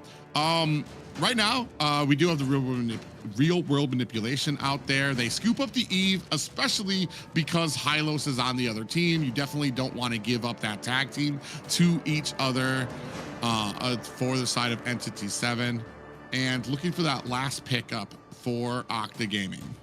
Didn't they pick up the Zushin on Entity7 side and they went against the Uranus? I feel like Uranus is like a big boulder that they can't really deal with, right? For Zushin, she's just picking it up and dropping it back down because he's like regenerating too fast or he's not dying. So I think that would be that counter for the Zushin. But usually other things can't really go against that. I've only seen that twice where it happened, where Uranus was chosen and went against Zushin, and they always did win, the team that had the Uranus. See value in me? Your team is You should. Just throwing some words to the wind, I miss Zask a lot. I truly miss Zask because I remember when he had some few changes, not for more that basic attacks and just for this television. I don't know how you guys tell about the first skill of him. we here in Brazil call this television the tubes, boxes of TV. So I'm missing a lot of this. Also, Aurora, he was a good player, he's a good hero, and we're not seeing this anymore. And we're not seeing Zushin here, and we have a lot of controls we have in Mage's control to just stop her, and no, they don't like it. They don't care. A lot of the mages like that. I think I was talking about this. I don't know if I was talking to Zena or if it, yeah, you were talking about how Aurora was is one like of a those sitting duck. picks. Yeah, a lot of the mages that are heavily picked up here, they have something that in their pockets for when they get engaged upon. Like it's only a matter of time until the mage is caught. Zushin uses her ultimate; she can be able to get away. Eve with her ultimate gets a whole bunch of shielding that she can use. What am I talking? Zexion, it has that passive that if you get too close to her, it's basically like a flame shot that creates distance with you. So there's so many mages. Lilia, black shoes to be able to get away. So many of these mages have escapings that to the point where it's almost a known fact. They're gonna get caught. You just, do you have a tool to be able to disengage from the team? And unfortunately for some of them, like Aurora, Vexana, a lot of those who used to be great right now in the current meta, it's just like you're a sitting duck if you're a mage. They're gonna be able to close the distance. If you don't have anything left, it's gonna be a problem for you and your team. They look like they have massive CC on the side of Octa Gaming here with Rizla, Hylos with his slow, Zushin. And I think that's gonna be really helpful for Bruno in the late game, and the fact that he can dish out that damage, like kicking big boulders at people, like you were saying before. Oh. That's new. That's new. That's new. Okay, Thanatos, as I say to you guys, Thanatos is a new player and he had a lot of championships, so he do this, but it's not common in Brazil. These things happens. It's not a popular hero in Brazil, Gusion, okay, or Latam. We don't see this with that normal thing. And also in jungle, because outside we see sometimes Gusion in the mid lane with the petrifies sometimes, but okay, it's different. I like it. Let's go. I don't think he's been a popular pick since before these Naruto skins came out. And now suddenly everybody's wanting to use him. But man, as we go ahead and lock in both of these compositions, gonna be very interesting. We especially dipping outside the box here, got the little Gusion pick up there as well. Tarizla been making a comeback. We talked about some of the changes. Got that no more mana cooldown, or no more mana for him, so he can basically spam his abilities on cooldown. But Henrique, why don't you go ahead and take us into game 2? Okay, my boys, let's get into the Rumble! And we need to see who will win to seed 1. First match was for Octa.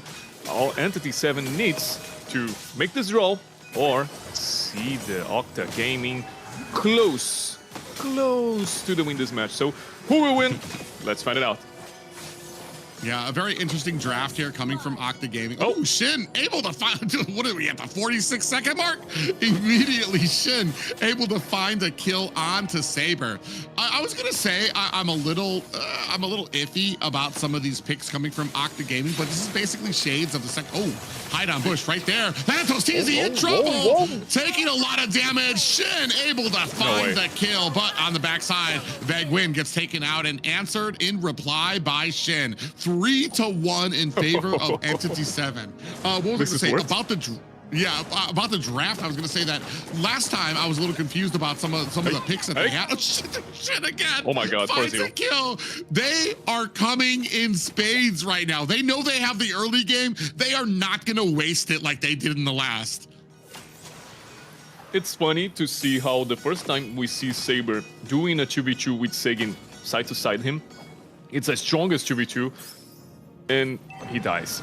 Last game, he just do the protecting jungle all the time, and left Sigyn alone, and he's fine. But the first 2v2, this happens. Oh my god. Yeah, immediately blown up by Hide on Bush and that deadly magic. I was wondering where the heck his health went. He thought he was very, very tanky. Got caught by a taunt by Veglin on that Gadakacha, and that's going to be a free turtle for Entity7. I feel like they learned. Last game, I feel like they were a little bit passive in the early game, allowed Octa Gaming to get to that mid and late game. Here, they're like, bro, we are going to take pedal to the metal here. We're going to zoom our way to getting to that mid or late game, or we're going to take so much advantage of this early caught between 4 members. Saber in trouble on the back end. We do have a blazing duet that does land onto Thanatos. He's in a little bit of trouble there. Lucy tries to come in, but able to score the kill. Hide on Bush. Doom finds a kill of his own as well. Vagwin in trouble. Sigyn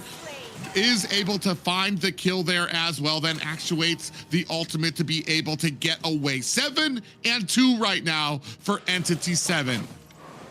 Now Sigyn have 2 more kills, but also Shin have 2 more assistants, and I don't know if this is right, this is worth about the Octa Gaming.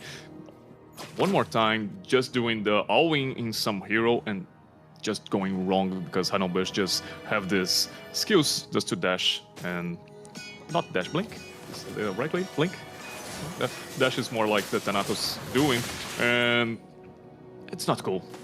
They need to farm, they need to get more gold, and then do a pick off, because a fight against a team who already made a 5-0 in the score is not a positive. Yeah, you can see that already that Entity7 is starting to refuse that purple buff to Thanatos TZ, trying to take down some of those cooldowns for some of those combos he likes to do. Lucy goes down off screen at the bottom. Octa Gaming having some trouble here. I feel like, I mean, last game, I feel like their confidence grew when it came to trying to draft some off-meta pickups here. Maybe we strayed a little bit too far from the meta. Saber gonna have to use that that ultimate, the glorious pathway, and try to get out of harm's way. Now down to 10%, is gonna have to look for a quick way home. This is gonna be a free turtle for Entity7. One more free turtle, and they don't get it. Nothing. Octa Gaming just watching the game, and Harley just doing the snowball. That's normal because we've seen it just like Suyu, Harley, and almost assassins in the general do this kind of thing. Thanatos just do a first. Down at the top. Saber next to the line. Hide on Bush finding the kill there. Akashi finds a kill on the Thanatos TZ at the bottom. Now, suddenly the smoke clears. There's only 2 members of Octa Gaming left at an 11-2 game at the 5-minute mark. Lucy looking for an escape. Shin was chasing him down. That's going to be a free tower. Up at top, a free tower. Down at bottom. And man, Entity7, I feel like they got a little angry with that first game. So we can call the BO3 right now? Nope. I mean,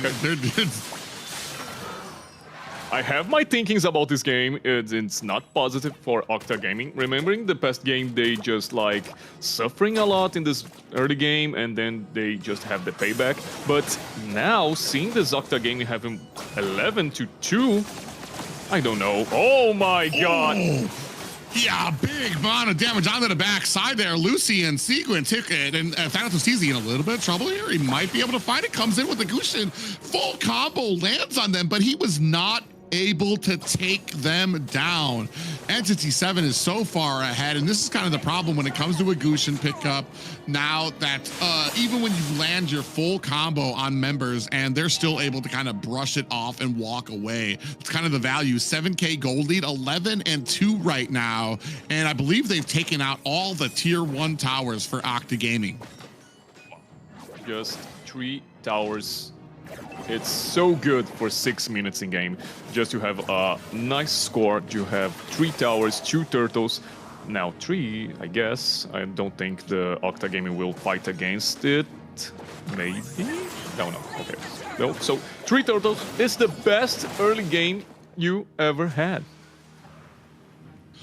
Yeah, it's It gives you a good amount of wiggle room, especially that mid tower, which kind of opens up the map. That means that your Octa Gaming doesn't have as far back that they can, or has a huge amount of distance that they need to cover to be able to get away. Vagwin comes in there with the Avatar of the Guardian. We know the real world manipulation laid down while Shen, with great positioning, was inside that bush, so you can't even see where Shen is when he lays down that ultimate. 11-2 right now. Entity7 just having an absolutely good game. You can see there Doom on the bottom side, able to clear out that tower, and that was immediately he's going to go ahead and start clearing out this jungle and looking to maybe get to the opposite side of the map to duplicate and get that tier 2 tower at the top. Now we have the tower, the second tower in the bottom lane. Just drop it down. They try to start? Really? Yeah, and then they start to fight here. Saber and Segan, they are going to get back to their tower. I like that. I like that they were so close to the tower that was their immediate thing, which kind of like mentions to me, why even start that fight? You weren't going to be able to. What was the best? Thanatos in trouble. Tries to use that dash to get away, but immediately Doom right there to catch him with the blazing duet, and that's going to be another Thanatos TZ death. 0-4 for Thanatos TZ right now. You're being readed. Just for this split, he tries to push some lane, and then he just found Entity7 entirely just for beat him. And again, about Lucy in the dive. Oh my god, what's happening in this game? Yeah, Saber took a big stun coming out from Akashi and the Lapu, and then the full brunt of the Bravest Fighter stance there as well. So a lot of damage coming out. Entity7 not making the mistake of the first game. They're got this game very close to the chest, continuing with the pressure, continually trying to get those kills. There was one point where I was like, okay, this is all right. Entity7 has 4 kills, but they don't have a tower, so they're not able to transition it to that. And then like 2 minutes later, there's 3 towers left for Octa Gaming. I'm just like, well, they're doing what they should be. They have everything that they need. They're checking all the boxes to be successful here. A lot of things that we saw from the last game that were maybe a little questionable, I feel like they cleaned up, maybe just had some cobwebs they needed to shake out from them, because this is like almost a completely different team from the first game. Remembering the 8 minutes lord, the first lord is just for broke some second towers in the game. And now he just don't have any second tower. He's just going directly to a T3, and what we see is not there. No, don't have the explosion. The 3T in the top side don't have the explosion to just hold this lord, and he's coming. Yeah, I already saw Hideout Bush has gotten the Holy Crystal as well. Doesn't have the penetration he needs just yet, but that already means that the moment he goes in with the Deadly Magic, you're going to be looking at like maybe a third, maybe a quarter of health left on there. Akashi lingering inside the enemy base, just daring them to come at him, showing how far they... Oh, actually, Thanatos TZ goes in, but almost takes a Bravest Fighter stop, is able to dash himself to safety at the bottom lane. Saber fighting it out with Doom. Segan tries to get away. A double there for Doom as the rest of Entity7 looking to close out this game. We're only at the 11-minute mark here. In trouble is V2 trying to put it on the Doom. You can see the attack damage starting to go onto the core. 11:38 and Entity7 able to tie up the series.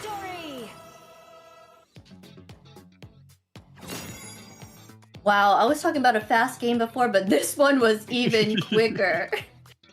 Entity7 was not letting go of Octa Gaming's win the first round, and they made sure to show them who was boss this time around.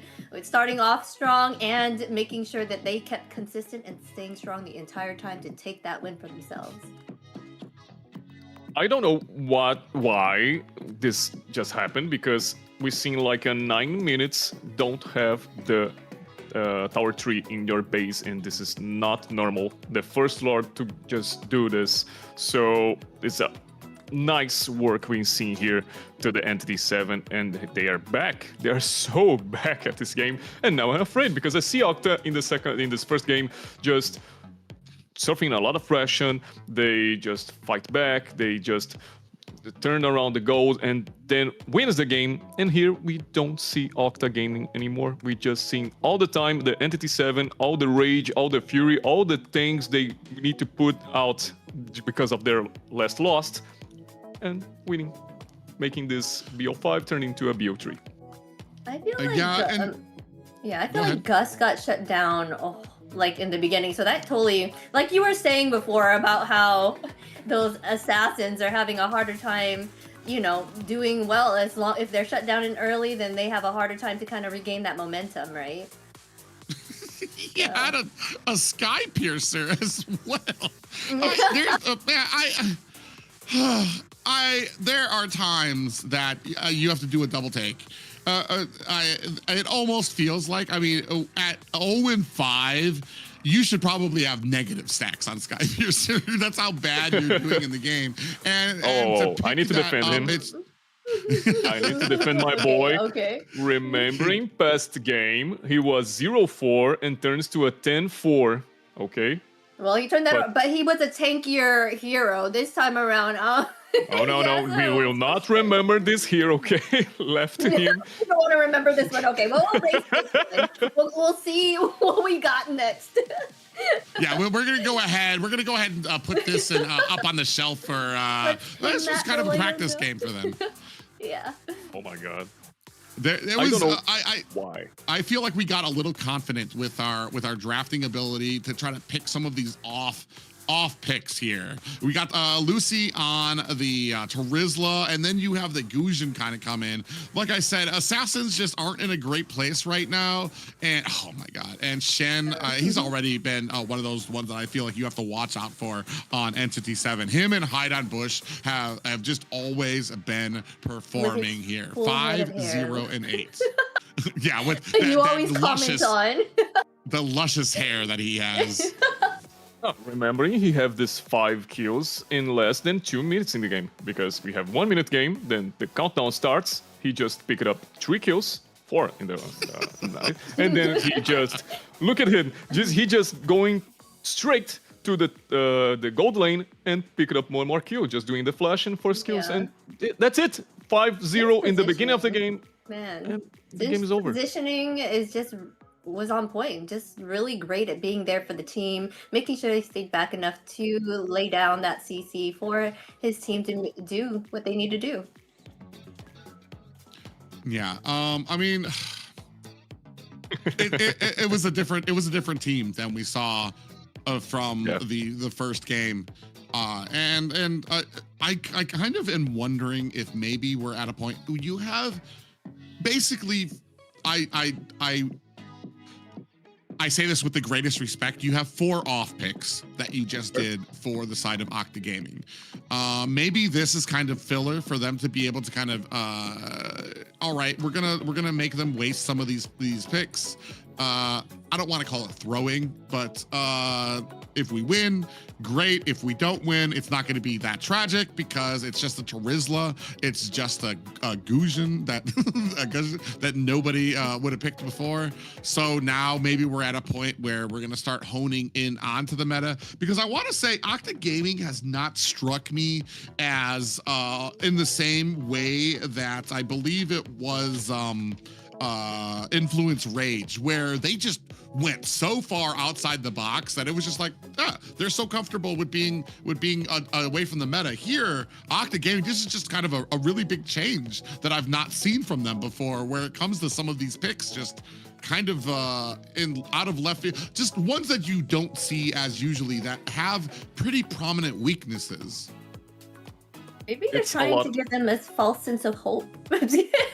With, you know, they're making these oddball picks and they're like, okay, we're just gonna let them think that they're doing amazing. We're gonna come back at the end, leaving all those things open for ourselves so we can come back strong, you know?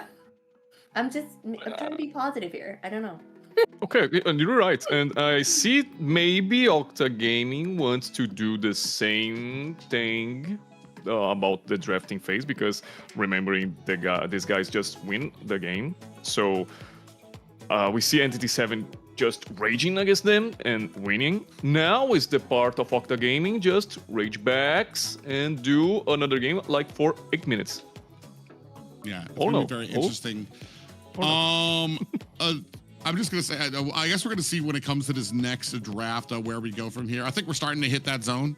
Well, I think next game, the game after the next is where we're gonna be when it comes to kind of seeing some of those.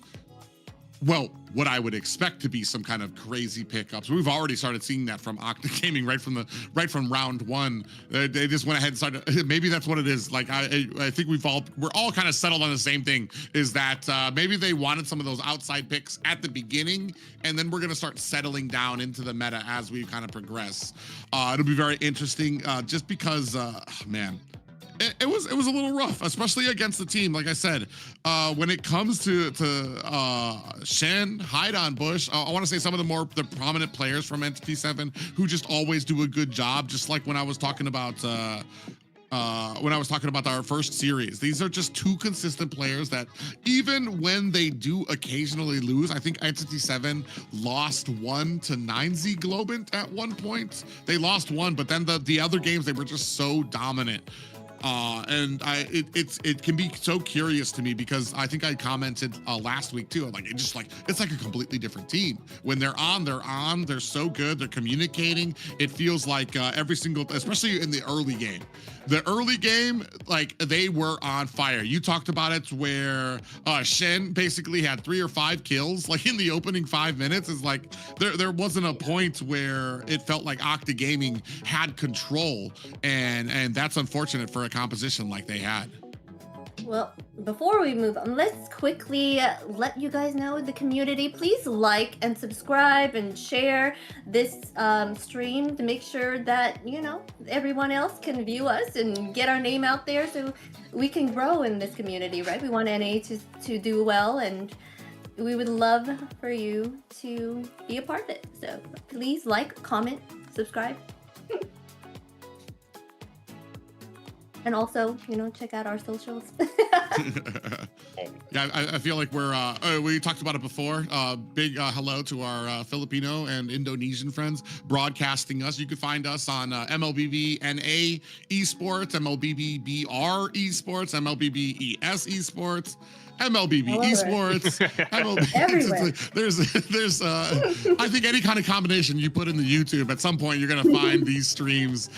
So more power to it. But yeah, it's been amazing so far. Especially like I said, this is kind of we're at a brand new ground, brand new situations where we've got the entire South and North American region competing together in a tournament where they will face off against each other. And Henrique has had the privilege of being able to see both right up in front, a front seat to both regions.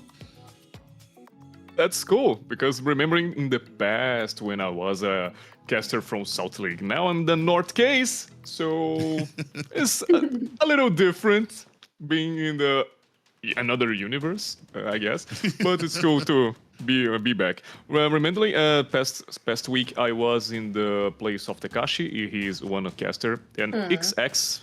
He was a pro player, and now he's a casting member, and he lost his voice, and I was there to just, yay, I'm here. Yeah.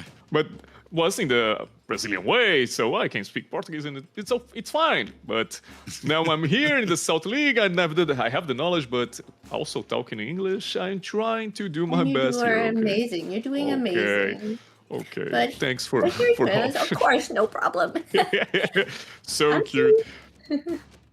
I think But we let's should go. ban here, in my opinion, right? Harith, they can't choose Harith. Yeah. Okay, remember this is a normal thing, right? Sometimes we don't think. And I'm truly serious about this, because sometimes we see all these things happens a lot, and we see this, we don't try to talk about it, because just have the feeling about being so boring to say like, oh, so you lost a ban again. It's Well, okay. this is the first time I feel like they've done this here in the South right now. Oh, so good. They're learning. Yes. So they're learning. Yeah. Okay. I'm trying to figure out a way to turn this, that the Harith ban somehow Don't have it. works No, it's all a right, let's mind skip thing. through Don't it. try We it. got Marcel ban, Ivy ban, Guinevere ban. I have the Oh, experience man. to say, don't try it. Just let it go. Yeah, they're unfortunate. Maybe a little bit of experience showing more for Entity7. They're able to get that win and they're able to take that initial loss and bounce back. Here, Octa Gaming, maybe there's some frustration showing out from them when it comes to some of these picks, when it comes to some of their drafts. And that's where Entity7 kind of has them, where they're able to kind of recoup. They, like I talked about before, you just wipe off that dust and you try again. Here, gonna go ahead and see where that priority lies for Octa Gaming. For most, I believe it's gone to the mid lane. The mid lane priority for a lot of these picks. We're gonna see where Octa Gaming goes. I believe Zushin is not available for either of these sides. We still do have Sora out there. Oh, but we're gonna go ahead and land on the carry for Octa Gaming. The carry, What's normal? carry for the end. If she gets to that late game, she will shred. So let's see what the lineup that Entity7 has to deal with that. Now the Octa Gaming just drew a card and say, be careful with your tanks, be careful what you pick for, because carry is a strong laner against them. And about Octa again, they trying to scale the game, trying to search for this late game. It's good, but if the Entity7 have a knowledge about this, just trying to beat the early game aggressor again, it's the okay, Hilda, as I was thinking. Hilda Kimmy and I believe the Fredrin is still an option for the side of Octa Gaming to pick up here. A lot of these early game Hildas have kind of been very surprising for me because I feel like especially with Suyu taking off the board there, a Fredrin pickup, or a Leomord, who's still very strong as well, can really kind of make a Hilda kind of like rethink that early game harassment that you really want to do. Well, that's Glue here being chosen, maybe targeting Hilda to kind of keep her away. Oh, then Sora gets picked up here with the CC. Oh, oh, this one's gonna be a match for sure. They have the Valentina? No?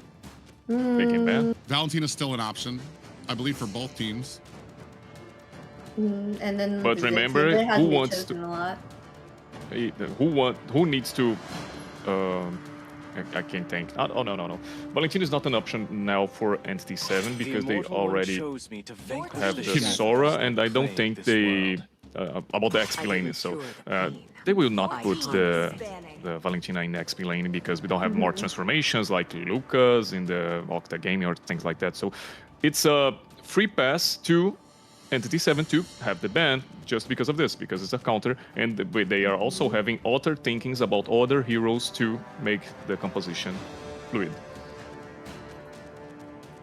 Yeah, they do go ahead and ban out the Valentina just so that they don't see it's against their Sora. And we still have, I want to say we have been very light today when it comes to some of the Yuzong pickups that, from what I've seen, while Yuzong doesn't really match against the Sora, and in like being able to battle her or battle him in the lane, it does help to provide some type of fear to the enemy team, the same that Sora does. You can get to that back line without much being able to stop you, and then you can just touch down, petrify, and just exude a huge amount of damage onto the enemy team.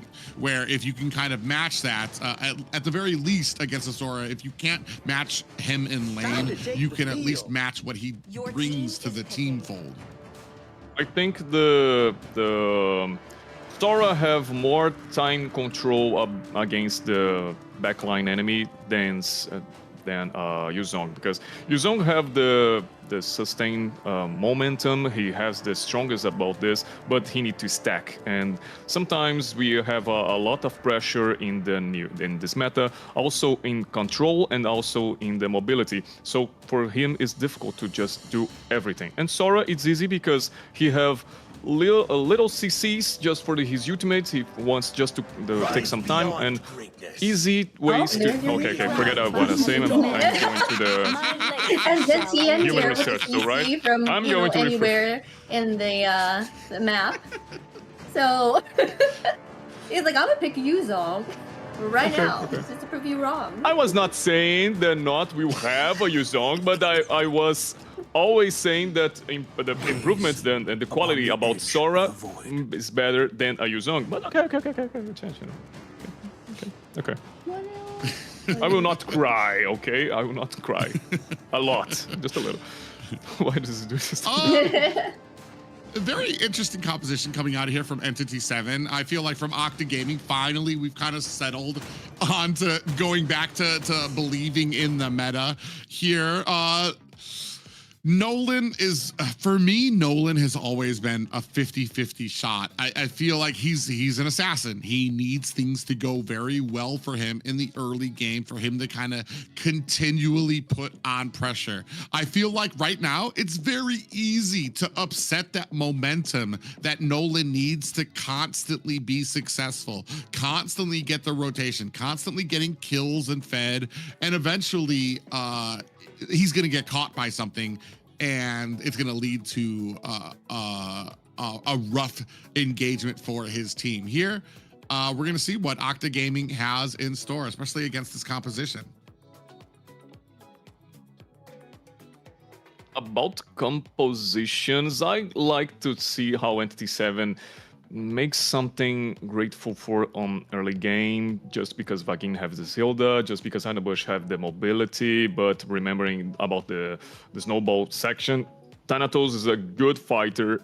He had a lot of quality about sustain, and in his side he had Saber and Lucy, who also have a sustain, so we have a lot of regeneration right now. And we have some burst coming from the Entity7. How about the transformation in Assassin about Akashi, Hanabush with the combo, and Shim sometimes about the middle to the late game scale. So let's see. Yeah, when it comes to answers and back and forth, I'm a little scared for the side of Entity7. What do we do against Glue? I feel like every single person on the side of Entity7, there's nobody that really has an answer except for hope Vaguin takes the ultimate and can run away from your team. Otherwise, I feel like it's going to be one of these just offensive things that you just don't have an answer for, unless at some point during mid game, Shin just completely outscales Saber and is just a shredding on a lot of these hits. It's gonna be very rough to see how that goes down. But both teams here tied at 1-1 apiece, looking to potentially get themselves ahead in this best of 5.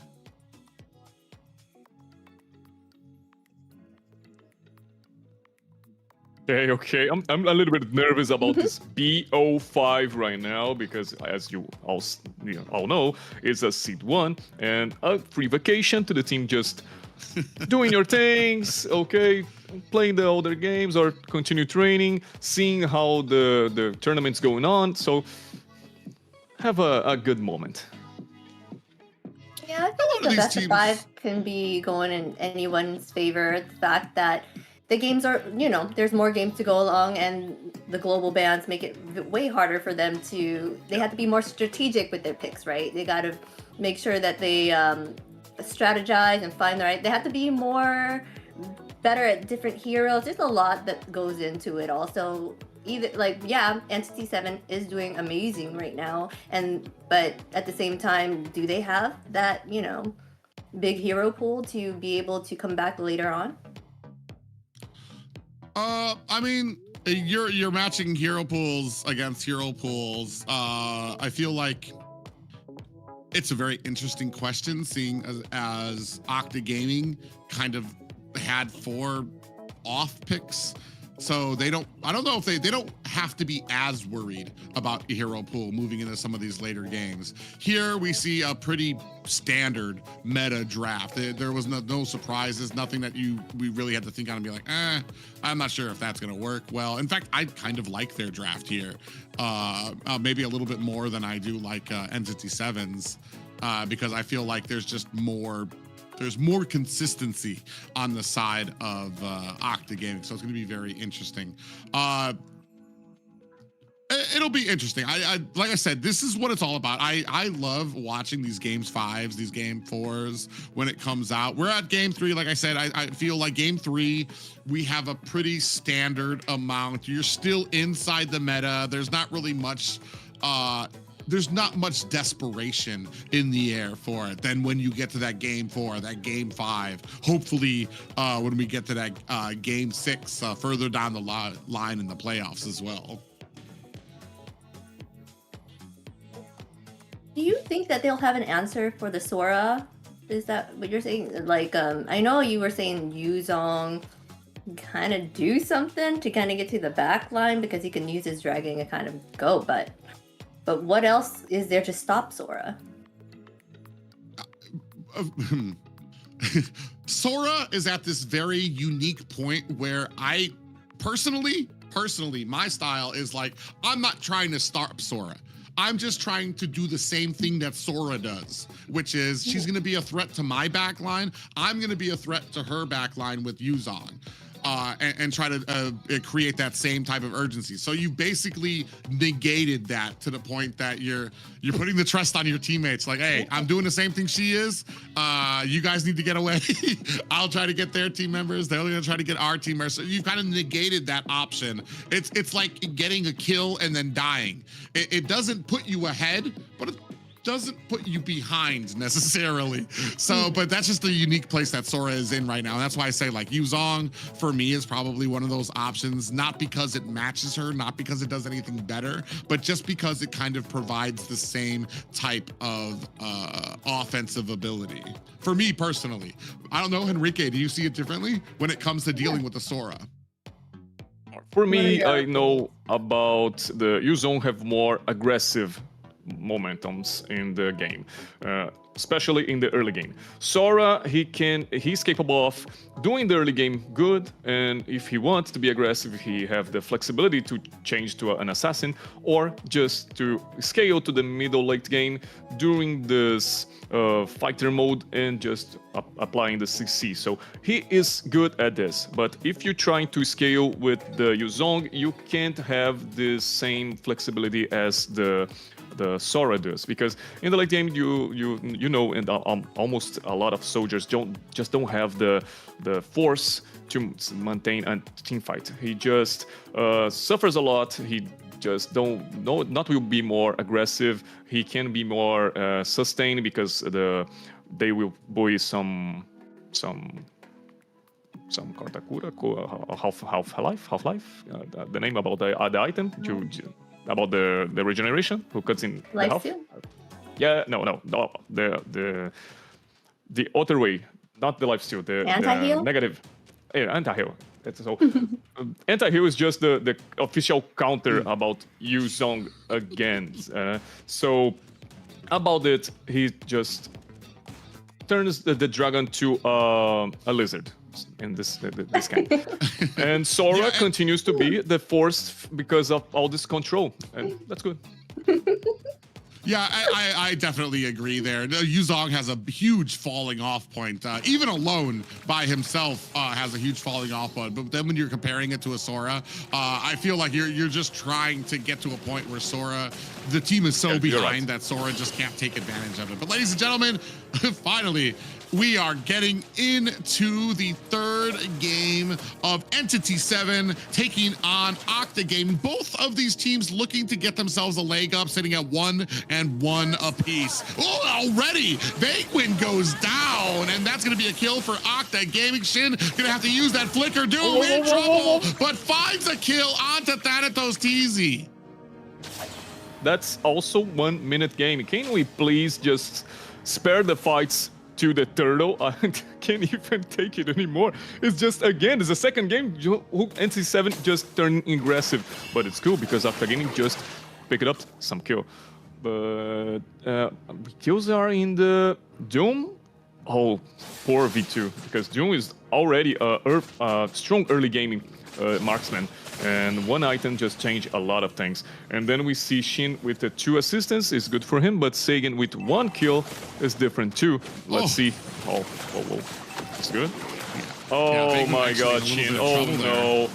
They tried to engage. They actually might be in trouble. Saber finds a kill onto Shen. Vaguin might be down for the count as well. Saber gets turned around 3-on-1 on the back end. Segan was trying to throw down that suppressive fire, but it wasn't enough. 2-4 for Entity7 right now, as it does open up the game for Entity7 to scoop themselves up a Lord, and a little bit of a late dragon coming out from the side of Octa. So funny seeing Shin just do the fly against the wall, then he drops also in the Saber controlling, and then he just have not flash and just accept it because we don't need to do nothing.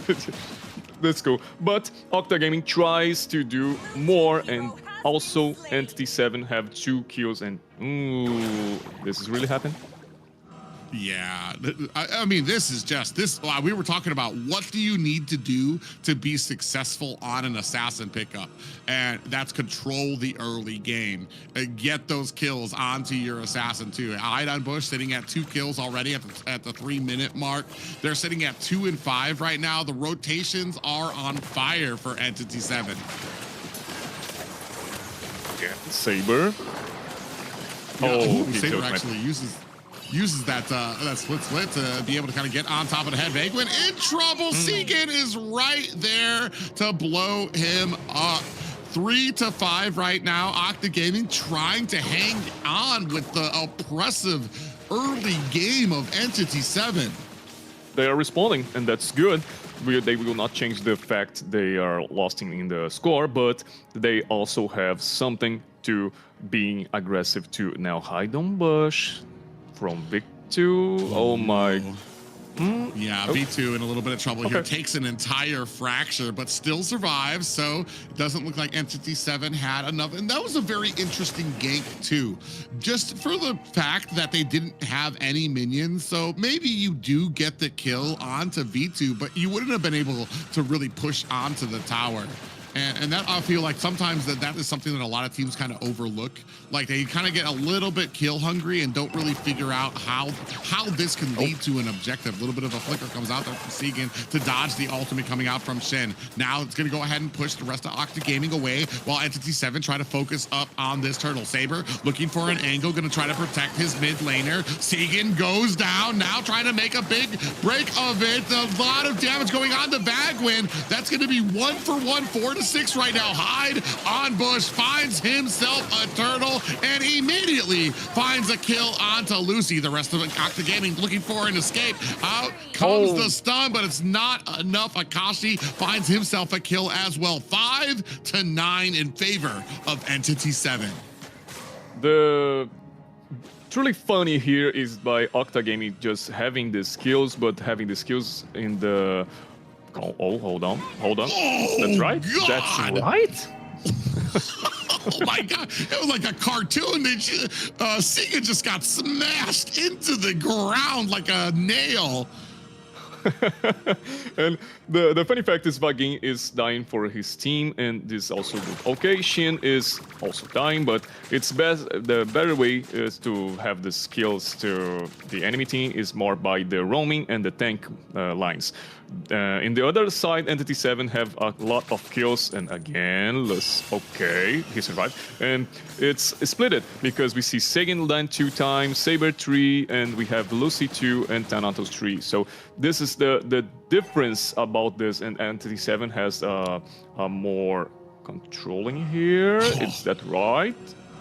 What great control from Akashi to go ahead and spin Thanatos TZ around. Now you have Shen on the back end too. Thanatos TZ might have overstepped. Out comes the Black Dragon, looking to provide some type of support for his teammate. Finds the kill onto Shen. Big Fury of the Phoenix comes out with the stun. Lucy gonna be able to get away scot-free with a kill in his pocket.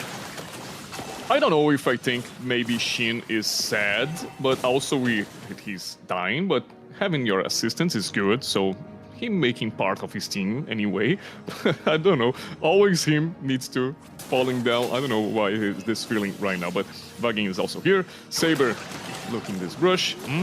Pick it up, hide on bush. We'll try to ult. Okay. He tried. He tried, I know. That's the unfortunate. Oh, Saber takes a lot of damage. Actually, with that ultimate, is it going to be enough? Saber uses the split to get away at the bottom. Thanatos TZ uses that Phantom Steed to actuate a fight here. Entity7 all over the purple buff, while V2 looking for an escape. Bagwin comes in running. V2 takes a heap of damage, now surrounded by Akashi. Uses that flicker, but it is not enough. 12 kills for Entity7. Bagwin scoops himself up another kill onto V2, while Entity7 scoop themselves up a Lord, or a turtle. Yes, a turtle. And against an early and fast beginning to Entity7. Now Octa is fighting too, having your kills also in the Lucy hands and Sagan, but it's not like a good thing. Like, don't feeling this is good for them, like this 6 kills. Also, the Entity7 have more potential here. Yeah, okay. Fury of the Phoenix comes out, lands onto Entity7, but I feel like that was mostly used defensively to try to create that distance. Ooh, look at the damage coming out. Doom is absolutely throwing boulders at Octa Gaming, and down goes Thanatos TZ. The rest of reinforcements come in for Octa Gaming as Entity7 looking to try to push onto this mid tower. They are fighting back. They do not want to give up this mid tower, and Octa Gaming very successfully able to find the defense for it. Doom is strongest laner about critical items. Wait, Huddlebush. He will survive. Huddlebush in a little bit of trouble there. Absolutely got zeroed in on by the Black Dragon. Lucy! Woo! I thought he was going to be able to get away there, but Akashi said not today. In comes the Phantom Steed. Akashi in trouble, trying to use those wins to get himself to safety. V2 able to find a kill on to Akashi. Saber is down as well. 2 down for the side of Octa Gaming. 2 down for Entity. Thanatos TZ finds a kill onto Vagwin. 4 down for Octa Gaming. Fury of the Phoenix is out, and down goes Shen. Doom is already strong because he has claws and the Berserker's Fury. As I say, the critical hit chance about him, the critical build is so strong because he have already on base damage good because of this first kill. So also he can dominate this ball, I guess. Dominate his ball. Yeah, it's ball. okay. Okay. Because I still don't need to sound strange. Okay, because I don't want to call it strange. Meteor's good. Falling. And now we do have a Phantom Steed. Looks like Shin able to scoop up the Lord from both junglers on the back end. It does look like Thanatos TZ trying to put the damage onto Akashi, who gets oh no, doesn't have the immortality. So that's going to be a kill for the side of Octa Gaming. They are able to scoop up the Lord, but the fight actually continues. Saber goes down, caught deep on the side of Entity7 without the rest of his team. Fight who just getting more better to Octa, but the Lord goes to Entity7, and now we have that problem whose the towers do not, all the towers are falling down. Maybe, V2, too strong, too front line. Fury of the Phoenix just backs off the rest of the team, so they don't really want to go ahead and press on to the mid tower. They've got enough. They're looking to try to get that pressure into mid, and Octa Gaming, once again, going to try to put as much pressure they can to try to defend this mid tower, though it's going to go down there. We do have the Phantom Steed coming out, but Doom, it just deletes 2 members down for Octa Gaming. Doom having a heck of a game on this Bruno, same as he did last week. I believe he was able to get an MVP against against Alpha 7, and here showcasing exactly why once again. It's the last base tower from Octa Gaming. Good for this first Lord. They do the 100% base key for the 8-minute Lord. And now we're searching for this T3, all the remembering base turret, and also he's the passive about shields. The name of the explosion you guys have about the base turret. The golden. Oh, I forgot what it's called when the base explodes on you. Because I'm not gonna lie, I get caught by that every time when I'm trying to push onto the high ground towers. I'm like, all right, boys, let's go ahead and knock this up. It explodes. All the minions are gone. I'm like, oh yeah, there's that. Never mind. Let me go ahead. It's just one of those things that every single time I'm gonna get caught by it. I think we just saw a 2,000 gold lead by the jungler on Entity7. That is enormous. 5.5, good. It's a good start for a third game, I guess. Wow. Good start. It's all right. Entity7 is showing their dominance for sure. They're like, you know what? We got this in the bag. They're just tunneling down and just showing what they're about, putting on that pressure. They've always been aggressive since the start. Oh, I don't know. I feel like that first game had to just been a wake-up call. Like these last two, like this is exactly, if they would have been like this in the first game, they would have won that game. Because here, from the opening seconds, we don't even have time to do the intros before they're already fighting down at the bottom lane, finding kills and like the opening seconds of it. So, and I feel like they really shine in this overwhelming early game that they're able to put onto enemies. And Octa Gaming have yet to be able to find like any momentum on their side for both of this game and from the last one. Yes, it's like Akashi and Hide on, what's his name? The Bush. jungle. Hide on Bush. They have been the dominating factor in this one for sure. They started off strong, like each of them 5 kills, 0 deaths until the 8-minute mark, right? So I feel like them as a duo, them just working well. They work really well together for that fact. So. So say the difference between the kills of Octa and Entity7 is Octa trying to pick something I can do, and the difference between, like, we see Akashi and Bush with 5-0 kills, so it's totally different, so it's totally better this way. So now back to the game. Let's go to the second Lord. 40 seconds. Yeah.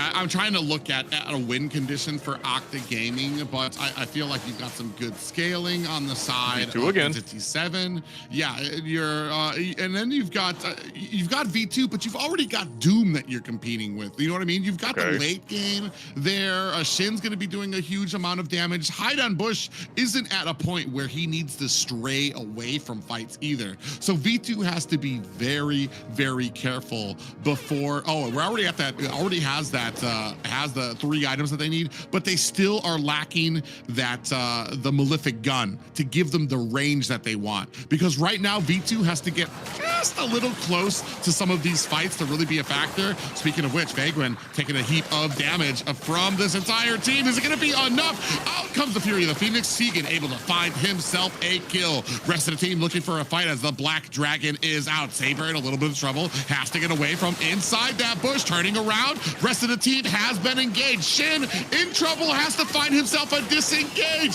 but Thanatos TZ comes in with the kill. A double kill for Thanatos TZ as Doom turns it around in reply, able to find a kill of his own. But Octa Gaming with 3 unanswered kills finally on the board. Saber plays so well. He just used the ultimate to Vagin, then he executes him, and then we all know the ultimate of Blue, when he picks up a kill, resets, and then he pick it up the Hide on Bush, who's also is just dancing in front of him. Oh, wait, V2! Yeah, V2 has come online. The rest of his team being able to try. Oh my God, as I say that, Segan is down. Segan actually might be in a little bit of trouble here. Doom laying on those rockets that he is kicking at them, and they have to back off. 15-22, a Lord in the pocket of Octa Gaming, now going to be crashing in up at the top. Maybe this is what Octa Gaming need to get that breathing room to be able to even the playing field on the map. We are back into the first game.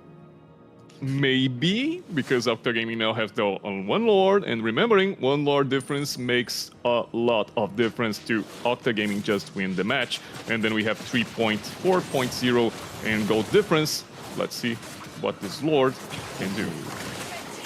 A great zoning ability used there by Lucy to get to the back line. Didn't even land, just wanted to push them back. Now we have the Fury, the Phoenix goes out. Another charge into the high ground tower of Entity7. Are they gonna be able to get to, oh, they actually lost. And this is something when you have the advantage, it's so important not to lose your head over it, because if you had lined up minions, I believe they tried to, but Hide on Bush understands this game to such a level that he knew, I need to push mid lane. While the entirety of Octa Gaming is up at top, I need to push mid lane, I need to push bottom lane. Now we have another engagement here at the tower. Shen in trouble, finds the kill onto Lucy on the back end here. Bagwin trying his best to tank all the damage coming out from Octa Gaming. Thanatos TZ in trouble, Shen from the side finds himself a kill. Seguin gets pulled back as Hide on Bush scoops up a kill. We could be looking at a full team wipe. V2 all the way on the opposite side of the map. It doesn't look like Vagwin is going to let him get away. We could be looking at a clean game 3 for the side of Entity7 as they take their second victory. My God. Also Octa, okay? Also close. Wow, Entity7. They are a force to be reckoned with. Entity7 taking full objectives going into the late game. They finally got one Lord, but didn't make do with it because of the fact that Hide on Bush was able to clear the lane and keep map control. That was amazing. The Entity7 are just spot on. They know what to do in the time, those dire moments. I think wave control is not so difficult, but I know Octa Gaming was suffering a lot, but they don't need to be 5 players with the Lord to just win against a second tower in the game, okay? Not judging, but also judging, okay? I don't want to say this is a normal day in Brazilian way, okay? But I have some issues. I know this is not, you're not perfect. The players have get a little bit nervous, and I can say what is nervous because I'm doing this right now. But I felt I needed to see more about them. They obviously just do best than this. So it's a sad moment, but also Entity7 win, and they are good. Yeah, you could take a look here at some of the stats here as well. A 6-3 and 12 for Akashi, really kind of proving himself in that XP lane. 7-2 and 5 for Hide on Bush. That's good. 3, 5, and 14 for Bagwin. I feel like that duo right there really kind of enforced that early game, while Shin was able to come in and really provide that suppressive fire. But the man of the hour here for the side of Entity7, it has to be Doom. 6-0 and 10. Took him a little bit to kind of get to that point where he was just dishing out these huge amount of damage, but definitely allowed by the rest of Entity7, who had such a huge early game that even when Octa 7 was able to kind of turn it around, you were still dealing with Doom, who was just throwing boulders at you. That's our highlights. And what we see about the private saying, the beginning of the game, is just how in 1 minute game they are just fighting again and losing, and I'm not really happy with this again. Just the fact that Doom did not die at all as a marksman the whole time, that is amazing to see. Just he lasted that entire time, not dying, and then was able to come back, get those kills, and get those assists on the team and do wonders. And actually, like you said, that he would totally be MVP in my opinion too.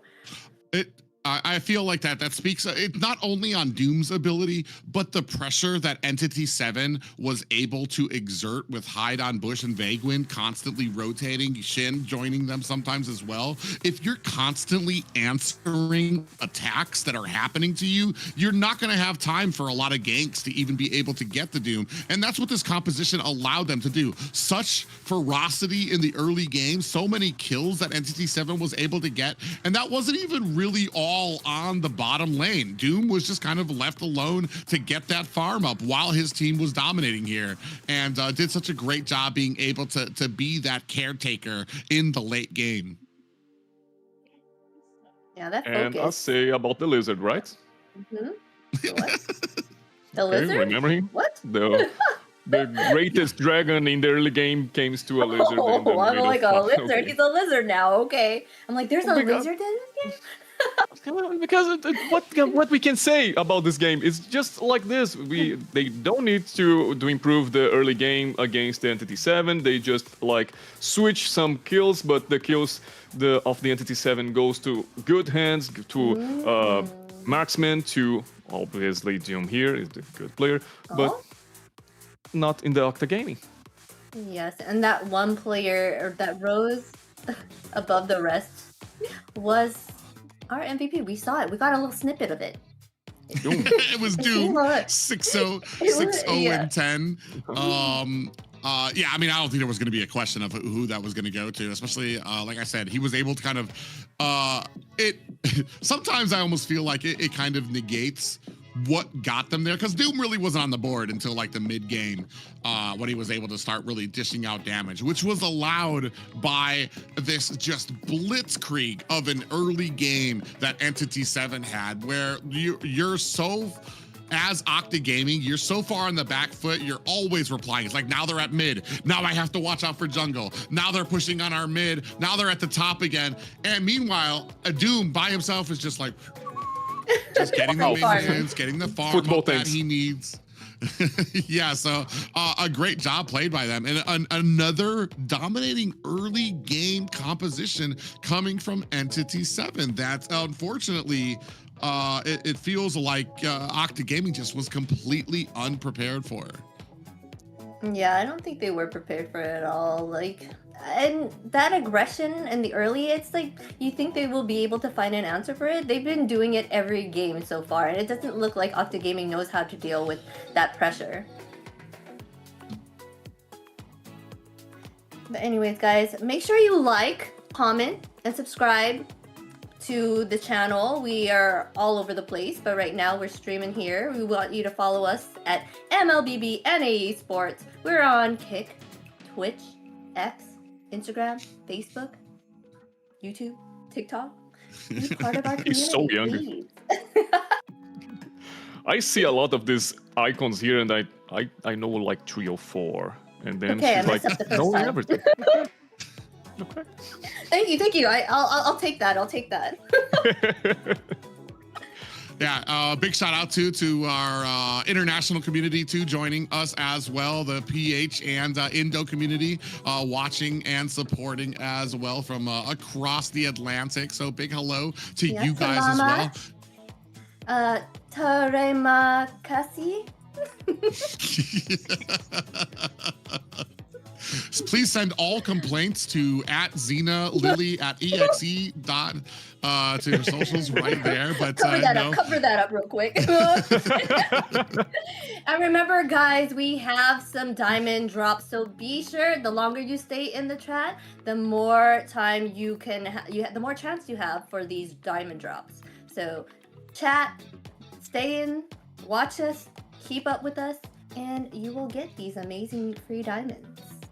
Yeah, the more activity that you guys have in chats, when we take those breaks, when we have pauses or things like that, you'll have more times to be able to kind of claim some of those prizes, and just a little way for us to be able to kind of give back to you guys for your viewership as well. So make sure you guys stay tuned for all of those little drops and everything that you can get. And as Zena kind of mentioned, yeah, if you guys check out our socials below, you can check out all of us and our amazing casters. Like we said, you can even check out, especially if you're not native when it comes to English speaking, you can check out Henrique tearing it up in the Portuguese section of the casting as well, who's joining us today. Thankfully, and like I said, we've said it before already, just thank you for being able to join us to fill in for the spot on the desk. You've been all over. You worked Thursday and Friday, joining us on Saturday as well. So he's putting in a lot of the hours to kind of make sure that we keep that quality up here at the casting desk for the AMER region. He thought he would have to handle it all by himself.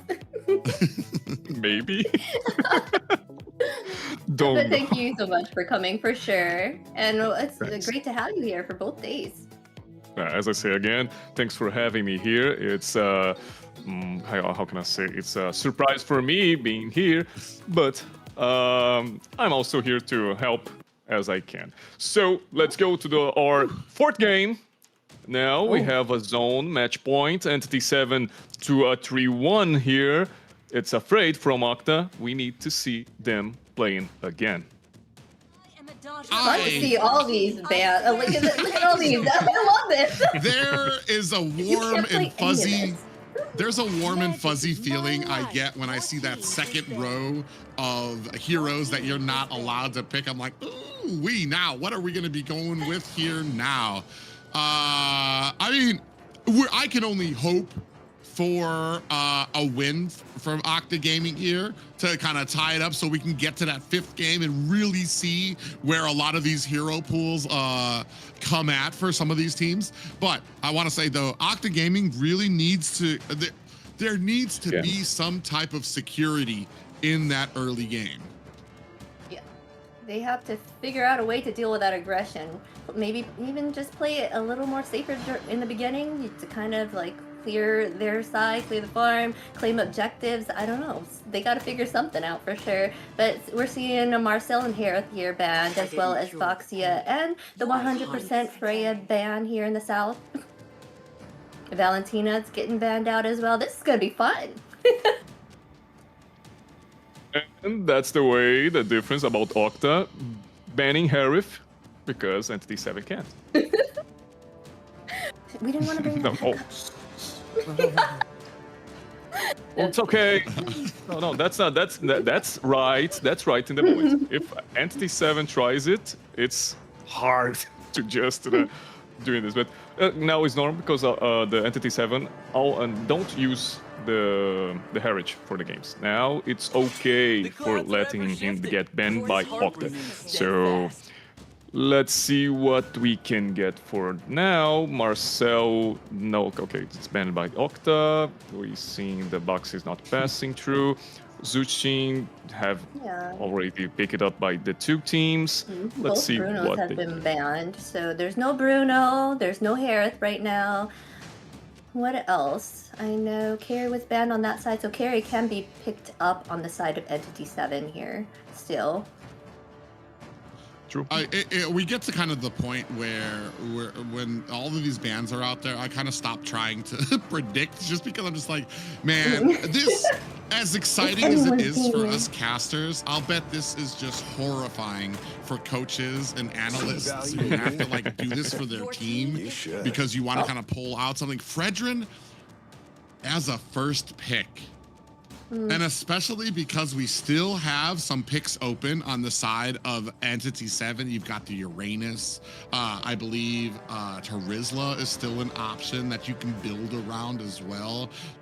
This is very interesting from Octa Gaming. And this is what we're talking about. You're at game 4 right now. So many picks taken off. And I feel like you're kind of forced to pick up something, or maybe it gets banned out again, and you're kind of starting to run low on that hero pool. So here on the side of Octa Gaming, they're like, we need to scoop this up before it gets taken off the board from us.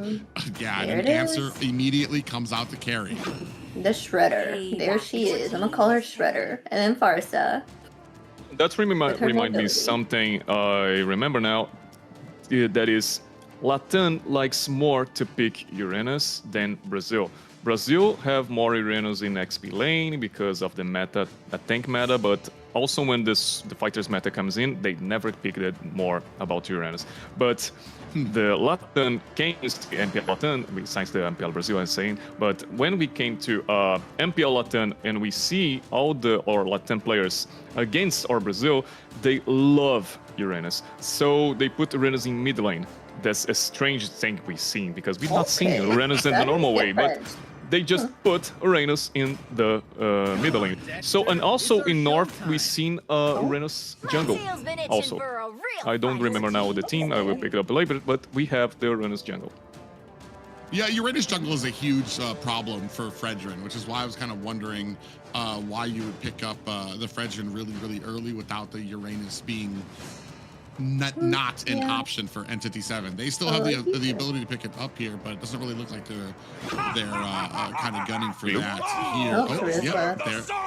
In answer to Terizla pickup by Entity7. I was thinking about glue because of this potential of tanking and being a boring thing around the map.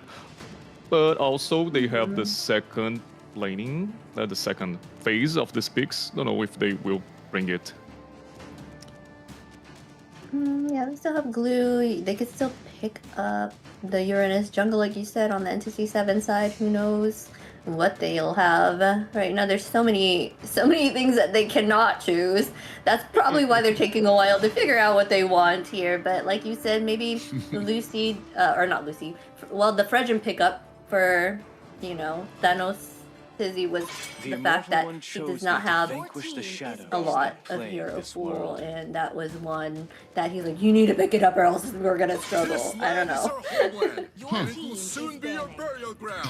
I wonder if you're right. If they, I know we've seen in the South, we've seen the Uranus jungle against Fredrin, and I'm actually so curious as to why that's just not.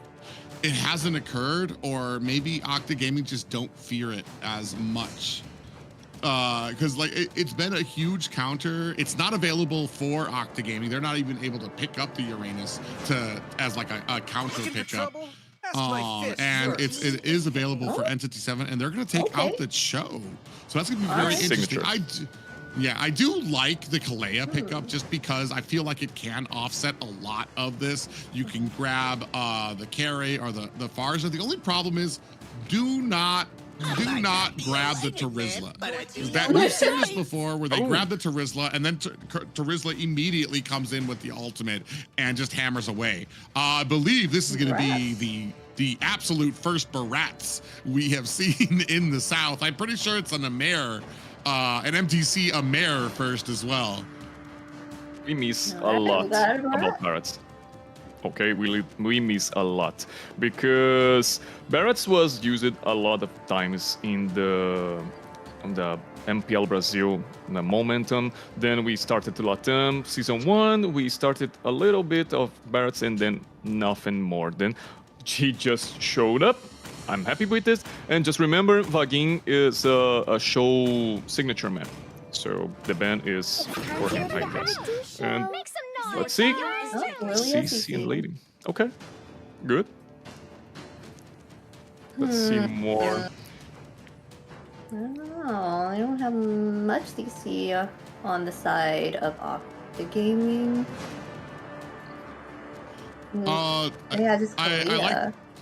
I like the Lilia pickup here though, just because I think against the Barats, against the Terizla, it'll be able to do a good job. The big thing for me is that CC is for Octa Gaming, it relies a lot on CC to be able to kind of get to the back line, unless we're leaning.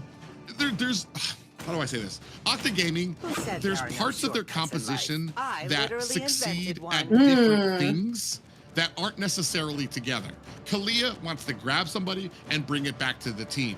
CC wants to access into the back line. Same thing with Claude as well. Wants to kind of get to that back line as well. But ladies and gentlemen, we are settled on the draft for this game.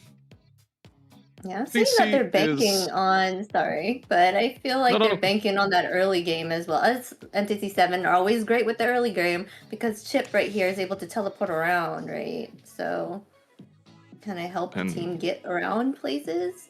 Anyway. Side we see Octa Gaming with this pick-off composition, and Entity7's like with the team fighting mode. That's good because we have Farsa, we have AoE damage, about AoE control, and it's good too. And Heidenbush, we know against all the stacks he can gain, and he just transforms into literally a monster doing all the auto attacks, gain AoE, and this is good for them. But the pick-off stays in the individual consequences about the starts. So we have CC who focus one enemy, two if the ultimate picks up someone. We have the Thanatos who also have a large ultimate, but we know the line of the true damage is too short, and sometimes we hit only one enemy. So this is about the difference, and this is the same way we see the first game. The first game was almost like this, and not necessarily because now V2 here have an ultimate, got good ultimate to do the AoE. But well, why Shin just drop it to the bottom lane to the mid like that? What happened? Yeah, but ladies and gentlemen, this is going to be game 4 for Entity7 taking on Octa Gaming. Entity7 sitting at game point here, ready to wrap up this series. It is a pick-off composition versus an ambush style composition. We're going to see which one can prevail here. Up at the top, a little bit of an engagement there between Chip and the Fredrin. I can see, I don't know if we're going to be, for Thanatos TZ is able to dash his way to safety, and you can see Entity7 actually took a decent amount of damage. Big pop-up there lands on the Shin. He's gonna have to use that wings by wings to get away. Just kidding. He's gonna swoop back in, find himself a little bit of a dash to get himself back to mid lane. He's fast because of her husband, the bird, and we're seeing the 2v2. It's strong, needs to know about Saber having the also individual focusing, and Regain about all the composition of Octa Gaming. It's good because we have Thanatos, Lucy, and also Saber who have some regeneration from his team or also for themselves. And start for the first turtle. Let's see. Ooh, you saw Shin try to get that stun onto Lucy, but Lucy was able to disengage from he it. tried. Big pop-up lands, and Thanatos TZ able to scoop up a lord. They're able to reply in kind immediately to bring down Saber. Down comes an Appraiser's Wrath that takes down Hyde on Bush. Vagrant is the third one to go down for Entity, or actually that was the second one to go down for Entity7. And man, just like that, a turtle for the side of Octa Gaming and 2 kills in their pocket. It's the beginning start of Octa Gaming and this series, and that's good. Remembering they are suffering a lot about this early kills, they are suffering about Entity7, and now they have an impulse to just do the composition works. Yeah, and it feels like here, I mean, you don't exactly have this great early game for the side of Entity7. You do got some decent rotation. Shin and Vagrant are going to have an easier time to be able to kind of rotate around a little bit, but just not enough to really become this huge threat for Octa Gaming. As we can see in the early game, big stun goes on to Saber, who does turn it around, but they're going to immediately, Entity7 going to focus on to their purple buff. Let's see what more we have, because V2 is also free to get his farm. Also, Doom used his ultimate of Vagin just to came through the team fight, and he can't just go back to the lane because Fredrin and Sagan just watching the portal just to not do this. So he needs to give the base button just to walk in around the lane, so he waste a lot of times. So also we've seen the V2 6 and Doom 5 in this moment. Shin immediately flies back to his lane when the minions are about to crash. Ooh, Bagman gonna go ahead and check up on these bushes, trying to create some distance from Octa Gaming. First, a turtle. Looks like it's about to land here. You can see it popping up, but crash up at top. It's going to be 3 members of Entity 7 immediately onto Lucy. Down comes the feathered airstrike and the portal. So they're immediately going to come into this turtle fight. It does look like Octa Gaming were able to scoop up the turtle. V2's going to be able to get away. Finds the kill onto Saber, but Doom finds a kill onto Thanatos TZ. That is 3 down for Octa Gaming, and immediately we are starting to see the value of Vaguin on this chip.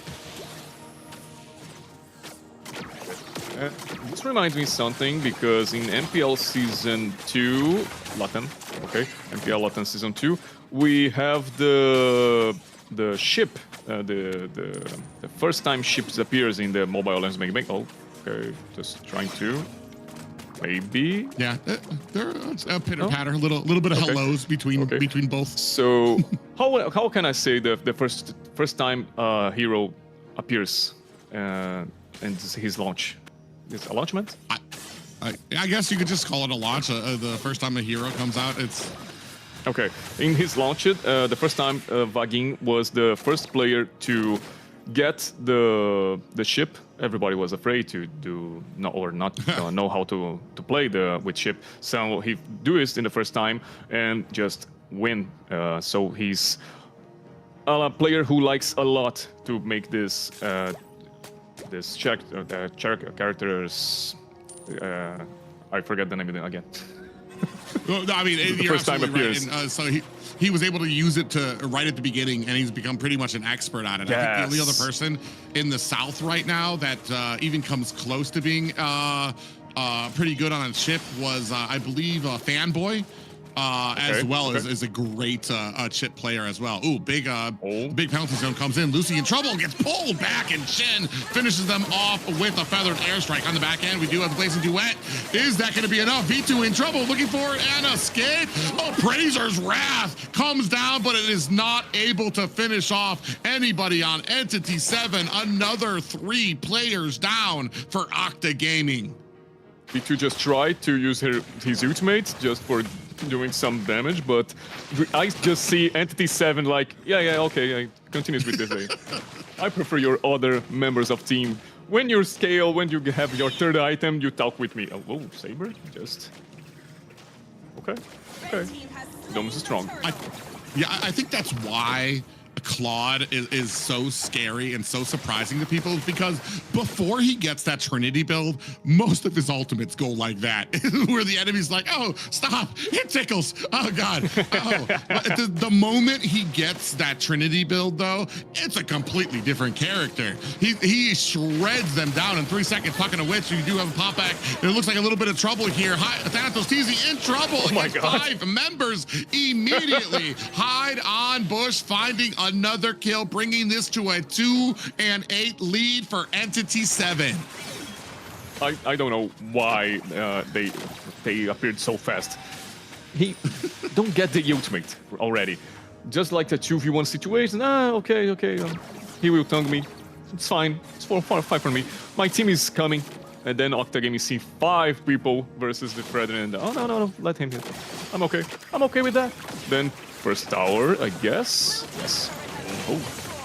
Yeah, immediately, first tower comes off. Egwin actually in trouble as V2's trying to fight on damage in the background. Down goes Thanatos, TZ, Akashi. V2's trying his best to get some of this poke damage onto them, and they're just kind of walking past him as he's not doing enough just yet. Segan and Thanatos TZ regrettably going to be the kills here as Entity 7 claim that mid tower. Only the tier 2 and all the way down to the tier 2 tower is Octa Gaming right now. That's good for Entity 7, just in a 10-2 in the score. That's good. We seen about the items. Doom have his going to the third item. Oh my god. Be careful, Lucy. Lucy just came in with a big kill there too. Shen comes out. Oh, Thanatos TZ does not want any of that. He has to unfortunately kiss away his purple buff. While Entity 7 go ahead and claim that up quickly. Lucy can now ping the teammates, just, guys, where are you? Help me, I guess, because I don't see the answer about Octa Gaming, about all this. They just let this all happen, and it's good. Now it's Lord came into their base, and they're just like, we need to farm, but how? They don't have the jungle anymore because they have the pressure on Idle Bush and the system bugging all the time, have the potential of the ultimate to bring all the team to a fight, and Thanatos need to farm some way. Oh. What a great tsunami slam, but Hide on Bush immediately uses that ultimate from the back end. V2 looking to try to find the kill there, but he is not able to. How is Hide on Bush alive? Shin with the suppressive fire, that feathered airstrike to rain down, covering the escape for his team there. And man, right now, I mean, you're looking at about a 10K gold lead at the 10-minute mark. That is a 1,000 gold advance per minute for Entity7 right now. For me, Barrett's using ultimate to pass through walls is nonsense. No sense, he just do it. But he can pass through walls, okay, but he needs to break them, because don't make sense, he just jump. It's a later one. But okay, he makes the turn. That Lord came out. Focus on Thanatos. Yeah, we do have a tsunami slam that lands on the God. back end. That actuates Shen, who's going to go ahead and lay down the suppressive fire with that feathered airstrike, trying to look for a kill. Segan is down, Lord at the core. Akashi finds a kill on the Sabres. Thanatos TZ is down. 4 players, 5 complete team wipe. Ladies and gentlemen, your winner of the series, Entity7. Victory! Oh my god. Entity7 is just total domination. That's it. Total domination. Like, they are just a monster, a force to be reckoned with. Their aggression, their synergy, the way that they work together, I'm a loss for words. I'm like, I don't know. They did amazing. There was no way Octa Gaming could win. Really? I was like, how you... Oh, wow. What an amazing game. That's also cool to see, and I'm not sure, because we've seen Octa with the 2 first kills in the game, and that's a hope for them, because they are also just changing the skills and also trying to trade something and can't do it, and now they're an disadvantage. They are in the first place, and no, just Entity7 came in. All right. That's my turn. I'm not. I don't know. Like, for me, like, yeah, I'm kind of at a loss for words, but it's kind of like when I'm looking at this, Octa Gaming had a very dominating last week for them. Did very, very well. That's what got them to this position in the first place. I feel like it just Entity7. I almost feel like the first game lulled Octa Gaming into this false sense of security that they thought, bro, we got this. That early game, obviously, Entity7 cannot control that early game. And Entity7, I feel like just was such an overwhelming force in the early game that Octa Gaming, for some reason, just was completely unprepared for. I feel like in 3 drafts, they still did not have something that could really contain in that early game. The synergy coming out from the side of Entity7 too as well. Like, it's not enough to say that Entity7 had a good early game, but they executed. The entire team felt like they were on the same page, exactly knew who they were going for, where the target was right from the opening seconds. And that's one of the things that has been making them so strong here in the South. Then we see the Entity7, the Union makes the force, and they just literally starts to play together all the time. And also they have literally Vagin playing as ship, who just can bring all the players to one place, but they don't need it. They just hold their hands together all the time and like, let's go invade. And that's worked. We're just skipping along. this worked a lot for them because the Octa Gaming just not prepared for seeing a dinosaur with the Farsa and his husband, Birdie things, and all the Entity7 things just for the jungle, and pick it up Thanatos out of position, and then Sagan, and then Lucy, and start to do this like the 7 minutes to a roll, and that's over. That's over for them. I feel like this kind of speaks to the experience of Entity7 when it comes to these games, to be able to continually put on that pressure from the early game, because this game especially, Octa Gaming felt like they were prepared in the first like minute or two. Like they understood, like, but eventually they got caught. Eventually they got a little lazy when it came. They went out a little bit far, didn't expect Shen and the rest of the team up at the top, and it just became this huge gaping wound that they were not able to make up for. Right in here, big play, smart decisions, and perfect timing. Doom is our MVP here with, again, no deaths, 608, 42.4k total damage. He was able to do an amazing job towards the late game and help the team get that win. He also can't die out when the enemy team's also spread in the ground. So, okay. Okay. He's also have a good fight with his team. And as I say, they just hold their hands and let's go united, invade the jungle enemies and just search for some fighting. And they did it. And they did it so well and don't have any answer about Octa Gaming. And one by one, the domino effect sounds something for you guys? The game, Domino? Yeah, that sounds about right. Okay, Dominoes okay. where they just kept that one after One another. by one, they are falling, and the game was for Entity7. And nice seed one, boys. Yeah, I mean, Head-on Bush was an amazing.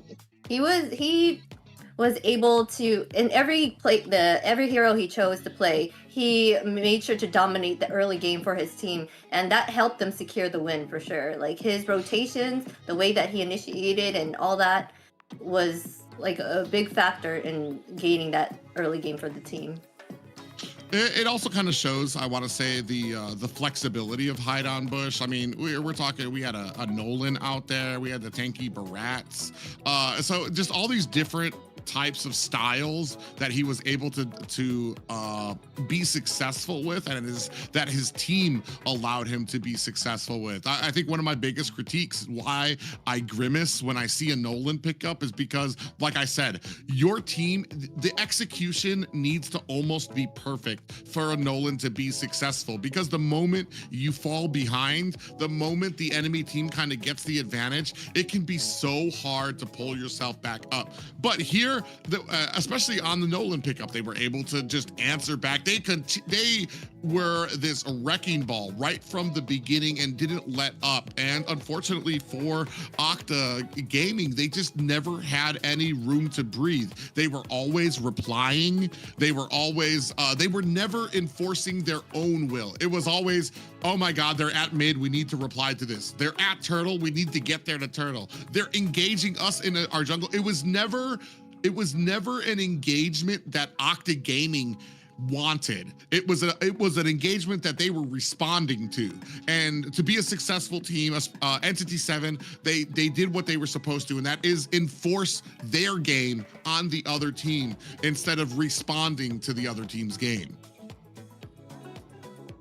Yeah. Being reactive.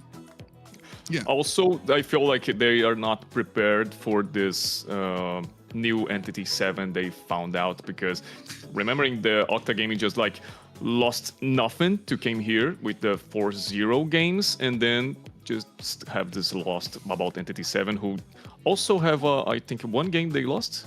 Yeah, Yes, they they had lost one one game loss, to so it's 4-1. 9Z Globins. They lost the first game here too. And the first game, like I said, completely different team.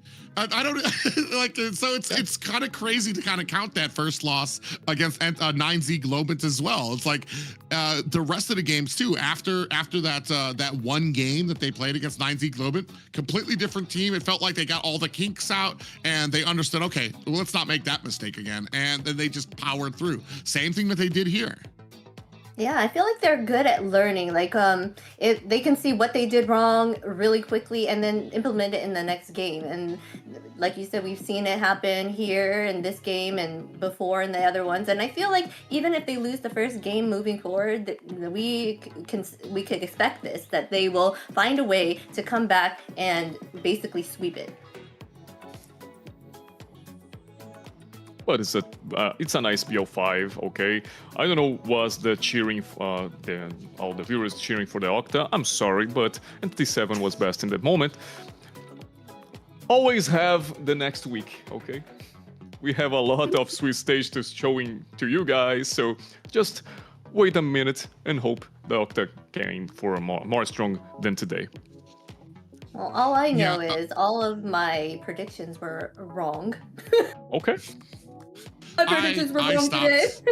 I stopped predicting South just because I have to relent and be like, all right, I've got a lot to learn, whether it's the players, the teams, and understand how they go around here. I'm just not as familiar with it, but it's been a great learning experience too, especially some of the differences that I've been seeing down here too. One of them being, I want to say, the chip usage. We don't see very much of that in the North as well. The fact that we have a plan in the South, I've been seeing where it comes to being able to use Marcel successfully. And there's certain teams in the South where Marcel is not a, let's use Marcel. No, it's we've got a plan, we've got a composition that Marcel fits into perfectly. Let's use that. We didn't get to see an example of that today. Maybe we'll see it a little bit tomorrow. Another thing too for the South, Zushin is, I'm not sure if this is a positive or a negative, but because I think Zushin, I think she needs to be banned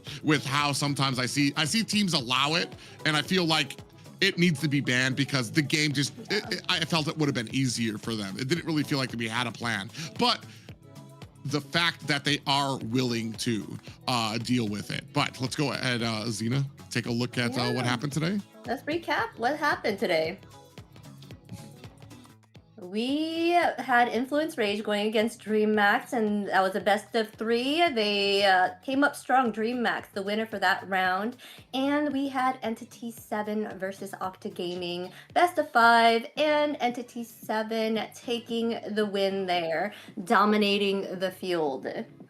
So they're claiming their extra win there for sure. They're now, what, 5-1 in wins? Am I getting that? Yeah, 5-1. 2. No, wait, I'm totally wrong. 3. They're 3-0.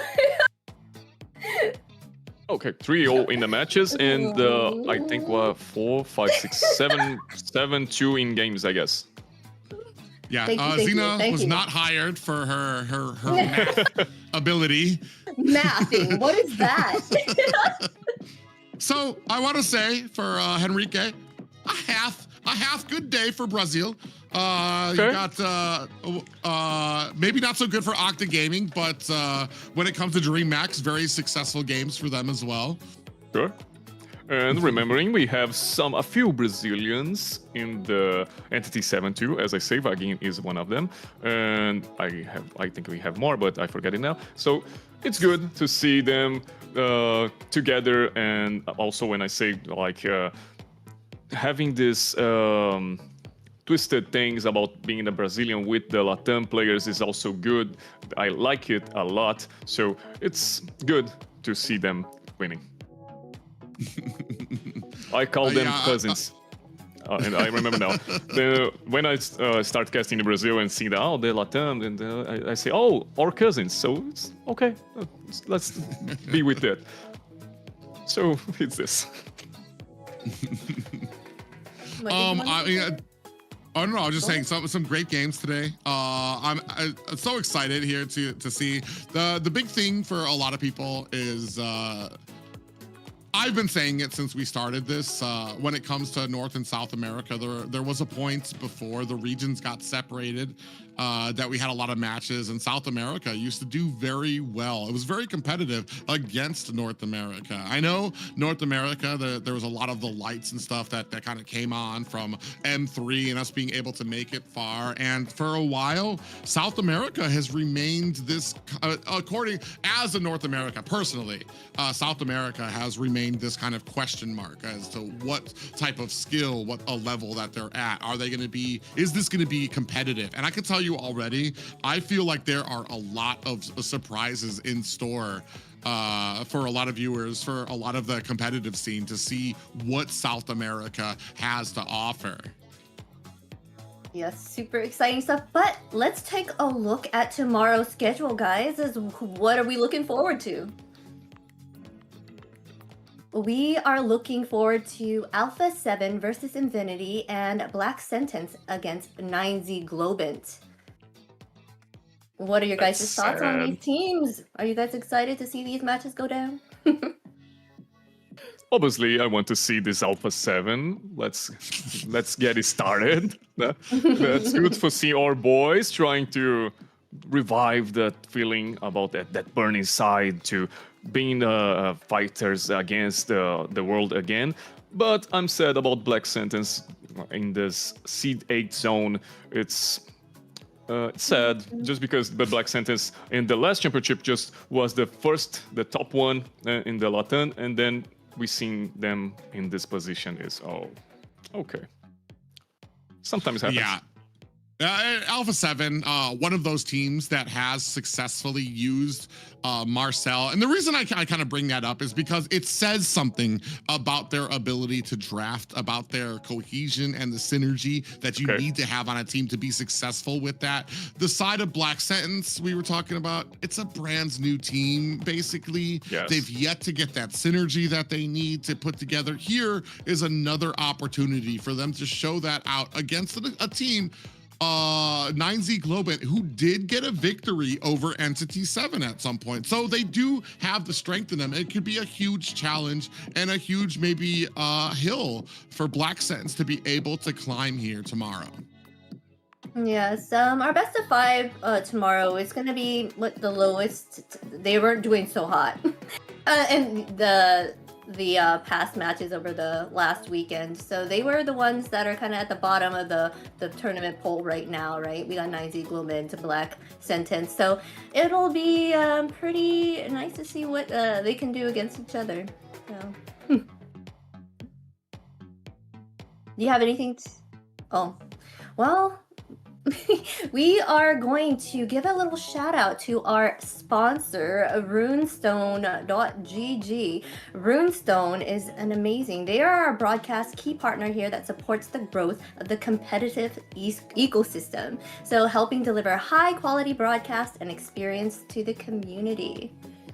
Yeah, a big shout out to runestone.gg, for which this broadcast would not be possible. And like I said before, if you guys want an organization that has the same type of intensity, same type of drive that you do for games, that is runestone.gg. Check them out for sure. Yay. Light up your esports. I love to see that part. Sounds good. Yeah, so, but yeah, been some incredible matches for this Saturday night. I know it's probably a little later when it comes for you, Henrique. But also, guys, in case some of you guys missed it, Xena, let them know where they can find us. Yeah.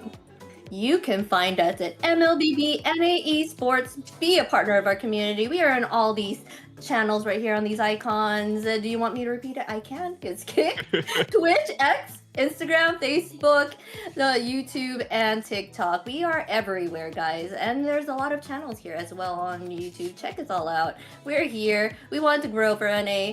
Show us support. Like, comment, share, subscribe. Whatever you can, give us a leg up, you know? We want to grow. We want to be there. We're part of the community with you.